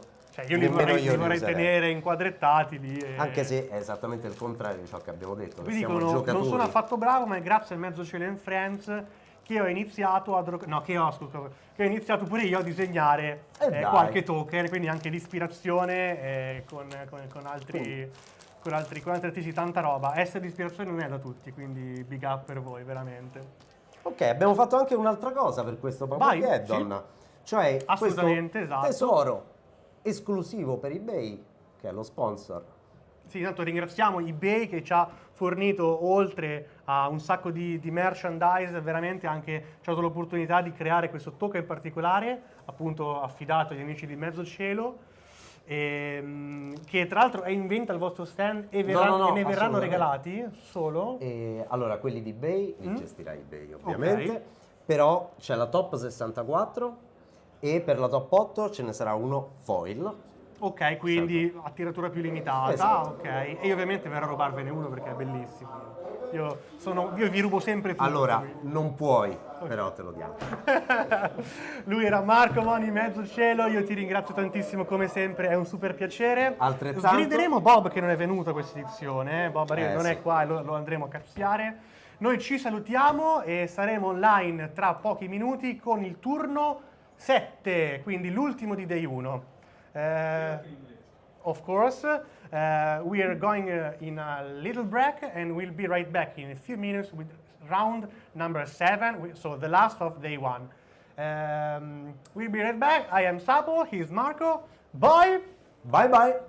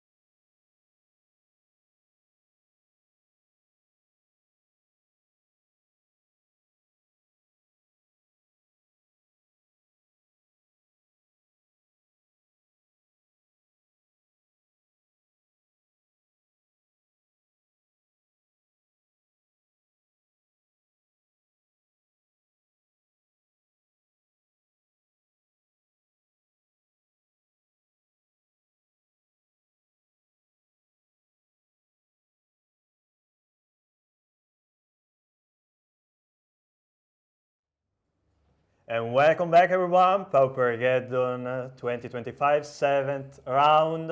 And are you ready? We are. Yes.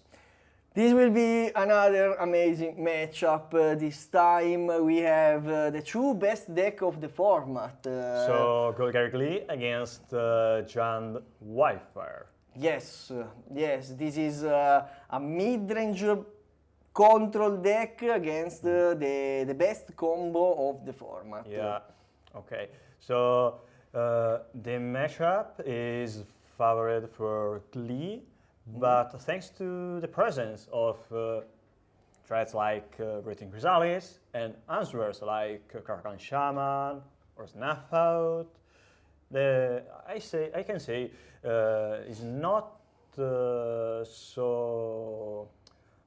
so predictable, the outcome. Yes. You can, even when you're playing Jan, you can still steal, win, and... You have the weapon to fight this matchup, but it's not easy. It's not easy. No, it's not easy at all. There's a lot of tools from GLEE to deal with the interaction with that Jan can play, but as well, Jan has a lot of interaction, can play stuff like Cast Down, Knuff Out, Duras, and can even play a Turn of the Black Rose at the right time, or an Avenging Hunter to put a lot of pressure on the battlefield. Yes, I think that it depends a lot by the build and how you build your deck, because we can see in GOLGARI GLEE in a lot of lists they play Duress on main and Last Right as probably the best tool versus control deck. Yeah, that's for sure. Especially if the opponent doesn't play blue, Last Right's clearly the souls. Yeah. And you know, Last Right isn't really great as a card by itself. But in a deck playing a lot of card advantage, being able to bean to just draw a lot of cards, you can say, oh, okay, my dead card can become interaction to remove your disruption, and eventually, after destroying your opponent end, you can end the game. Yes, yes. Also, there is a little combo that can win the game from the part of Giant WILDFIRE, because if you are able to play Karklan Shaman plus the Hydra. Okay, so you are enchanting Karklan Shaman with Inkspawn Hydra, and after doing that, you have a very huge Karklan Shaman. So even if your opponent has answers, they still have to deal with a Karklan Shaman that can sacrifice multiple artifacts without any worries. So huge Karklan Shaman is definitively really troublesome to deal with for GLEE. But you know, there's a lot of stuff that can happen in this kind of game. The game starts with GLEE mulligan down to 5. They keep an end with 2 lands, turn to Eviscerator inside. They have a Duress and an Equal Wellspring. Alright, so I guess instead of having a turn to inside, we will see a turn to Equal Wellspring, followed up by Eviscerator inside. And when you are hard mulliganing against a deck that is supposed to be grindy, Eviscerator inside is kind of better compared to Deadly Dispute. So the upside of Eviscerator inside is the card being way better in the late game. After all, there's the flashback cost that let you draw 2 extra cards without any worry. Yeah, it costs 5 mana, but since it's an option for the late game, the card is still fine. Alright, there's another copy of Kalni Garden, the 3rd copy, and well, they are already casting Eviscerator inside. This is how you can recover a mulligan. Simply by playing Eagle Wellspring plus a Dispute effect. Okay, so the player decided to go for Eviscerator Insight because they can't go to discard since they already have the line drop for the turn, but decided to trying to find something like a basic swamp to cast Duress. Wow. Eventually, the fetch land is fine as well because you needed another black mana source, so you already have enough green sources, and then thanks to Calendar Garden. So Giant Wildfire is missing black mana, and also without a swamp, he is not able to play card like Snuff Out, so it's only up to this Karklan Shaman. Oh, there's the dress. A bit too late, because, you know... Wow! All right. Wow! I'm not sure, but I guess the giant player mulled it down to 6 at least, so there's no reason to keep that, and with double But there is the combo that we spoke about. He can play the Hydra. Probably for one is not the best because with double... no, you need at least to... at least to make plus 2 bigger. plus 2. Yeah, yeah. At because, least plus 2 no, plus well, 2. you know, Karkan Shaman, this spot is generally great. They can sacrifice 2 artifacts, but if they do that, they can't play anymore. So, yeah. In my opinion, if my opponent is sacrificing all their stuff to kill my combo, I'm still fine because they are losing all their lands. So now Golgari GLEE, after this Duress, know that he can play completely chill, with no pressure, no nothing. Well, nothing. You know, the big difference here is GLEE having an Eviscerator inside, while Giant Wildfire isn't really doing anything relevant, right? Yeah. All right. So slowly but steadily, Karkan Shaman have dealt 3 damages, and there's an dispute. This is wow. Dispute. So jokes aside, the dispute is another good top deck from the Ichor Wellspring. They have a treasure.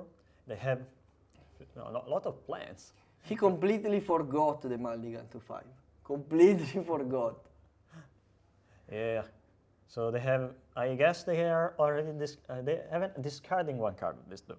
Yes. They discard, they're casting Nature's Nightblade, alright. So, do you think, okay, they're just passing. They don't want to... He has another copy in hand, so it's super safe. It's something to say, okay, well, your opponent if you kill isn't doing anything at all, so you're fine. Instead of discarding the Nature's Nightblade to just cast it. So. But there is the Swamp. Swamp, Artcast, the Refurbished Familiar.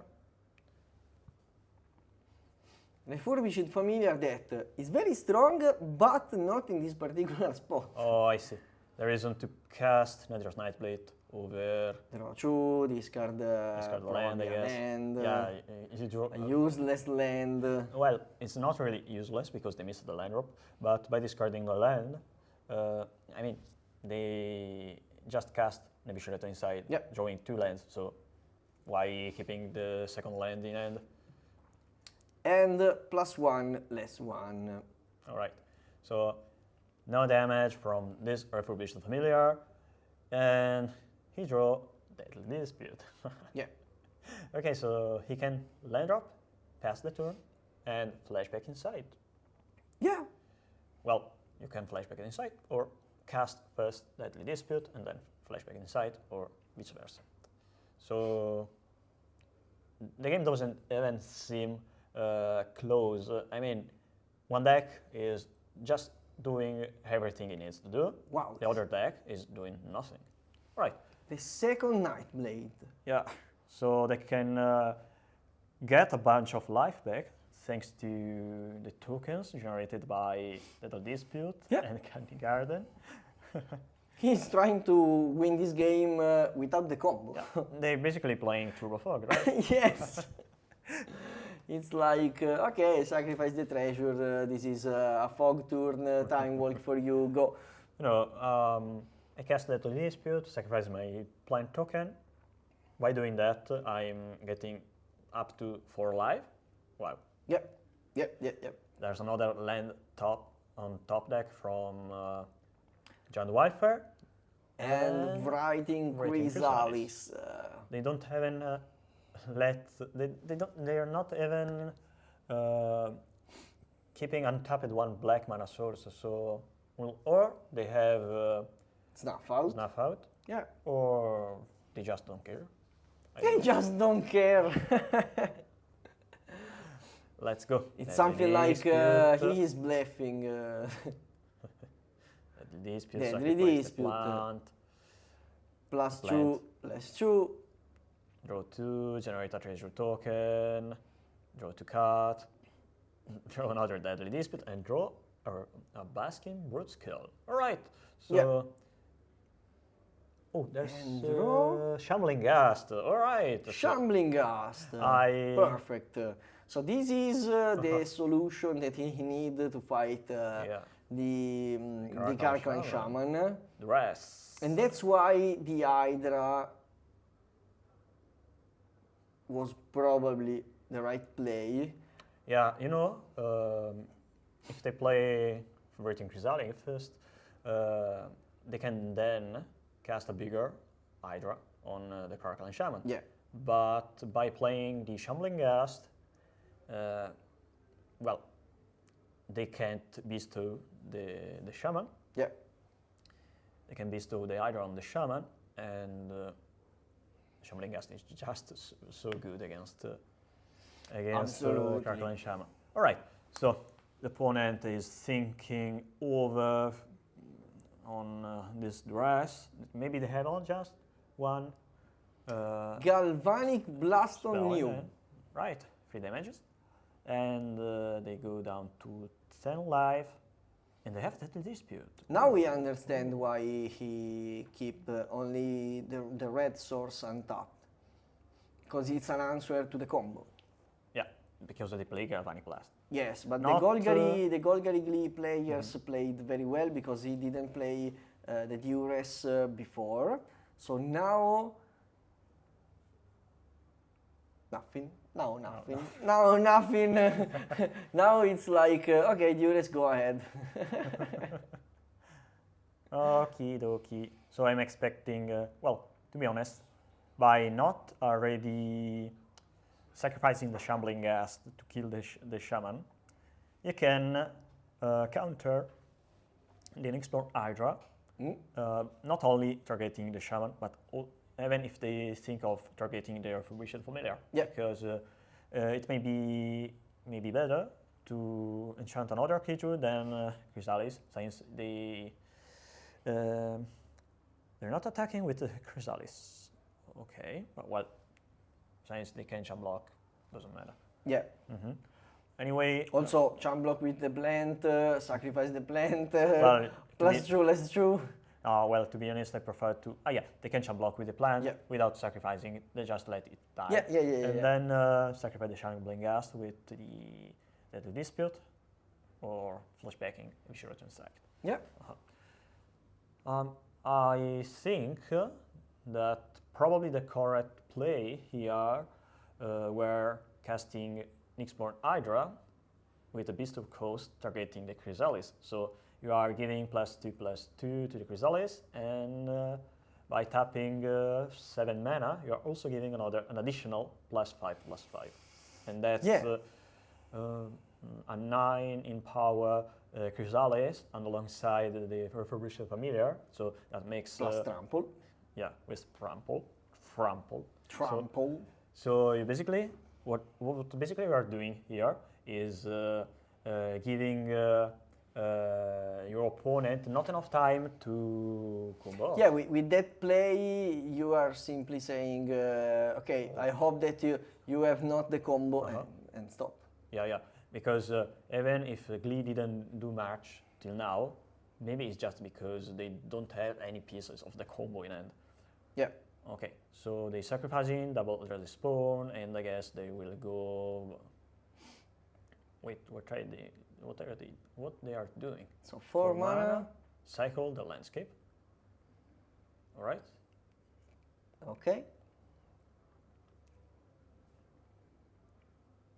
They sacrifice another spawn. Yes. And I guess they will sacrifice with Shaman. Yeah, and I think so. And kill double Nadir's Nightblade. 1, 2, 3. So 1, 2, 3, and trying to at least kill the two Nadir's Nightblade. That is the card that let the Golgari GLEE win on the spot. That's, in my opinion, if they kill the double Nadir's Nightblade, is not even a problem, because I don't think so. Okay, they lost their Refurbished Familiar, so even if you don't have the Nightblade, just a single Basking Brute skill is enough to block the opponent from attacking you. Yep. Okay, so they draw another Tamil Safekeeping, they have another Treasure Token, and they have the Basking Brute skill in hand. So double Snuff Out in game 1. Alright, so yep. I guess the... Oh, there's a Nightshade Monstrosity. And there is GLEE, the last... Double GLEE. The last piece of the combo. Piece of the puzzle. Piece of the puzzle. Piece of the puzzle. That Alessio was missing. Duress. To be honest, they discarded the Lembas. The Lembas. Brodsky, Sadistic GLEE, Infinite. Okay, and the third, Nadir's Nightblade. They have another Nadir? Yes. Hello? Yes. That's the reason why they played the first 2 copies of Nadir's Nightblade. Alright, so yes. A really, really easy game for GLEE. And now, it starts the problem, because you know what the opponent is playing, and you have a sideboard. Yes. I'd say not entirely dedicated, but with a lot of answers to GLEE. So from the part of GLEE, we can see that Last Right is probably the best card to deal with a high number of responses, and probably not much more. Well, GLEE is probably going to bring in Last Rights. Yeah. Troublemaker Rofi. Okay. Yes, also the main deck is really well setted for this meta. Well, because he played Duress. Is the usual Season of Mist deck list, but they are also playing 2 copies of Snuff Out over the 4th copy of Malevolent Rumble and another card, which are basically they are basically cutting 2 of this flex slot from GLEE to play 2 copies of Snuff Out. And to be honest, it's not a bad idea, because Snuff Out is good to deal with Shaman, but it's also very good against fairies or decks like Honorable Terror or whatever. I mean, even in the mirror match is good. Yes. Especially since in the mirror match you just try to stick as fast as possible your combo, and because you are not expecting a Snuff Out in the mirror match in game 1, or you can't really play around it because there's not much interaction. You have a lot of dead cards like Shambling Gust and Tamil Safekeeping, so most times it's just a matter of who is more lucky and have earlier the combo. From the point of view of Giant Wildfire, I think that the worst game is game 1, but in game 2 and 3 he gained a lot of weapon, because he can side in some Duress, other Karklan Shaman, Toxic Analysis, in my opinion. Other Snuff Out. Also, there are a lot of lists that split the snuff out from main and side, play something like 2 and 2 or stuff like that. So this deck list is quite peculiar because they play 4 copies of Galvanic Blast, which is really good in this matchup because it lets you win faster and also is on 1 mana interaction. They're not playing Cast Down. They're not playing Cast Down. They're not playing Duress. But there is Snuff Out. So it's another way to think about this deck. And he is 6-0. So well, you know, when you play well, when you find good matchups, you are likely going to win. Find good matchup. You have to play well. Yeah, that's also part of the game. Okay, to be honest, I'm not really expecting John to bring in other copies of Crackling Shaman. You know, you are expecting your opponent to bring in Snuff Out, and they also have Shambling Ghast. So what are you doing? You are trying to stick a Crackling Shaman with an Export Hydra against your opponent that can be bringing against you 8 answers to your Crackling Shaman. Maybe it's not really worth, especially since Shaman, you want to play it and then just wait for your opponent to answer it or to play in straightly in the Crackling Shaman, sacrificing the artifact. So it's just a bomb, a time clock bomb card, similar to Engineered Explosives, but you can snuff out it. You can kill it with Fatal Push is not Pauper legal, but with Cast Out or Snuff Out, or even Shambling Ghast. A Shambling Ghast is quite good against Crackling Shaman, but also can jam block Liberating Chrysalis. So I don't think the matchup anyway is written on. I think it's playable. On game 2 more than game 1. Game 1 you have to hope that your deck find the solution for you. But it's not much up to you. Game 2 and 3, yes. Game 2 and 3, it's the skill start to count a lot. More. Yeah, that's true. Let me know more. Let me say more. Yeah, you need to play around with more stuff. So basically, that's it. All right. So seems like GLEE is keeping a 7 cards end, while John is still trying to find a good or a decent end. Initial end on.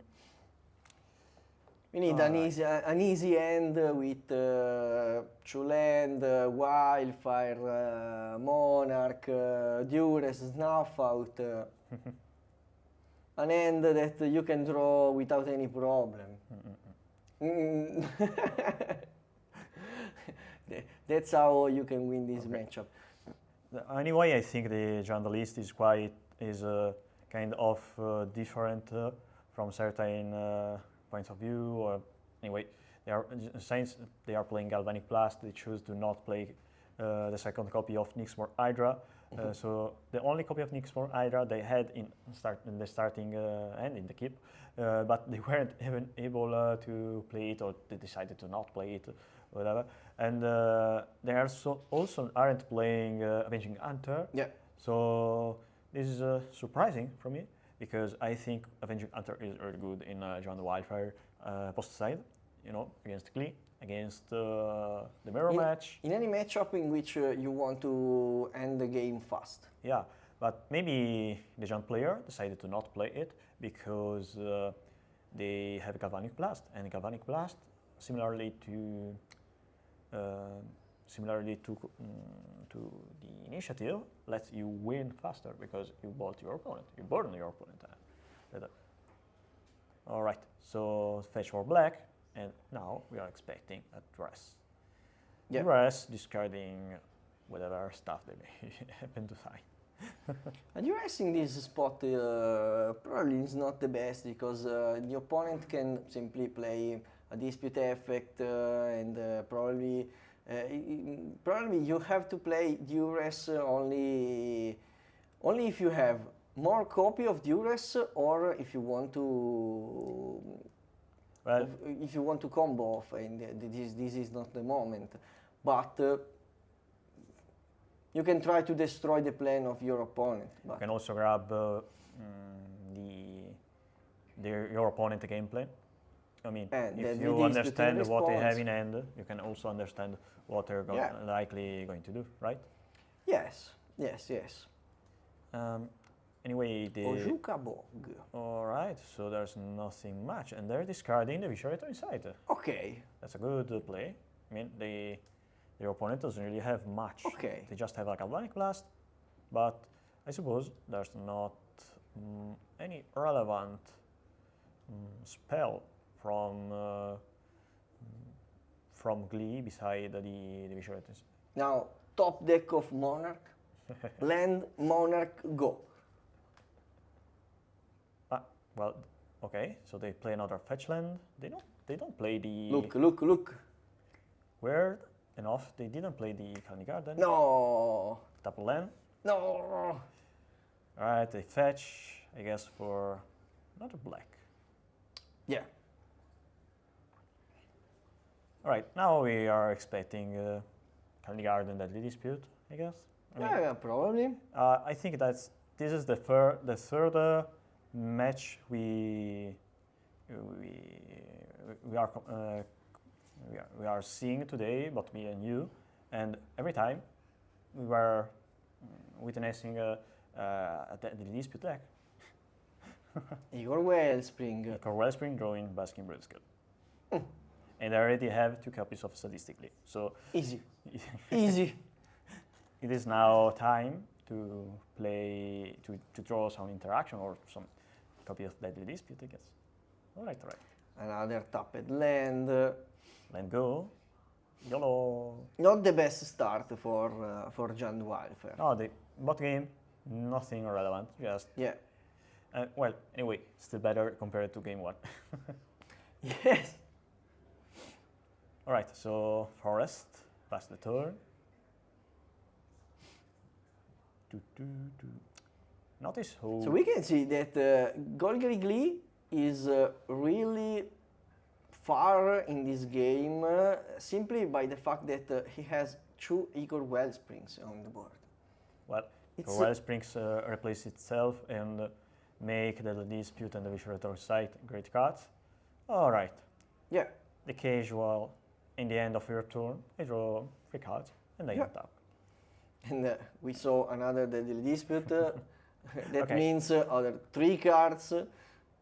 Now I can expect Dispute into Last Rites, but since they have an Eviscerator Insight in the graveyard, I guess they'll just land and pass the turn and face the Dispute and tap Last Rites, because there's no reason to cast Last Rites if our opponent... This is a GLEE. A GLEE, a broad scale. A gleeful broad scale. A gleeful broad scale. An easy... Okay, so they choose to... 5 mana, flashback... they have another copy of Brood Scale in hand. Alright, yeah, explain everything. So they had double Statistically and double Brood Scale. I really like this comment on the chat. Someone put some pressure on Golgari or it will end badly. So the end of Golgari GLEE seems to be very, very strong. Yeah, you know, when you just need 2 cards to kill your opponent, you are a very happy player. Yes. So look that Deadly Dispute. It is the first card on the end, and he is simply waiting for the end of turn. Draw 3 cards, untap, 20 cards in hand. Okay, there's a couple Snuff Out in Giant hand. GLEE discards Snuff Out because they missed the land drop. Alright. Yes, both of these players already are qualified for day 2.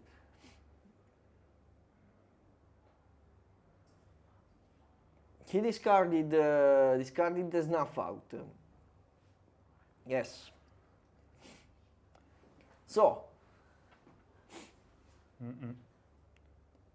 All right, land drop, pass the turn, and the turn dispute. Dispute. Snuff out on GLEE or whatever on the Basking Brute skill. Okay. Nothing to be worried, just as predicted. And we go for another untap phase. Yes. Okie dokie. So now, with 5 mana, you are not able to combo off plus answer to something. But we have the treasure, so if you have an untapped land, you start with... okay, there is snuff out, so probably the Golgari player will not be able to combo off in this turn. Well, because he cannot depends protect. on how many copies of Tamiyo Safekeeping or Duress they have in hand. Yes, but you have not enough mana. Yeah, because you need 5 mana if you have not an Eldrazi spawn on the board. Well, you aren't really required to activate your Basking Brute skill right now. You can just go for land drop. Yeah, you can simply...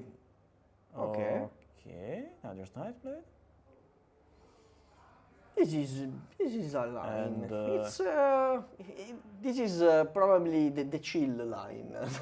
Well, to be honest, when you don't really need to do anything relevant, you can just wait. I mean, Giant doesn't really have anything in hand. They have 3 lands, 1 Cleansing Wildfire, and I'm surprised by the fact that they didn't cast it during their turn. It is really weird. Or maybe they decided to not cast it because you can destroy your opponent's land to force to basically countering 1 Tamiyo Safekeeping. But I think that next turn probably they are able to likely going to... Also, with the Nadir's Nightblade on board, you also can combo off in response to a removal. Because you can simply play like a snuff out on your plant and combo off with the other snuff out or the other removal on the stack. You can, but only if you have the Nadir's Nightblade on the board. Yeah, otherwise, you do infinite. Infinite is not possible, but 1 billion of colorless mana and stop. Yeah, but you know, black spells are good because they don't really care about how much big is the creature to kill it. Yeah. So they can play the burst skill, land statistically. If the statistically resolve and the opponent pass, if it resolves, you can try to combo off by activating the Basking Brute skill ability. And after doing that, you can... Yeah, the problem here is that if you want to protect... Alright, there's a snuff out on the top deck. Top deck. The top deck. Well, I guess it's time to cast Last Rites, discarding your snuff out to discard your opponent's snuff out. I mean, when you don't really have targets for snuff out, which is the best way to use the card? You can even discard 1 copy of Sadistic Glee to discard 1 extra card. That's really cool. Depends. I can see only 1 Tamiyo Safekeeping, probably. Yeah, there's a Tamiyo. So with only 1 Tamiyo Safekeeping, probably Last Rites is the best line. It's time to play Last Rite, to cast Last Rites, discard Snuff Out, Glee, play the Burst skill, enchant the Burst skill. Well, you can't really... Oh, wait. You don't really need to discard all your Snuff Outs. You can cast the Brute skill, enchant the Brute skill, play Snuff Out on your token, and then kill your opponent. Yeah, the dispute. Cast Snuff Out. And the cool part is you can discard sadistically. So maybe you can discard Tamiyo Safekeeping to use Tamiyo Safekeeping as a way to prevent your opponent winning.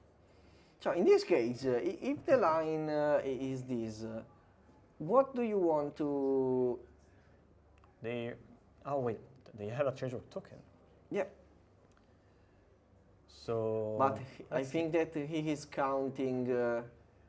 okay, so they decided to discard the I Tamiyo think Safekeeping, that this and they is kept correct. the snuff out. That's cool. Right, there's just a snuff out, so they're discarding 3 cards, and the game is over. And the game is over. Basking Brute skill, statistically. No, wait. Wait. No. Wait. Response, there's cycling, hoping to find a snuff out. If they find it, the game is over, but for GLEE. And there's the snuff out on the plan token. And yeah. Imagine this misclick on Magical Line. On Magical Line you can go on back. Magical Line you can't go back, and it's something like... It happened to me once. I was playing GOLGARI against Kuldota. Kuldota tapped out. Okay, right, I won. Basking Brute skill, statistically. I already have a spawn because I casted earlier Malevolent Rumble. What could be going wrong? Yeah, I targeted my spawn instead of the Brute skill. Alright, so last right won the game. Noise. Stones. Okay, so...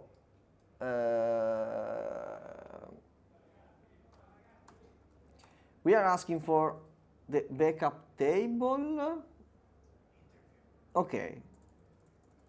No, because the backup table finished the game already, but we have another special guest. Another special guest that follow the Paupergeddon since the beginning, since the first, not the first probably, but after I think 1 or 2 years of the start of our journey, she's an artist. She's our altered artist of our art, because every time she make some piece of art that are played by every Pauper player in Italy, and she is coming. She was able to reach to become an artist, an official artist, also in the last GP. So she will explain everything and all the news. And we are here. Hi everyone. Good evening. Good evening. It's always a pleasure to have you here. Thank you. And it's our Nina. We will call it like this. So, what's the news? It's a real pleasure to have you here every time. She follows us in every Paupergeddon, every time she draw the promo of the Paupergeddon, that this time we can show to the camera. This time is the beautiful refurbished familiar in this new version. This incredible card that we saw many times during the streaming. Yeah? Yes, I a guess lot, so. a lot. There is a deck that is very, very strong in this moment. It is Giant WILDFIRE, and he's playing this card a lot. Yeah, I've already made a chrysalis, so this was the only option remaining. Absolutely. So people already know you because every time we speak about you. So you are something like an institution for the Pauper. But what's the news? You have some news. Yeah, I mean, I have a lot, since I've done a lot of really nice and exciting things in this past month. So I'm in the card market videos, I'm doing all the European Fanfinity event, and I'm really happy about it. I'm doing a lot of things. I will be in Bologna very soon. I will do a lot of tournaments. But here, the big news is this one. Yes, because every time people know that she draw the card of the winner of the Paupergeddon. I have one. I have one, the Urza Tower, that is the Pisa Tower. Yes, it's incredible, full of beautiful details. It is very, very amazing. But it was 2019. 2019, I think Before so. pandemic. I think so. Yes. It was a really, really nice event, that too. Yes. So for this event, what's the card? It's this Snuff Out. This incredible Snuff Out. Wow. Yeah, thank you. Since the Paupergeddon is themed around Lovecraft and Cthulhu, all the cards that I've made have this common theme. And it was nice because I don't usually do like horror or goth or dark stuff. We have to show the card. Look how the details are amazing. Wow. Wow. That look nice, absolutely, yes. Thank you so much. They needed to nerf you. So you need to stream so you cannot win this anymore. For those that want to win a card like this, you have to participate at a Paupergeddon. Yes, so we are growing a lot and we want to keep our identity. Because you follow us from really the beginning. Yeah. And I started doing this like promo cards in 2018. So it's been a while. I mean, we are being a while for a lot. Yeah. We both. Yeah. So. Okay.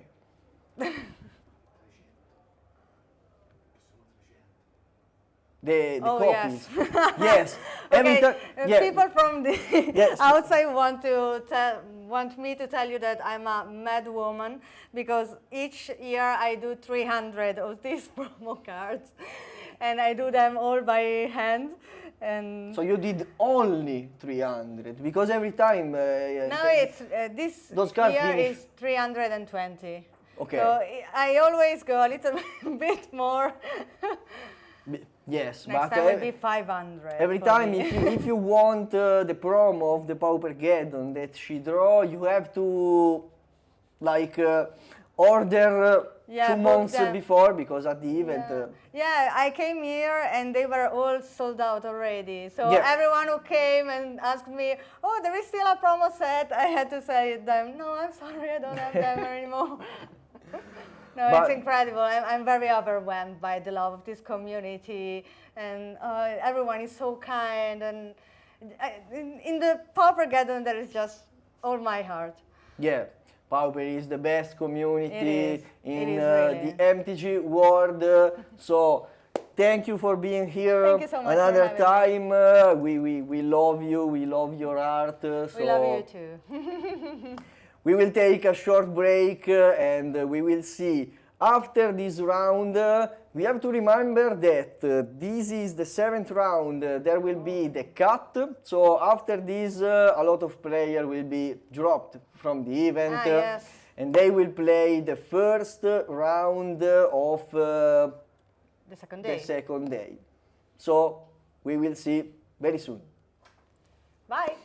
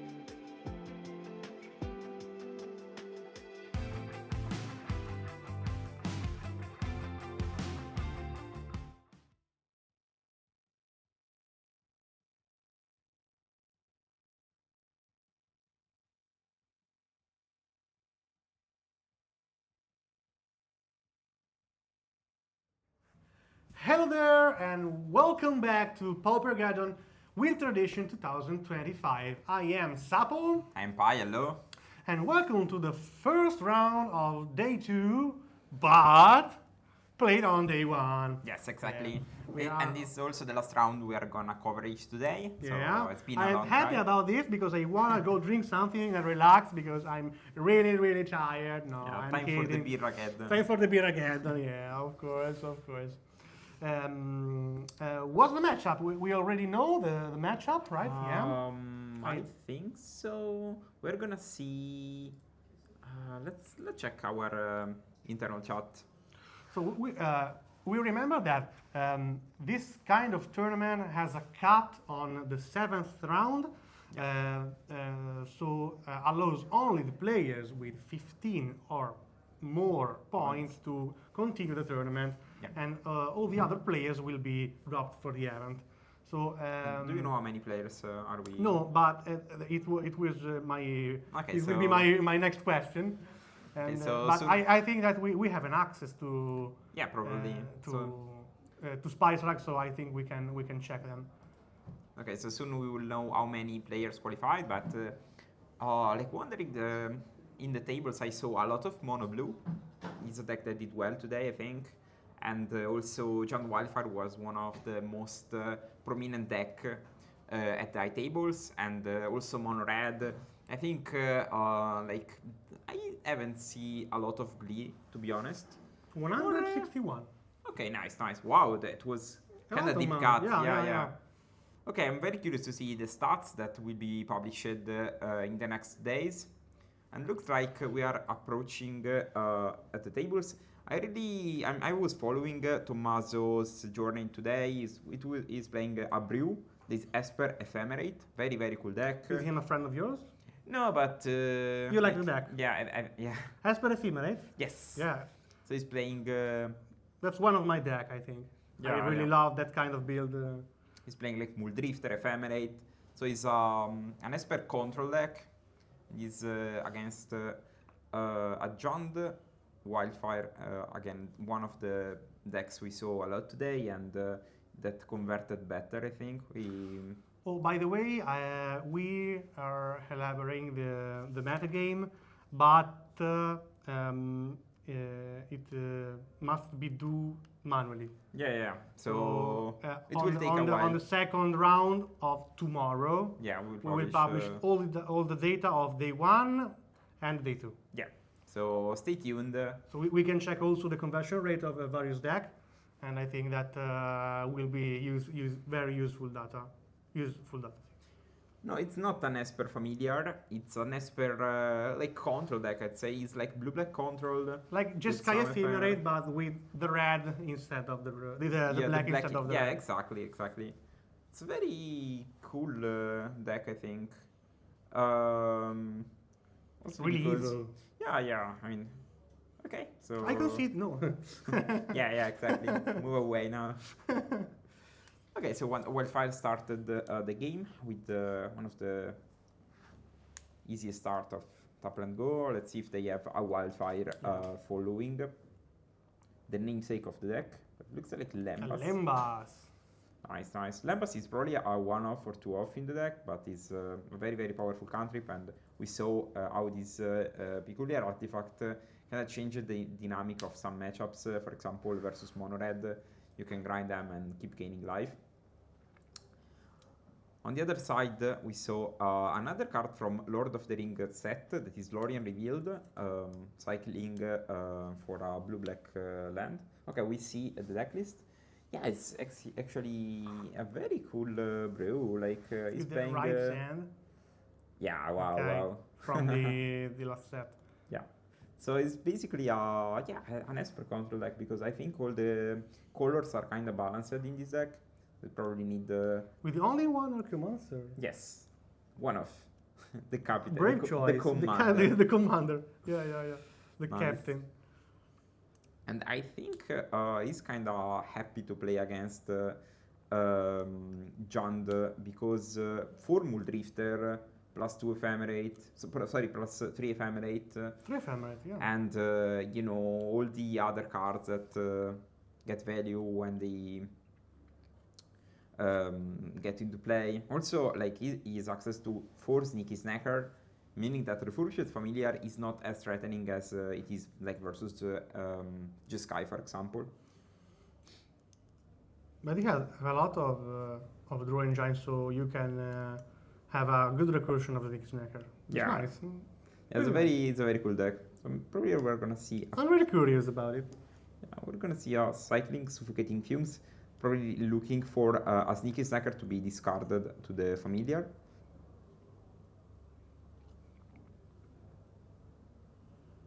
Let's see. Deep Think. Like familiar is one of the cards that is keeping the blue decks away from the high tables because like it's a 2-for-1 that is also a flyer, so it plays very well against fairies, for example, and it's very cheap. So yeah, it costs 1. Yeah, 2. basically always. Okay. What's the approach of ESPER player here?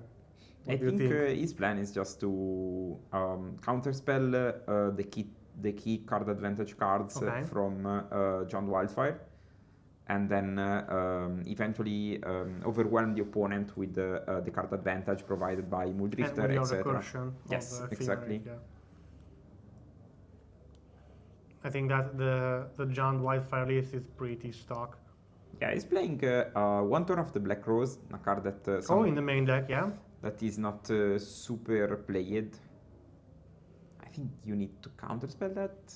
Maybe not. I'm not sure. I think he's one of the aficionados of the Thor of the Black Rose. Yeah, I really love the Monarch. It's just a card that won me a lot of games. It's a very, very powerful strategy. Yeah. So it can. But I think that in this metagame there are a lot of draw engine that are better. For example, dispute into the dispute engine. So can you show me again the John the deck list? 4, 8, 9, 10. So it's actually like plan might be actually to deal with all the creatures and counter the fountains, and because you play actually a lot of removals, so in the Esper side, so you can maybe play like an hard control setup to deal with all the creatures and eventually let your opponent die without doing anything. That's actually very cool because you have the sneaky snacker that keeps coming back. Yep. So eventually they will block the familiars forever. And Giant Wildfire doesn't play these many creatures. It's just the 12 stock creatures. Yeah. Plus, of course, the Crackle and Shaman, and this plays Thorn, but... the Hydra. Yeah. The Chrysalis, of course. But like all those cards kind of like gets destroyed by the black removals. So it shouldn't be this hard to stay in the game.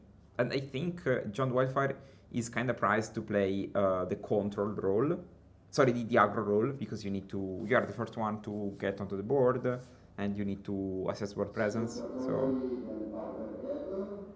Oh, that's the best yeah. Pauper play. Yeah, this is one of the plays that got me into Pauper. I'm gonna see Dispute on Lembas. Let's see which Dispute is played, if it's an Eviscerate. Oh no, it's just the Deadly Dispute itself. And we'll see if Fabio has like basically a way to disrupt the Muldrifter Ephemerate. Of course. That's fine. I think you still draw 2 cards out of the deal, and it was probably alright as a move. Just with the 5th land drop also. Yeah, draw 2 instead of up to 6 is is a good trade for the Giant player. Yeah, but Giant doesn't play many removals, so it was probably fine to try to go for it. Yeah, of course. I think that's one of the best spots to use your early game removal. Yeah. And the only one, he didn't play any creatures anymore. I'm always very greedy with Muldrifter. I like to play that for 5 mana. If the opposite part of the table there are not so many Yeah, paths, it's probably you can fine permit to- to use this kind of interaction on your turn 4 or 5, I think. Yeah, it was basically a divination. Yeah. And divination on both players. But can be better if you don't have any interaction. Exactly. I really like Muldrifter. I think the card is insane. Like you're playing a lot. Cards. What? One of my favorite cards. Ephemerate? Muldrifter. Ah, Muldrifter.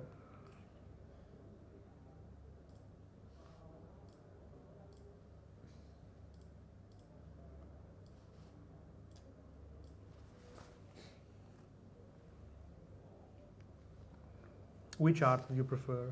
I like the new Secret Lair art, to be honest. The one that is basically like an ancient painting. Okay. Like a Maya painting, something like that. Okay, I like the FNM art. Okay. Where the blue. It looks like a sort of dragon. Yeah. With a lot of eyes on the side. But I also like the original one. The OG one, old layout, is probably matching my vibe. Okay. Old school fish. Okay, Cool. so That's the commander. That's the boss. The one-off. Of course. The lack of counter in the actual field is a good point for the Ephemerate deck that doesn't that are allowed to play a lot of big mana spell, a huge spell, without concern of counter. Yeah, I think like the Ephemerate decks might be okay now. I'm not saying they're good positioned, but I recently top 8'd a challenge on Magical Line. Actually, I did top 4 with the Jeskai Ephemerate, and I lost. Jeskai or Jeskai Dark? Jeskai. Jeskai, okay. Jeskai Pure. Yeah. Okay. And actually, I lost to Blue-White Gates, so it was strange, but I think the deck is fine. Really strange. Yeah. You have Ephemerate. Sorry, you have Cleansing Wildfire. Yeah, too. but my opponent went like, I was dead on turn 3. Like he goes nuts. Yeah, like double the Red Elemental Blast. Okay. Something like that, you know. Okay. Wow, and looks like a Big Either is approaching. Because used as an enchant, so. Yeah. That's kind of confusing because like the counters remain on the enchantment. So if you get rid of the creature, you still have to deal then with the Hydra. Yep. Ci stiamo inoltrando sul terreno di Esper. The late game is the Esper house. Yeah, I think like Jand is trying to push last damages. Tomasso is already at 8. And I'm curious to see if he has a way to come back from this situation, because the opponent is tapped out, you have an Archaeomancer in play, Muldrifter. That's the fish number 2. And we know he has an Ephemerate in hand because it was returned it back from the graveyard, yes. with Archaeomancer. And that's here. There was a lot of cards. And that was Snuff out. Not bad. Losing his first full life. Yeah. And now we need to hope that Tomasso has a removal in hand. Yeah, I think it needs to be a cast down, a one-off cast down. Right Sand is also another cool thing. So for 6 mana, another Hydra maybe. Ooh. It's a nuclear weapon. Why not? Right Sand, so I exile your attacker. That's common all-star, that is also very good in standard because up the beanstalk. And it looks like Tomasso just take another turn. I think he kind of locks it if he has maybe another Ephemerate, because he can start to record his things.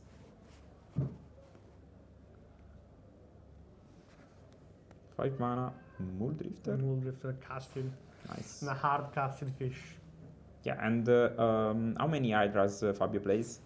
So I think it was 2? Only 2, yeah.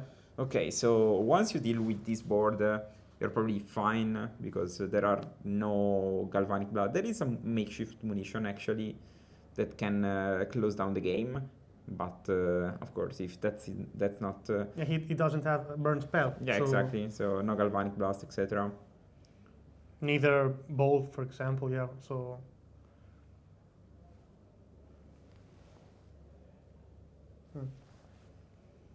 yeah, I'm curious to see the follow-up patterns of this game. I think, of course, John Wildfire is slightly advantaged now, but this, like, the margin is not very wide, and the Ephemerate player can just... there's a snuff out there. Wow. Can just double removal. That's a block.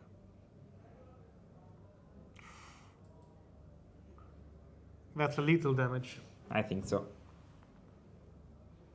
Let's see if Tommaso has a way to... An Ephemerate, for example. Ooh, that's nice. Yeah, but Ephemerate doesn't save you. No, it lost the block, so Yeah. for damage with tramples, pass over. Yeah.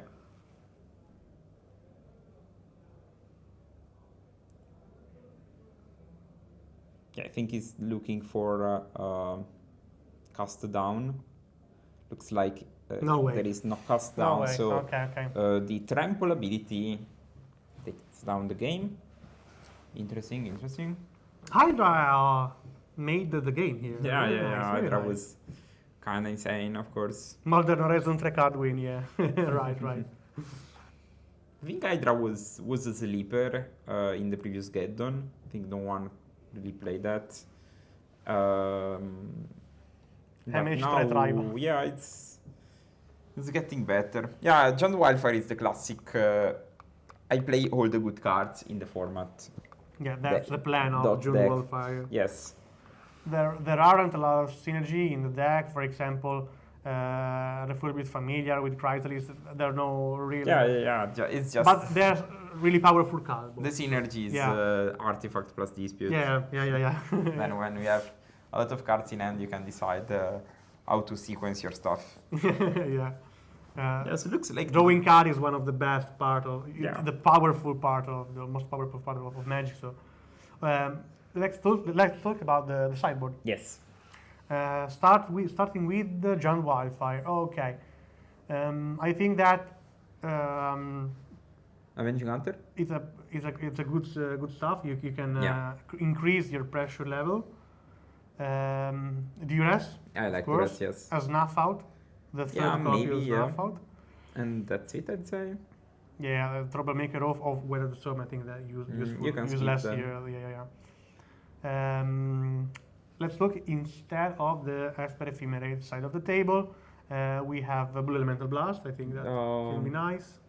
I guess I'm not 100% on that though. Like Dawnbringer Cleric. I think that the Hydra game plan here can bait to side in the Dawnbringer Cleric. Yeah, maybe. Yeah, I like that. Eventually, it's just it's a creature. So I think I would bring in Dust to Dust. Dust to Dust. And then probably Right Sand, number 3. I think you really want to play... more removal. You can cut the Suffocating Fumes. Yeah, of course. That and also I think you can maybe cut maybe Duresses and some other cards. You really want to play the control side.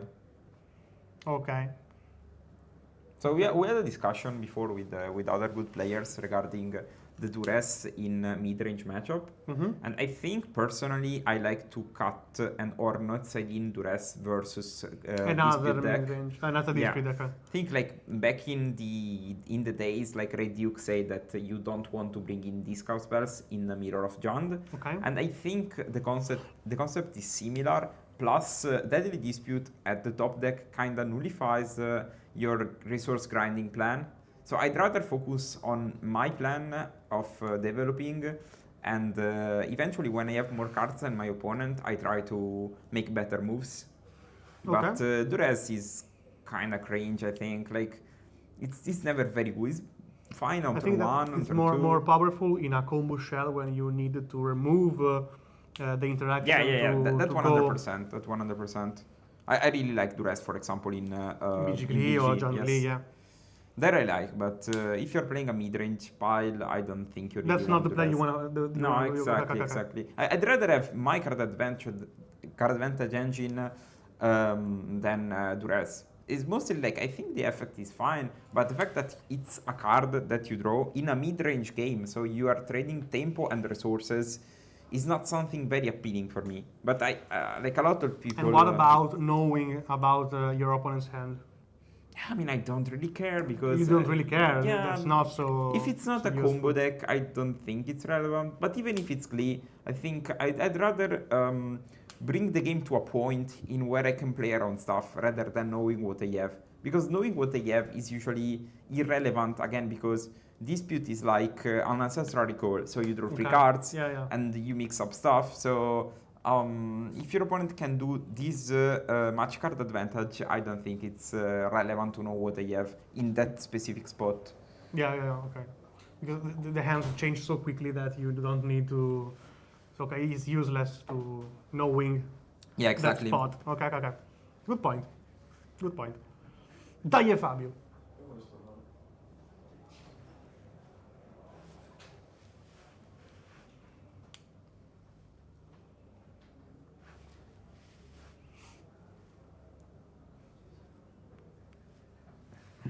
I'm really happy to introduce you the head judge of Paupergeddon Winter Edition 2025.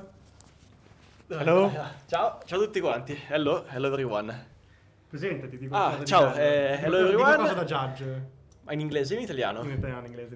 In inglese. Hello everyone, I'm Marco. I was the head judge for today. Well, I still am because we were playing the 8th round.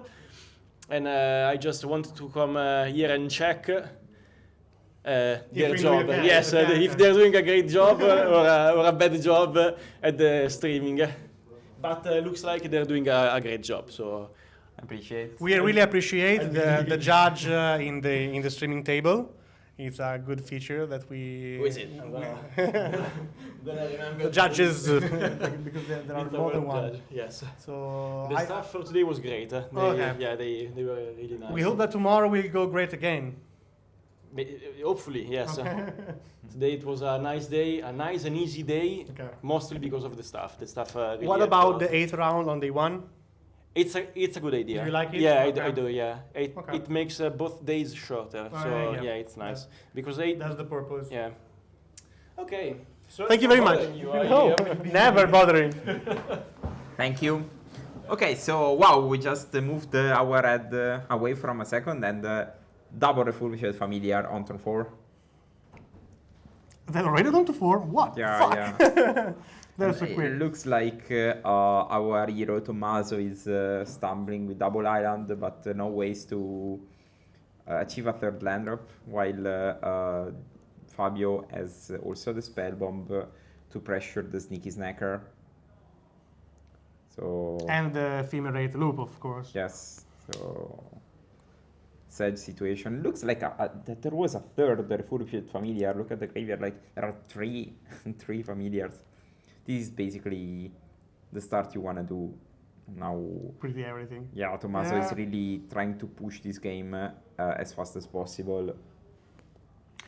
Was the day 2 cut 15 points in 8 rounds? No, in 7 rounds.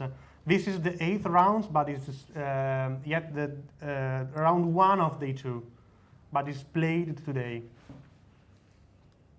Okay, Sneaky Snacker Artcast. I think it's gonna be a blocker, but gets immediately removed.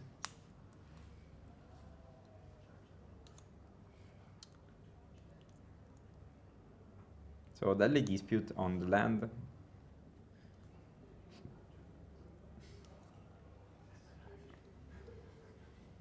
That's a bad spot for the yeah, he's super behind. So also this is a Chrysalis to close the game in the next turn. Yeah.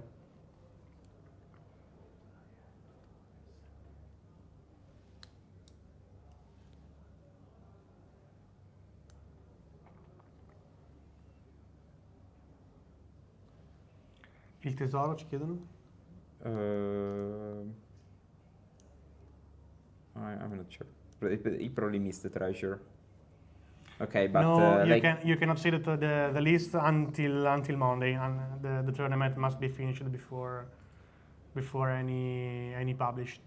okay, so we didn't It stop was the really game quick. because yeah, it was just a matter of like it was like 3 minutes, something like that. So very very fast game, but. Do we have a backup table? How many? Yeah, of course. I think there is a backup table here, Okay. and it's coming. How many games today? This is the last round. Yes. So 8 rounds. So it was 7 rounds for the day 1 plus the first one for the day 2. Yep. We do this for better organizing reason, and it's also better because I think it's tomorrow we also have to play the top 8. Yeah, we're starting at 10 o'clock tomorrow, right? Okay, so make sure to. I know. I'm asking to you. I'm not sure about it. I think so. Yes. Okay, we're starting at 10 o'clock a.m. tomorrow with round 9. Yeah. On that, it will be the first of 5 rounds of tomorrow. After that, we will have the top 8, of course. Yeah, exactly. Conversion rate and metagame breakdown will come tomorrow in round 1 for day 2. No, for day 2, okay, because there are less data. And in the second round will come the data of today. Yeah. Because there are over 300 lists that are not named, so we're gonna check them manually. So don't be anxious, and tomorrow you will have all the data All you the want. data, You can complain about the cards, blah blah blah. You can make the hate you can tweets. complain about deadly disputes. Exactly. How you wanna ban the island? No, it's already weak, so you don't need to ban it. It's fine. So if you had a magic wand, and you have no, not a magic wand, a ban hammer. Okay. In your hand, in your right hand. Yes. And you have the power to ban a card. Just one like card? bumping the hammer on the table. Which card you choose? Complicated. Right here, right now. Boom, ban. Can I use some ban? Banning cards. I'm gonna be the people's champion, and I would say sadistically. Sadistically? Yeah, let's put. Yeah, okay. yeah, it's fine. Why not? Why don't you choose the Basking Broad Scale? Because I think there is a very very convoluted combo involving altar, broad scale, and something else. It's like a 5-card combo. That I know some people want to play that. But is it the same shell of G.Giglio? No, you need to probably play something different. It's more clunky. Yeah, it's a super clunky combo, but I know there are degenerates that love to play 5-card combo like Poison Storm or stuff like that, and I wanna people enjoy random combos. Okay, I'm doing the same question to the chat, and I want to know what you think about it. Someone just answered the dispute, Icor Wasping, for example. Carte da bannare. Mirko Shavata is asking, what is a ban? It's your work. It's your job. No, I'm just kidding. Bridges need to be banned. Chrysalis. What do you think about banning Chrysalis? Maybe, I don't know. I like the mid-range cards.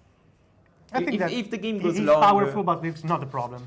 I think, in my opinion. Like we will see. I don't know. Like the card is very very powerful, of course, and it's a threat for a lot of decks. But it's a card that people can maybe play around that. I think the problem is the Chrysalis in the Pauper environment. So I don't know. But I got a better idea. Bambugol. Buckle? Yes, Ban Slippery Vogel. I know there are no I mean, the format would be better. Let's put it this way. First reaction, shock, but I agree. But no one likes why that. not? Like, why not? Like, each time I'm we like, can ban only dispute. It should dispute plus Icor, but it's too radical for format. Yeah, probably. Yeah. We will see. Okay, so looks like they just started. To the backup table, we have Mono Black in 2025. Like Mono Black, I saw a lot of people playing against Affinity. Mono Black creatures, basically. Mono Black Sacrifice. I want to see those lists. Yeah. So for now it's mono black artifacts, Spellbomb plus Seeker. Eccoli. Cards we saw a lot.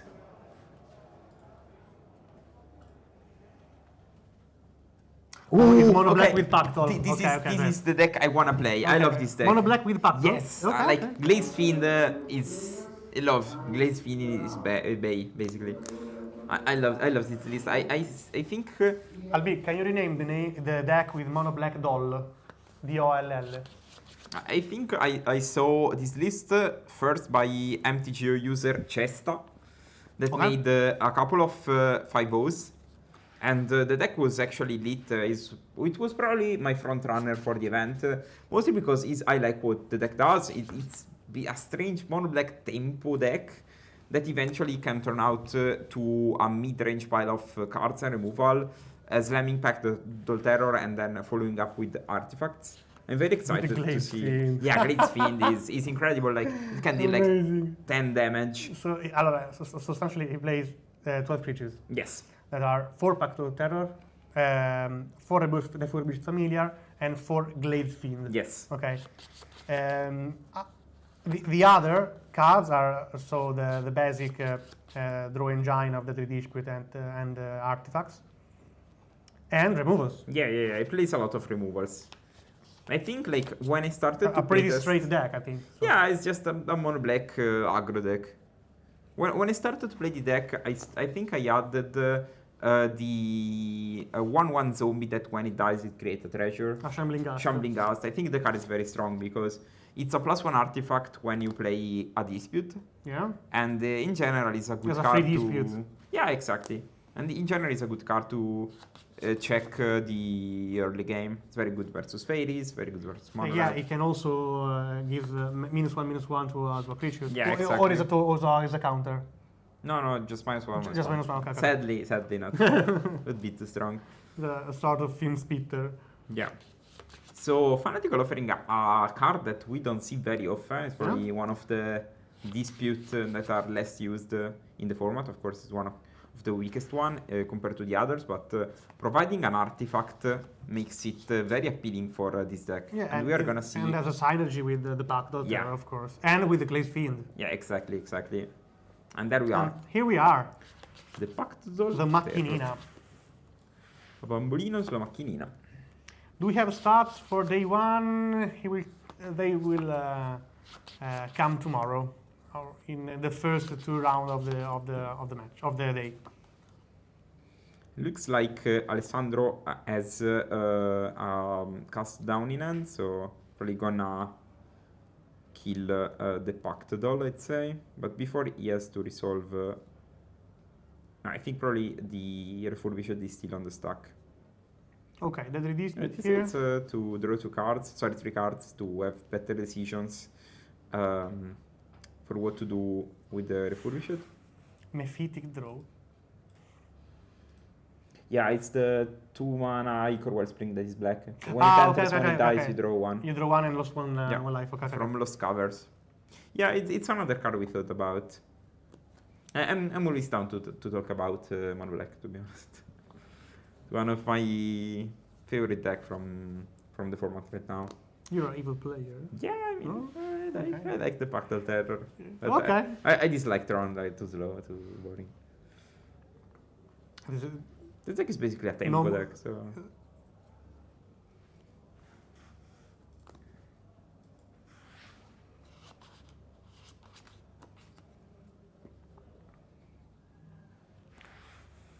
Let's check the affinity list instead. Yeah. Oh, that Vlad is very cool, actually.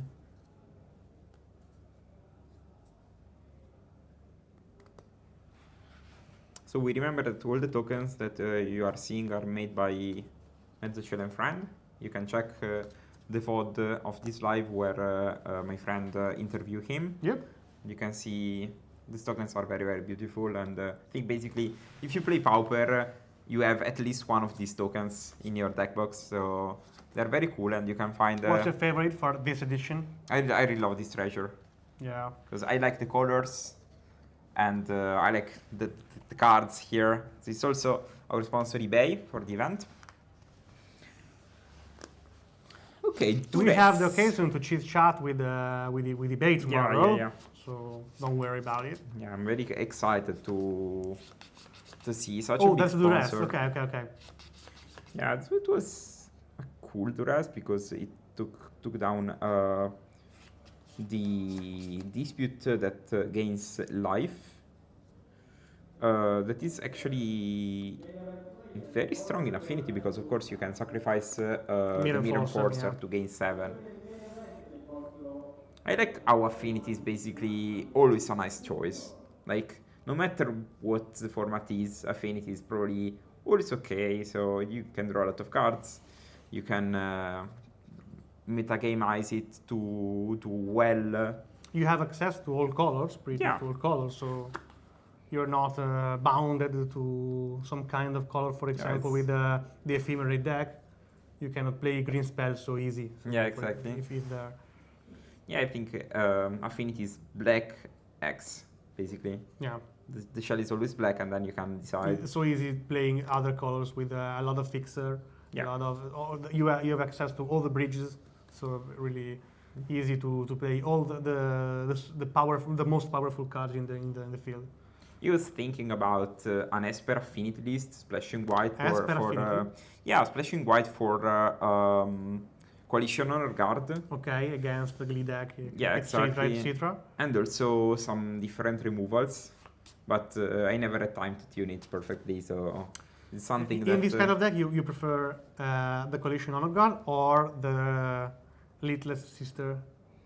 I like the Coalition, to be honest. Okay. 2-4 I think is relevant. And also, like, you can ramp it with Dispute, so it's not a huge problem. But I leave it to you, chat. If you wanna build an ESPER Affinity list, I tell you it's possible. Dicono enough o pagare le spell più di 2 fa venire l'orticaria. You're right.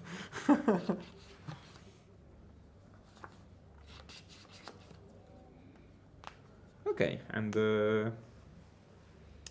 the Blood Fountain, not the best, of course, against double knee Spellbomb. But it looks like our Affinity player is stumbling a bit. His hand is kind of stacked. He has just removals. And I think he will start to maybe cycle the Spellbombs to dig for something. What about Kenku Artificer? I think it's fine. But I think that's not the meta game that allows you to play that card. Yeah, it's a bit slow for the meta, even though like I think it's probably fine versus like Jund because it was good in a meta game where you have a lot of terror deck. Yeah. So you can put that card and give it to the opponent the way to cross it. But in a meta game where you must face a lot of combo deck, is a pretty useless and slow card. Yeah, but I think like the metagame for this Paupergeddon was a bit diverse for what we expected. So I think it was probably right to play 1 or 2. You can even play them in the sideboard. Because I think the card is actually very strong versus Jund. Like how Jund can deal with that in the main. Yeah, I love the deck. Yeah. But I think that Jund is not the problem of Affinity. I don't know. I'm not sure. It's a mid-range battle, and I think. But yeah, he has. I think like Cleansing Wildfire is a wasteland for Affinity. Like they play 1 basic or 0. Pilfer. Okay, the card I love. Discarding the last card in Alessandro's hand. So let's see if Alessandro came up with a big draw to draw like a deadly dispute. Okay. Oh, that talk size. Oh, Tocast. Divination. Draw 2 more cards. That's huge in this spot. Mm-hmm.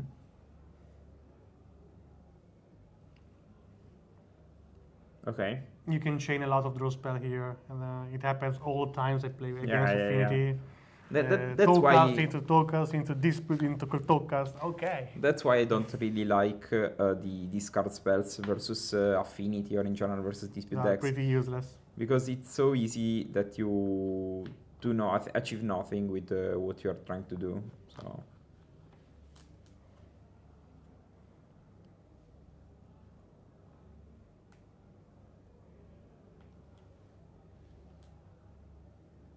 Okay, will see. I think tapping 2 mana, scary.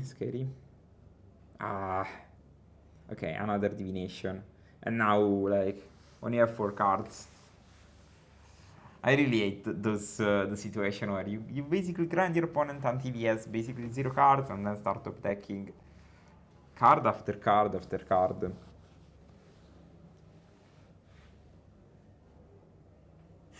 Cuphead.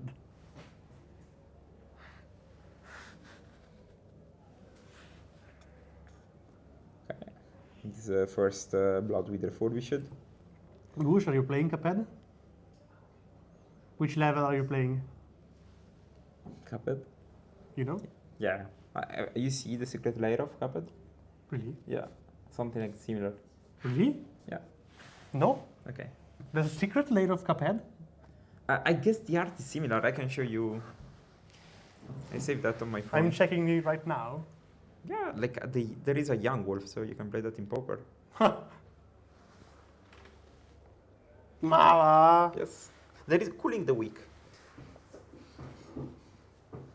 It's actually very cool. So brief deviation, but it looks way too excited. I needed to show him immediately. But there is a Cuphead secret layer. Amazing. Yeah, it's so I beautiful. really love that kind of art. Yeah, the old art. cartoon art. Yeah. It's wonderful. Yeah. The new secret layer is Chef Kiss. Yeah. Is that one? I think so, yeah. Okay. But yeah, like, I really enjoy how secret layer, like, a lot of people are against this, but I like how you can basically play with the arts you like, and there are basically skin for every card. Yeah, I think it works. Or like you can in just League of ignore Legends. them. Yeah, or if you can hate just them, play with the OG. But you can even play more of all the layout cards because there are also them, so... Not too many Pauper cards, sadly, yeah. This is the truth. Yeah. I mean, actually, Culling the Weak is a very cool card. Sacrifice a creature out for black. Another one, but it costs 1? Yes. You have Village Rides that do the same thing, I think. Which card? Village Rides. No, add 4 black mana. Okay, add 4 black mana. That card, yes. Okay. It's played in maybe some Storm decks. It's a very cool card, and also it doesn't have many reprints. It's only for from Stronghold, let's say. It was an annual set, so maybe we see that. Ok, in the meantime...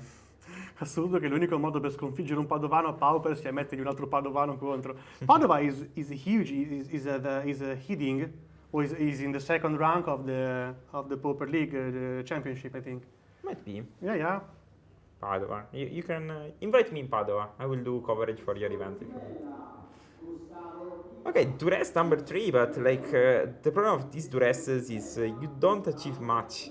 And Galvanic Face, meaning that we are probably gonna show a grip of lands. Yeah, exactly, just 1 land. And cast down. But wow, see, yeah. Oh, don't do that. Okay.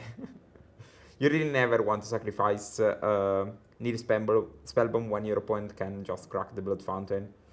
So you just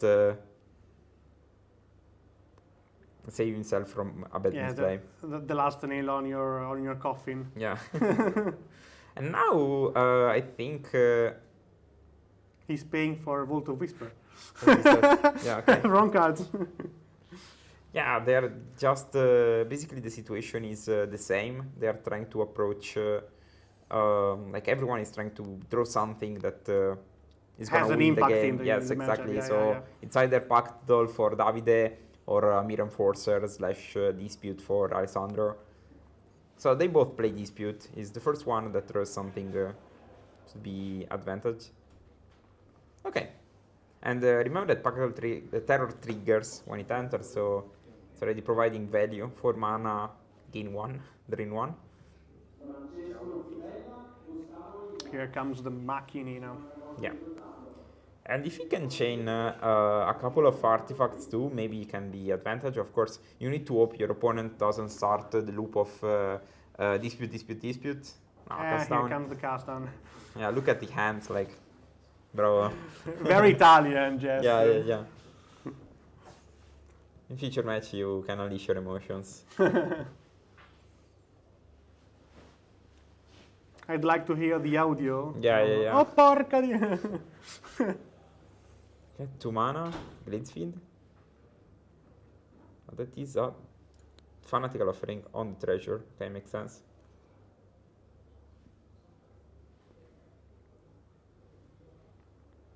Let's see if he drew something relevant.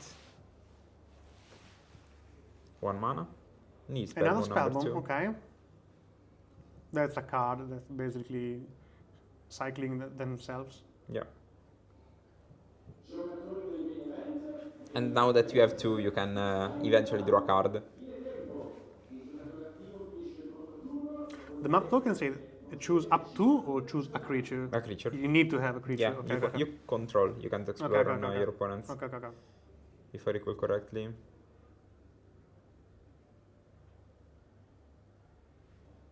And now Davide drew 2 cards.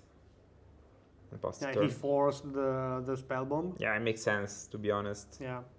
Because it makes your other Blood Fountain better. Yeah.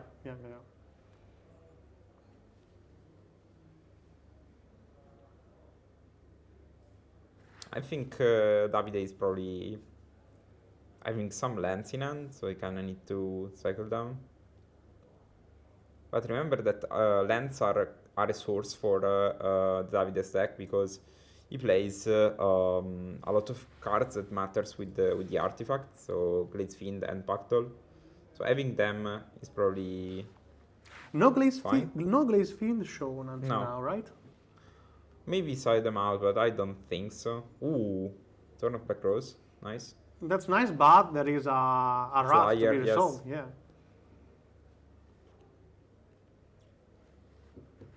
The Monarch, that's the Monarch token I use. Okay, so there is another familiar approaching. A regular or foil? Regular. You know that Mezzocello has also foil tokens? Yeah, I know them. Don't you like foil tokens? Maybe, I don't know. I like the regular, I like to flicker the tokens. Okay. So, foil ones are a bit odd. And a dispute is approaching. He's really big. Yeah. Let's see if Alessandro has other very good plays here, or just ways to cycle the hand, basically.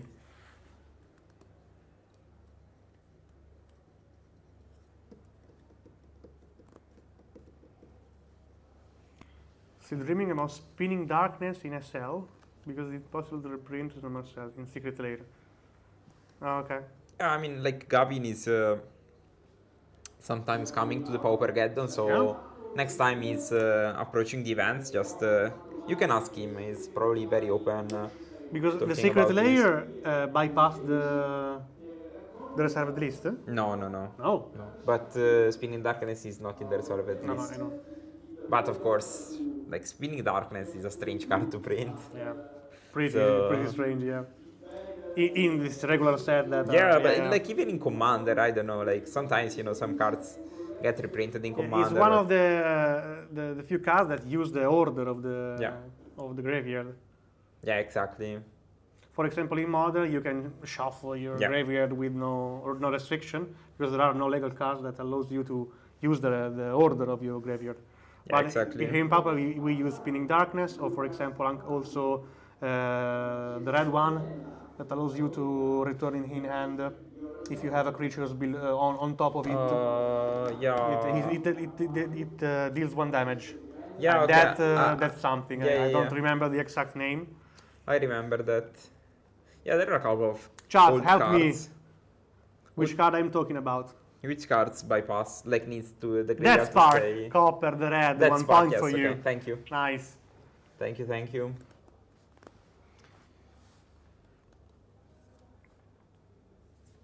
Okay, Wild Ride. You should have a 5 mana tapped. I think he has 5 mana, right? Yeah, okay. Wasn't super relevant. I think it's like we don't see some lands he has. Is your staff announcement? All judges to the stage, please. it's over. It's over. Yeah. One munition is on the table. So we ended the day one.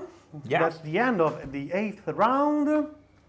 Yeah, it's probably time to say goodbye for today. And have finally a dinner, a beer, and we will gathering here tomorrow at 10 a.m. with the 9th round. Yeah. So the first round of day 2. Tomorrow we will have 5 rounds plus top 8, so 3 rounds of top 8. And we will crown the winner of Paupergeddon 2025 Winter Edition in Lecco. And well, I think we said everything for today, so make sure to stay tuned, follow the page, follow and Boost stay tuned MTG. for the data of tomorrow. We will have the meta breakdown and the conversion rate of every dex of tomorrow. So thank you. I am Sapo. I am Pi. Hello. See you.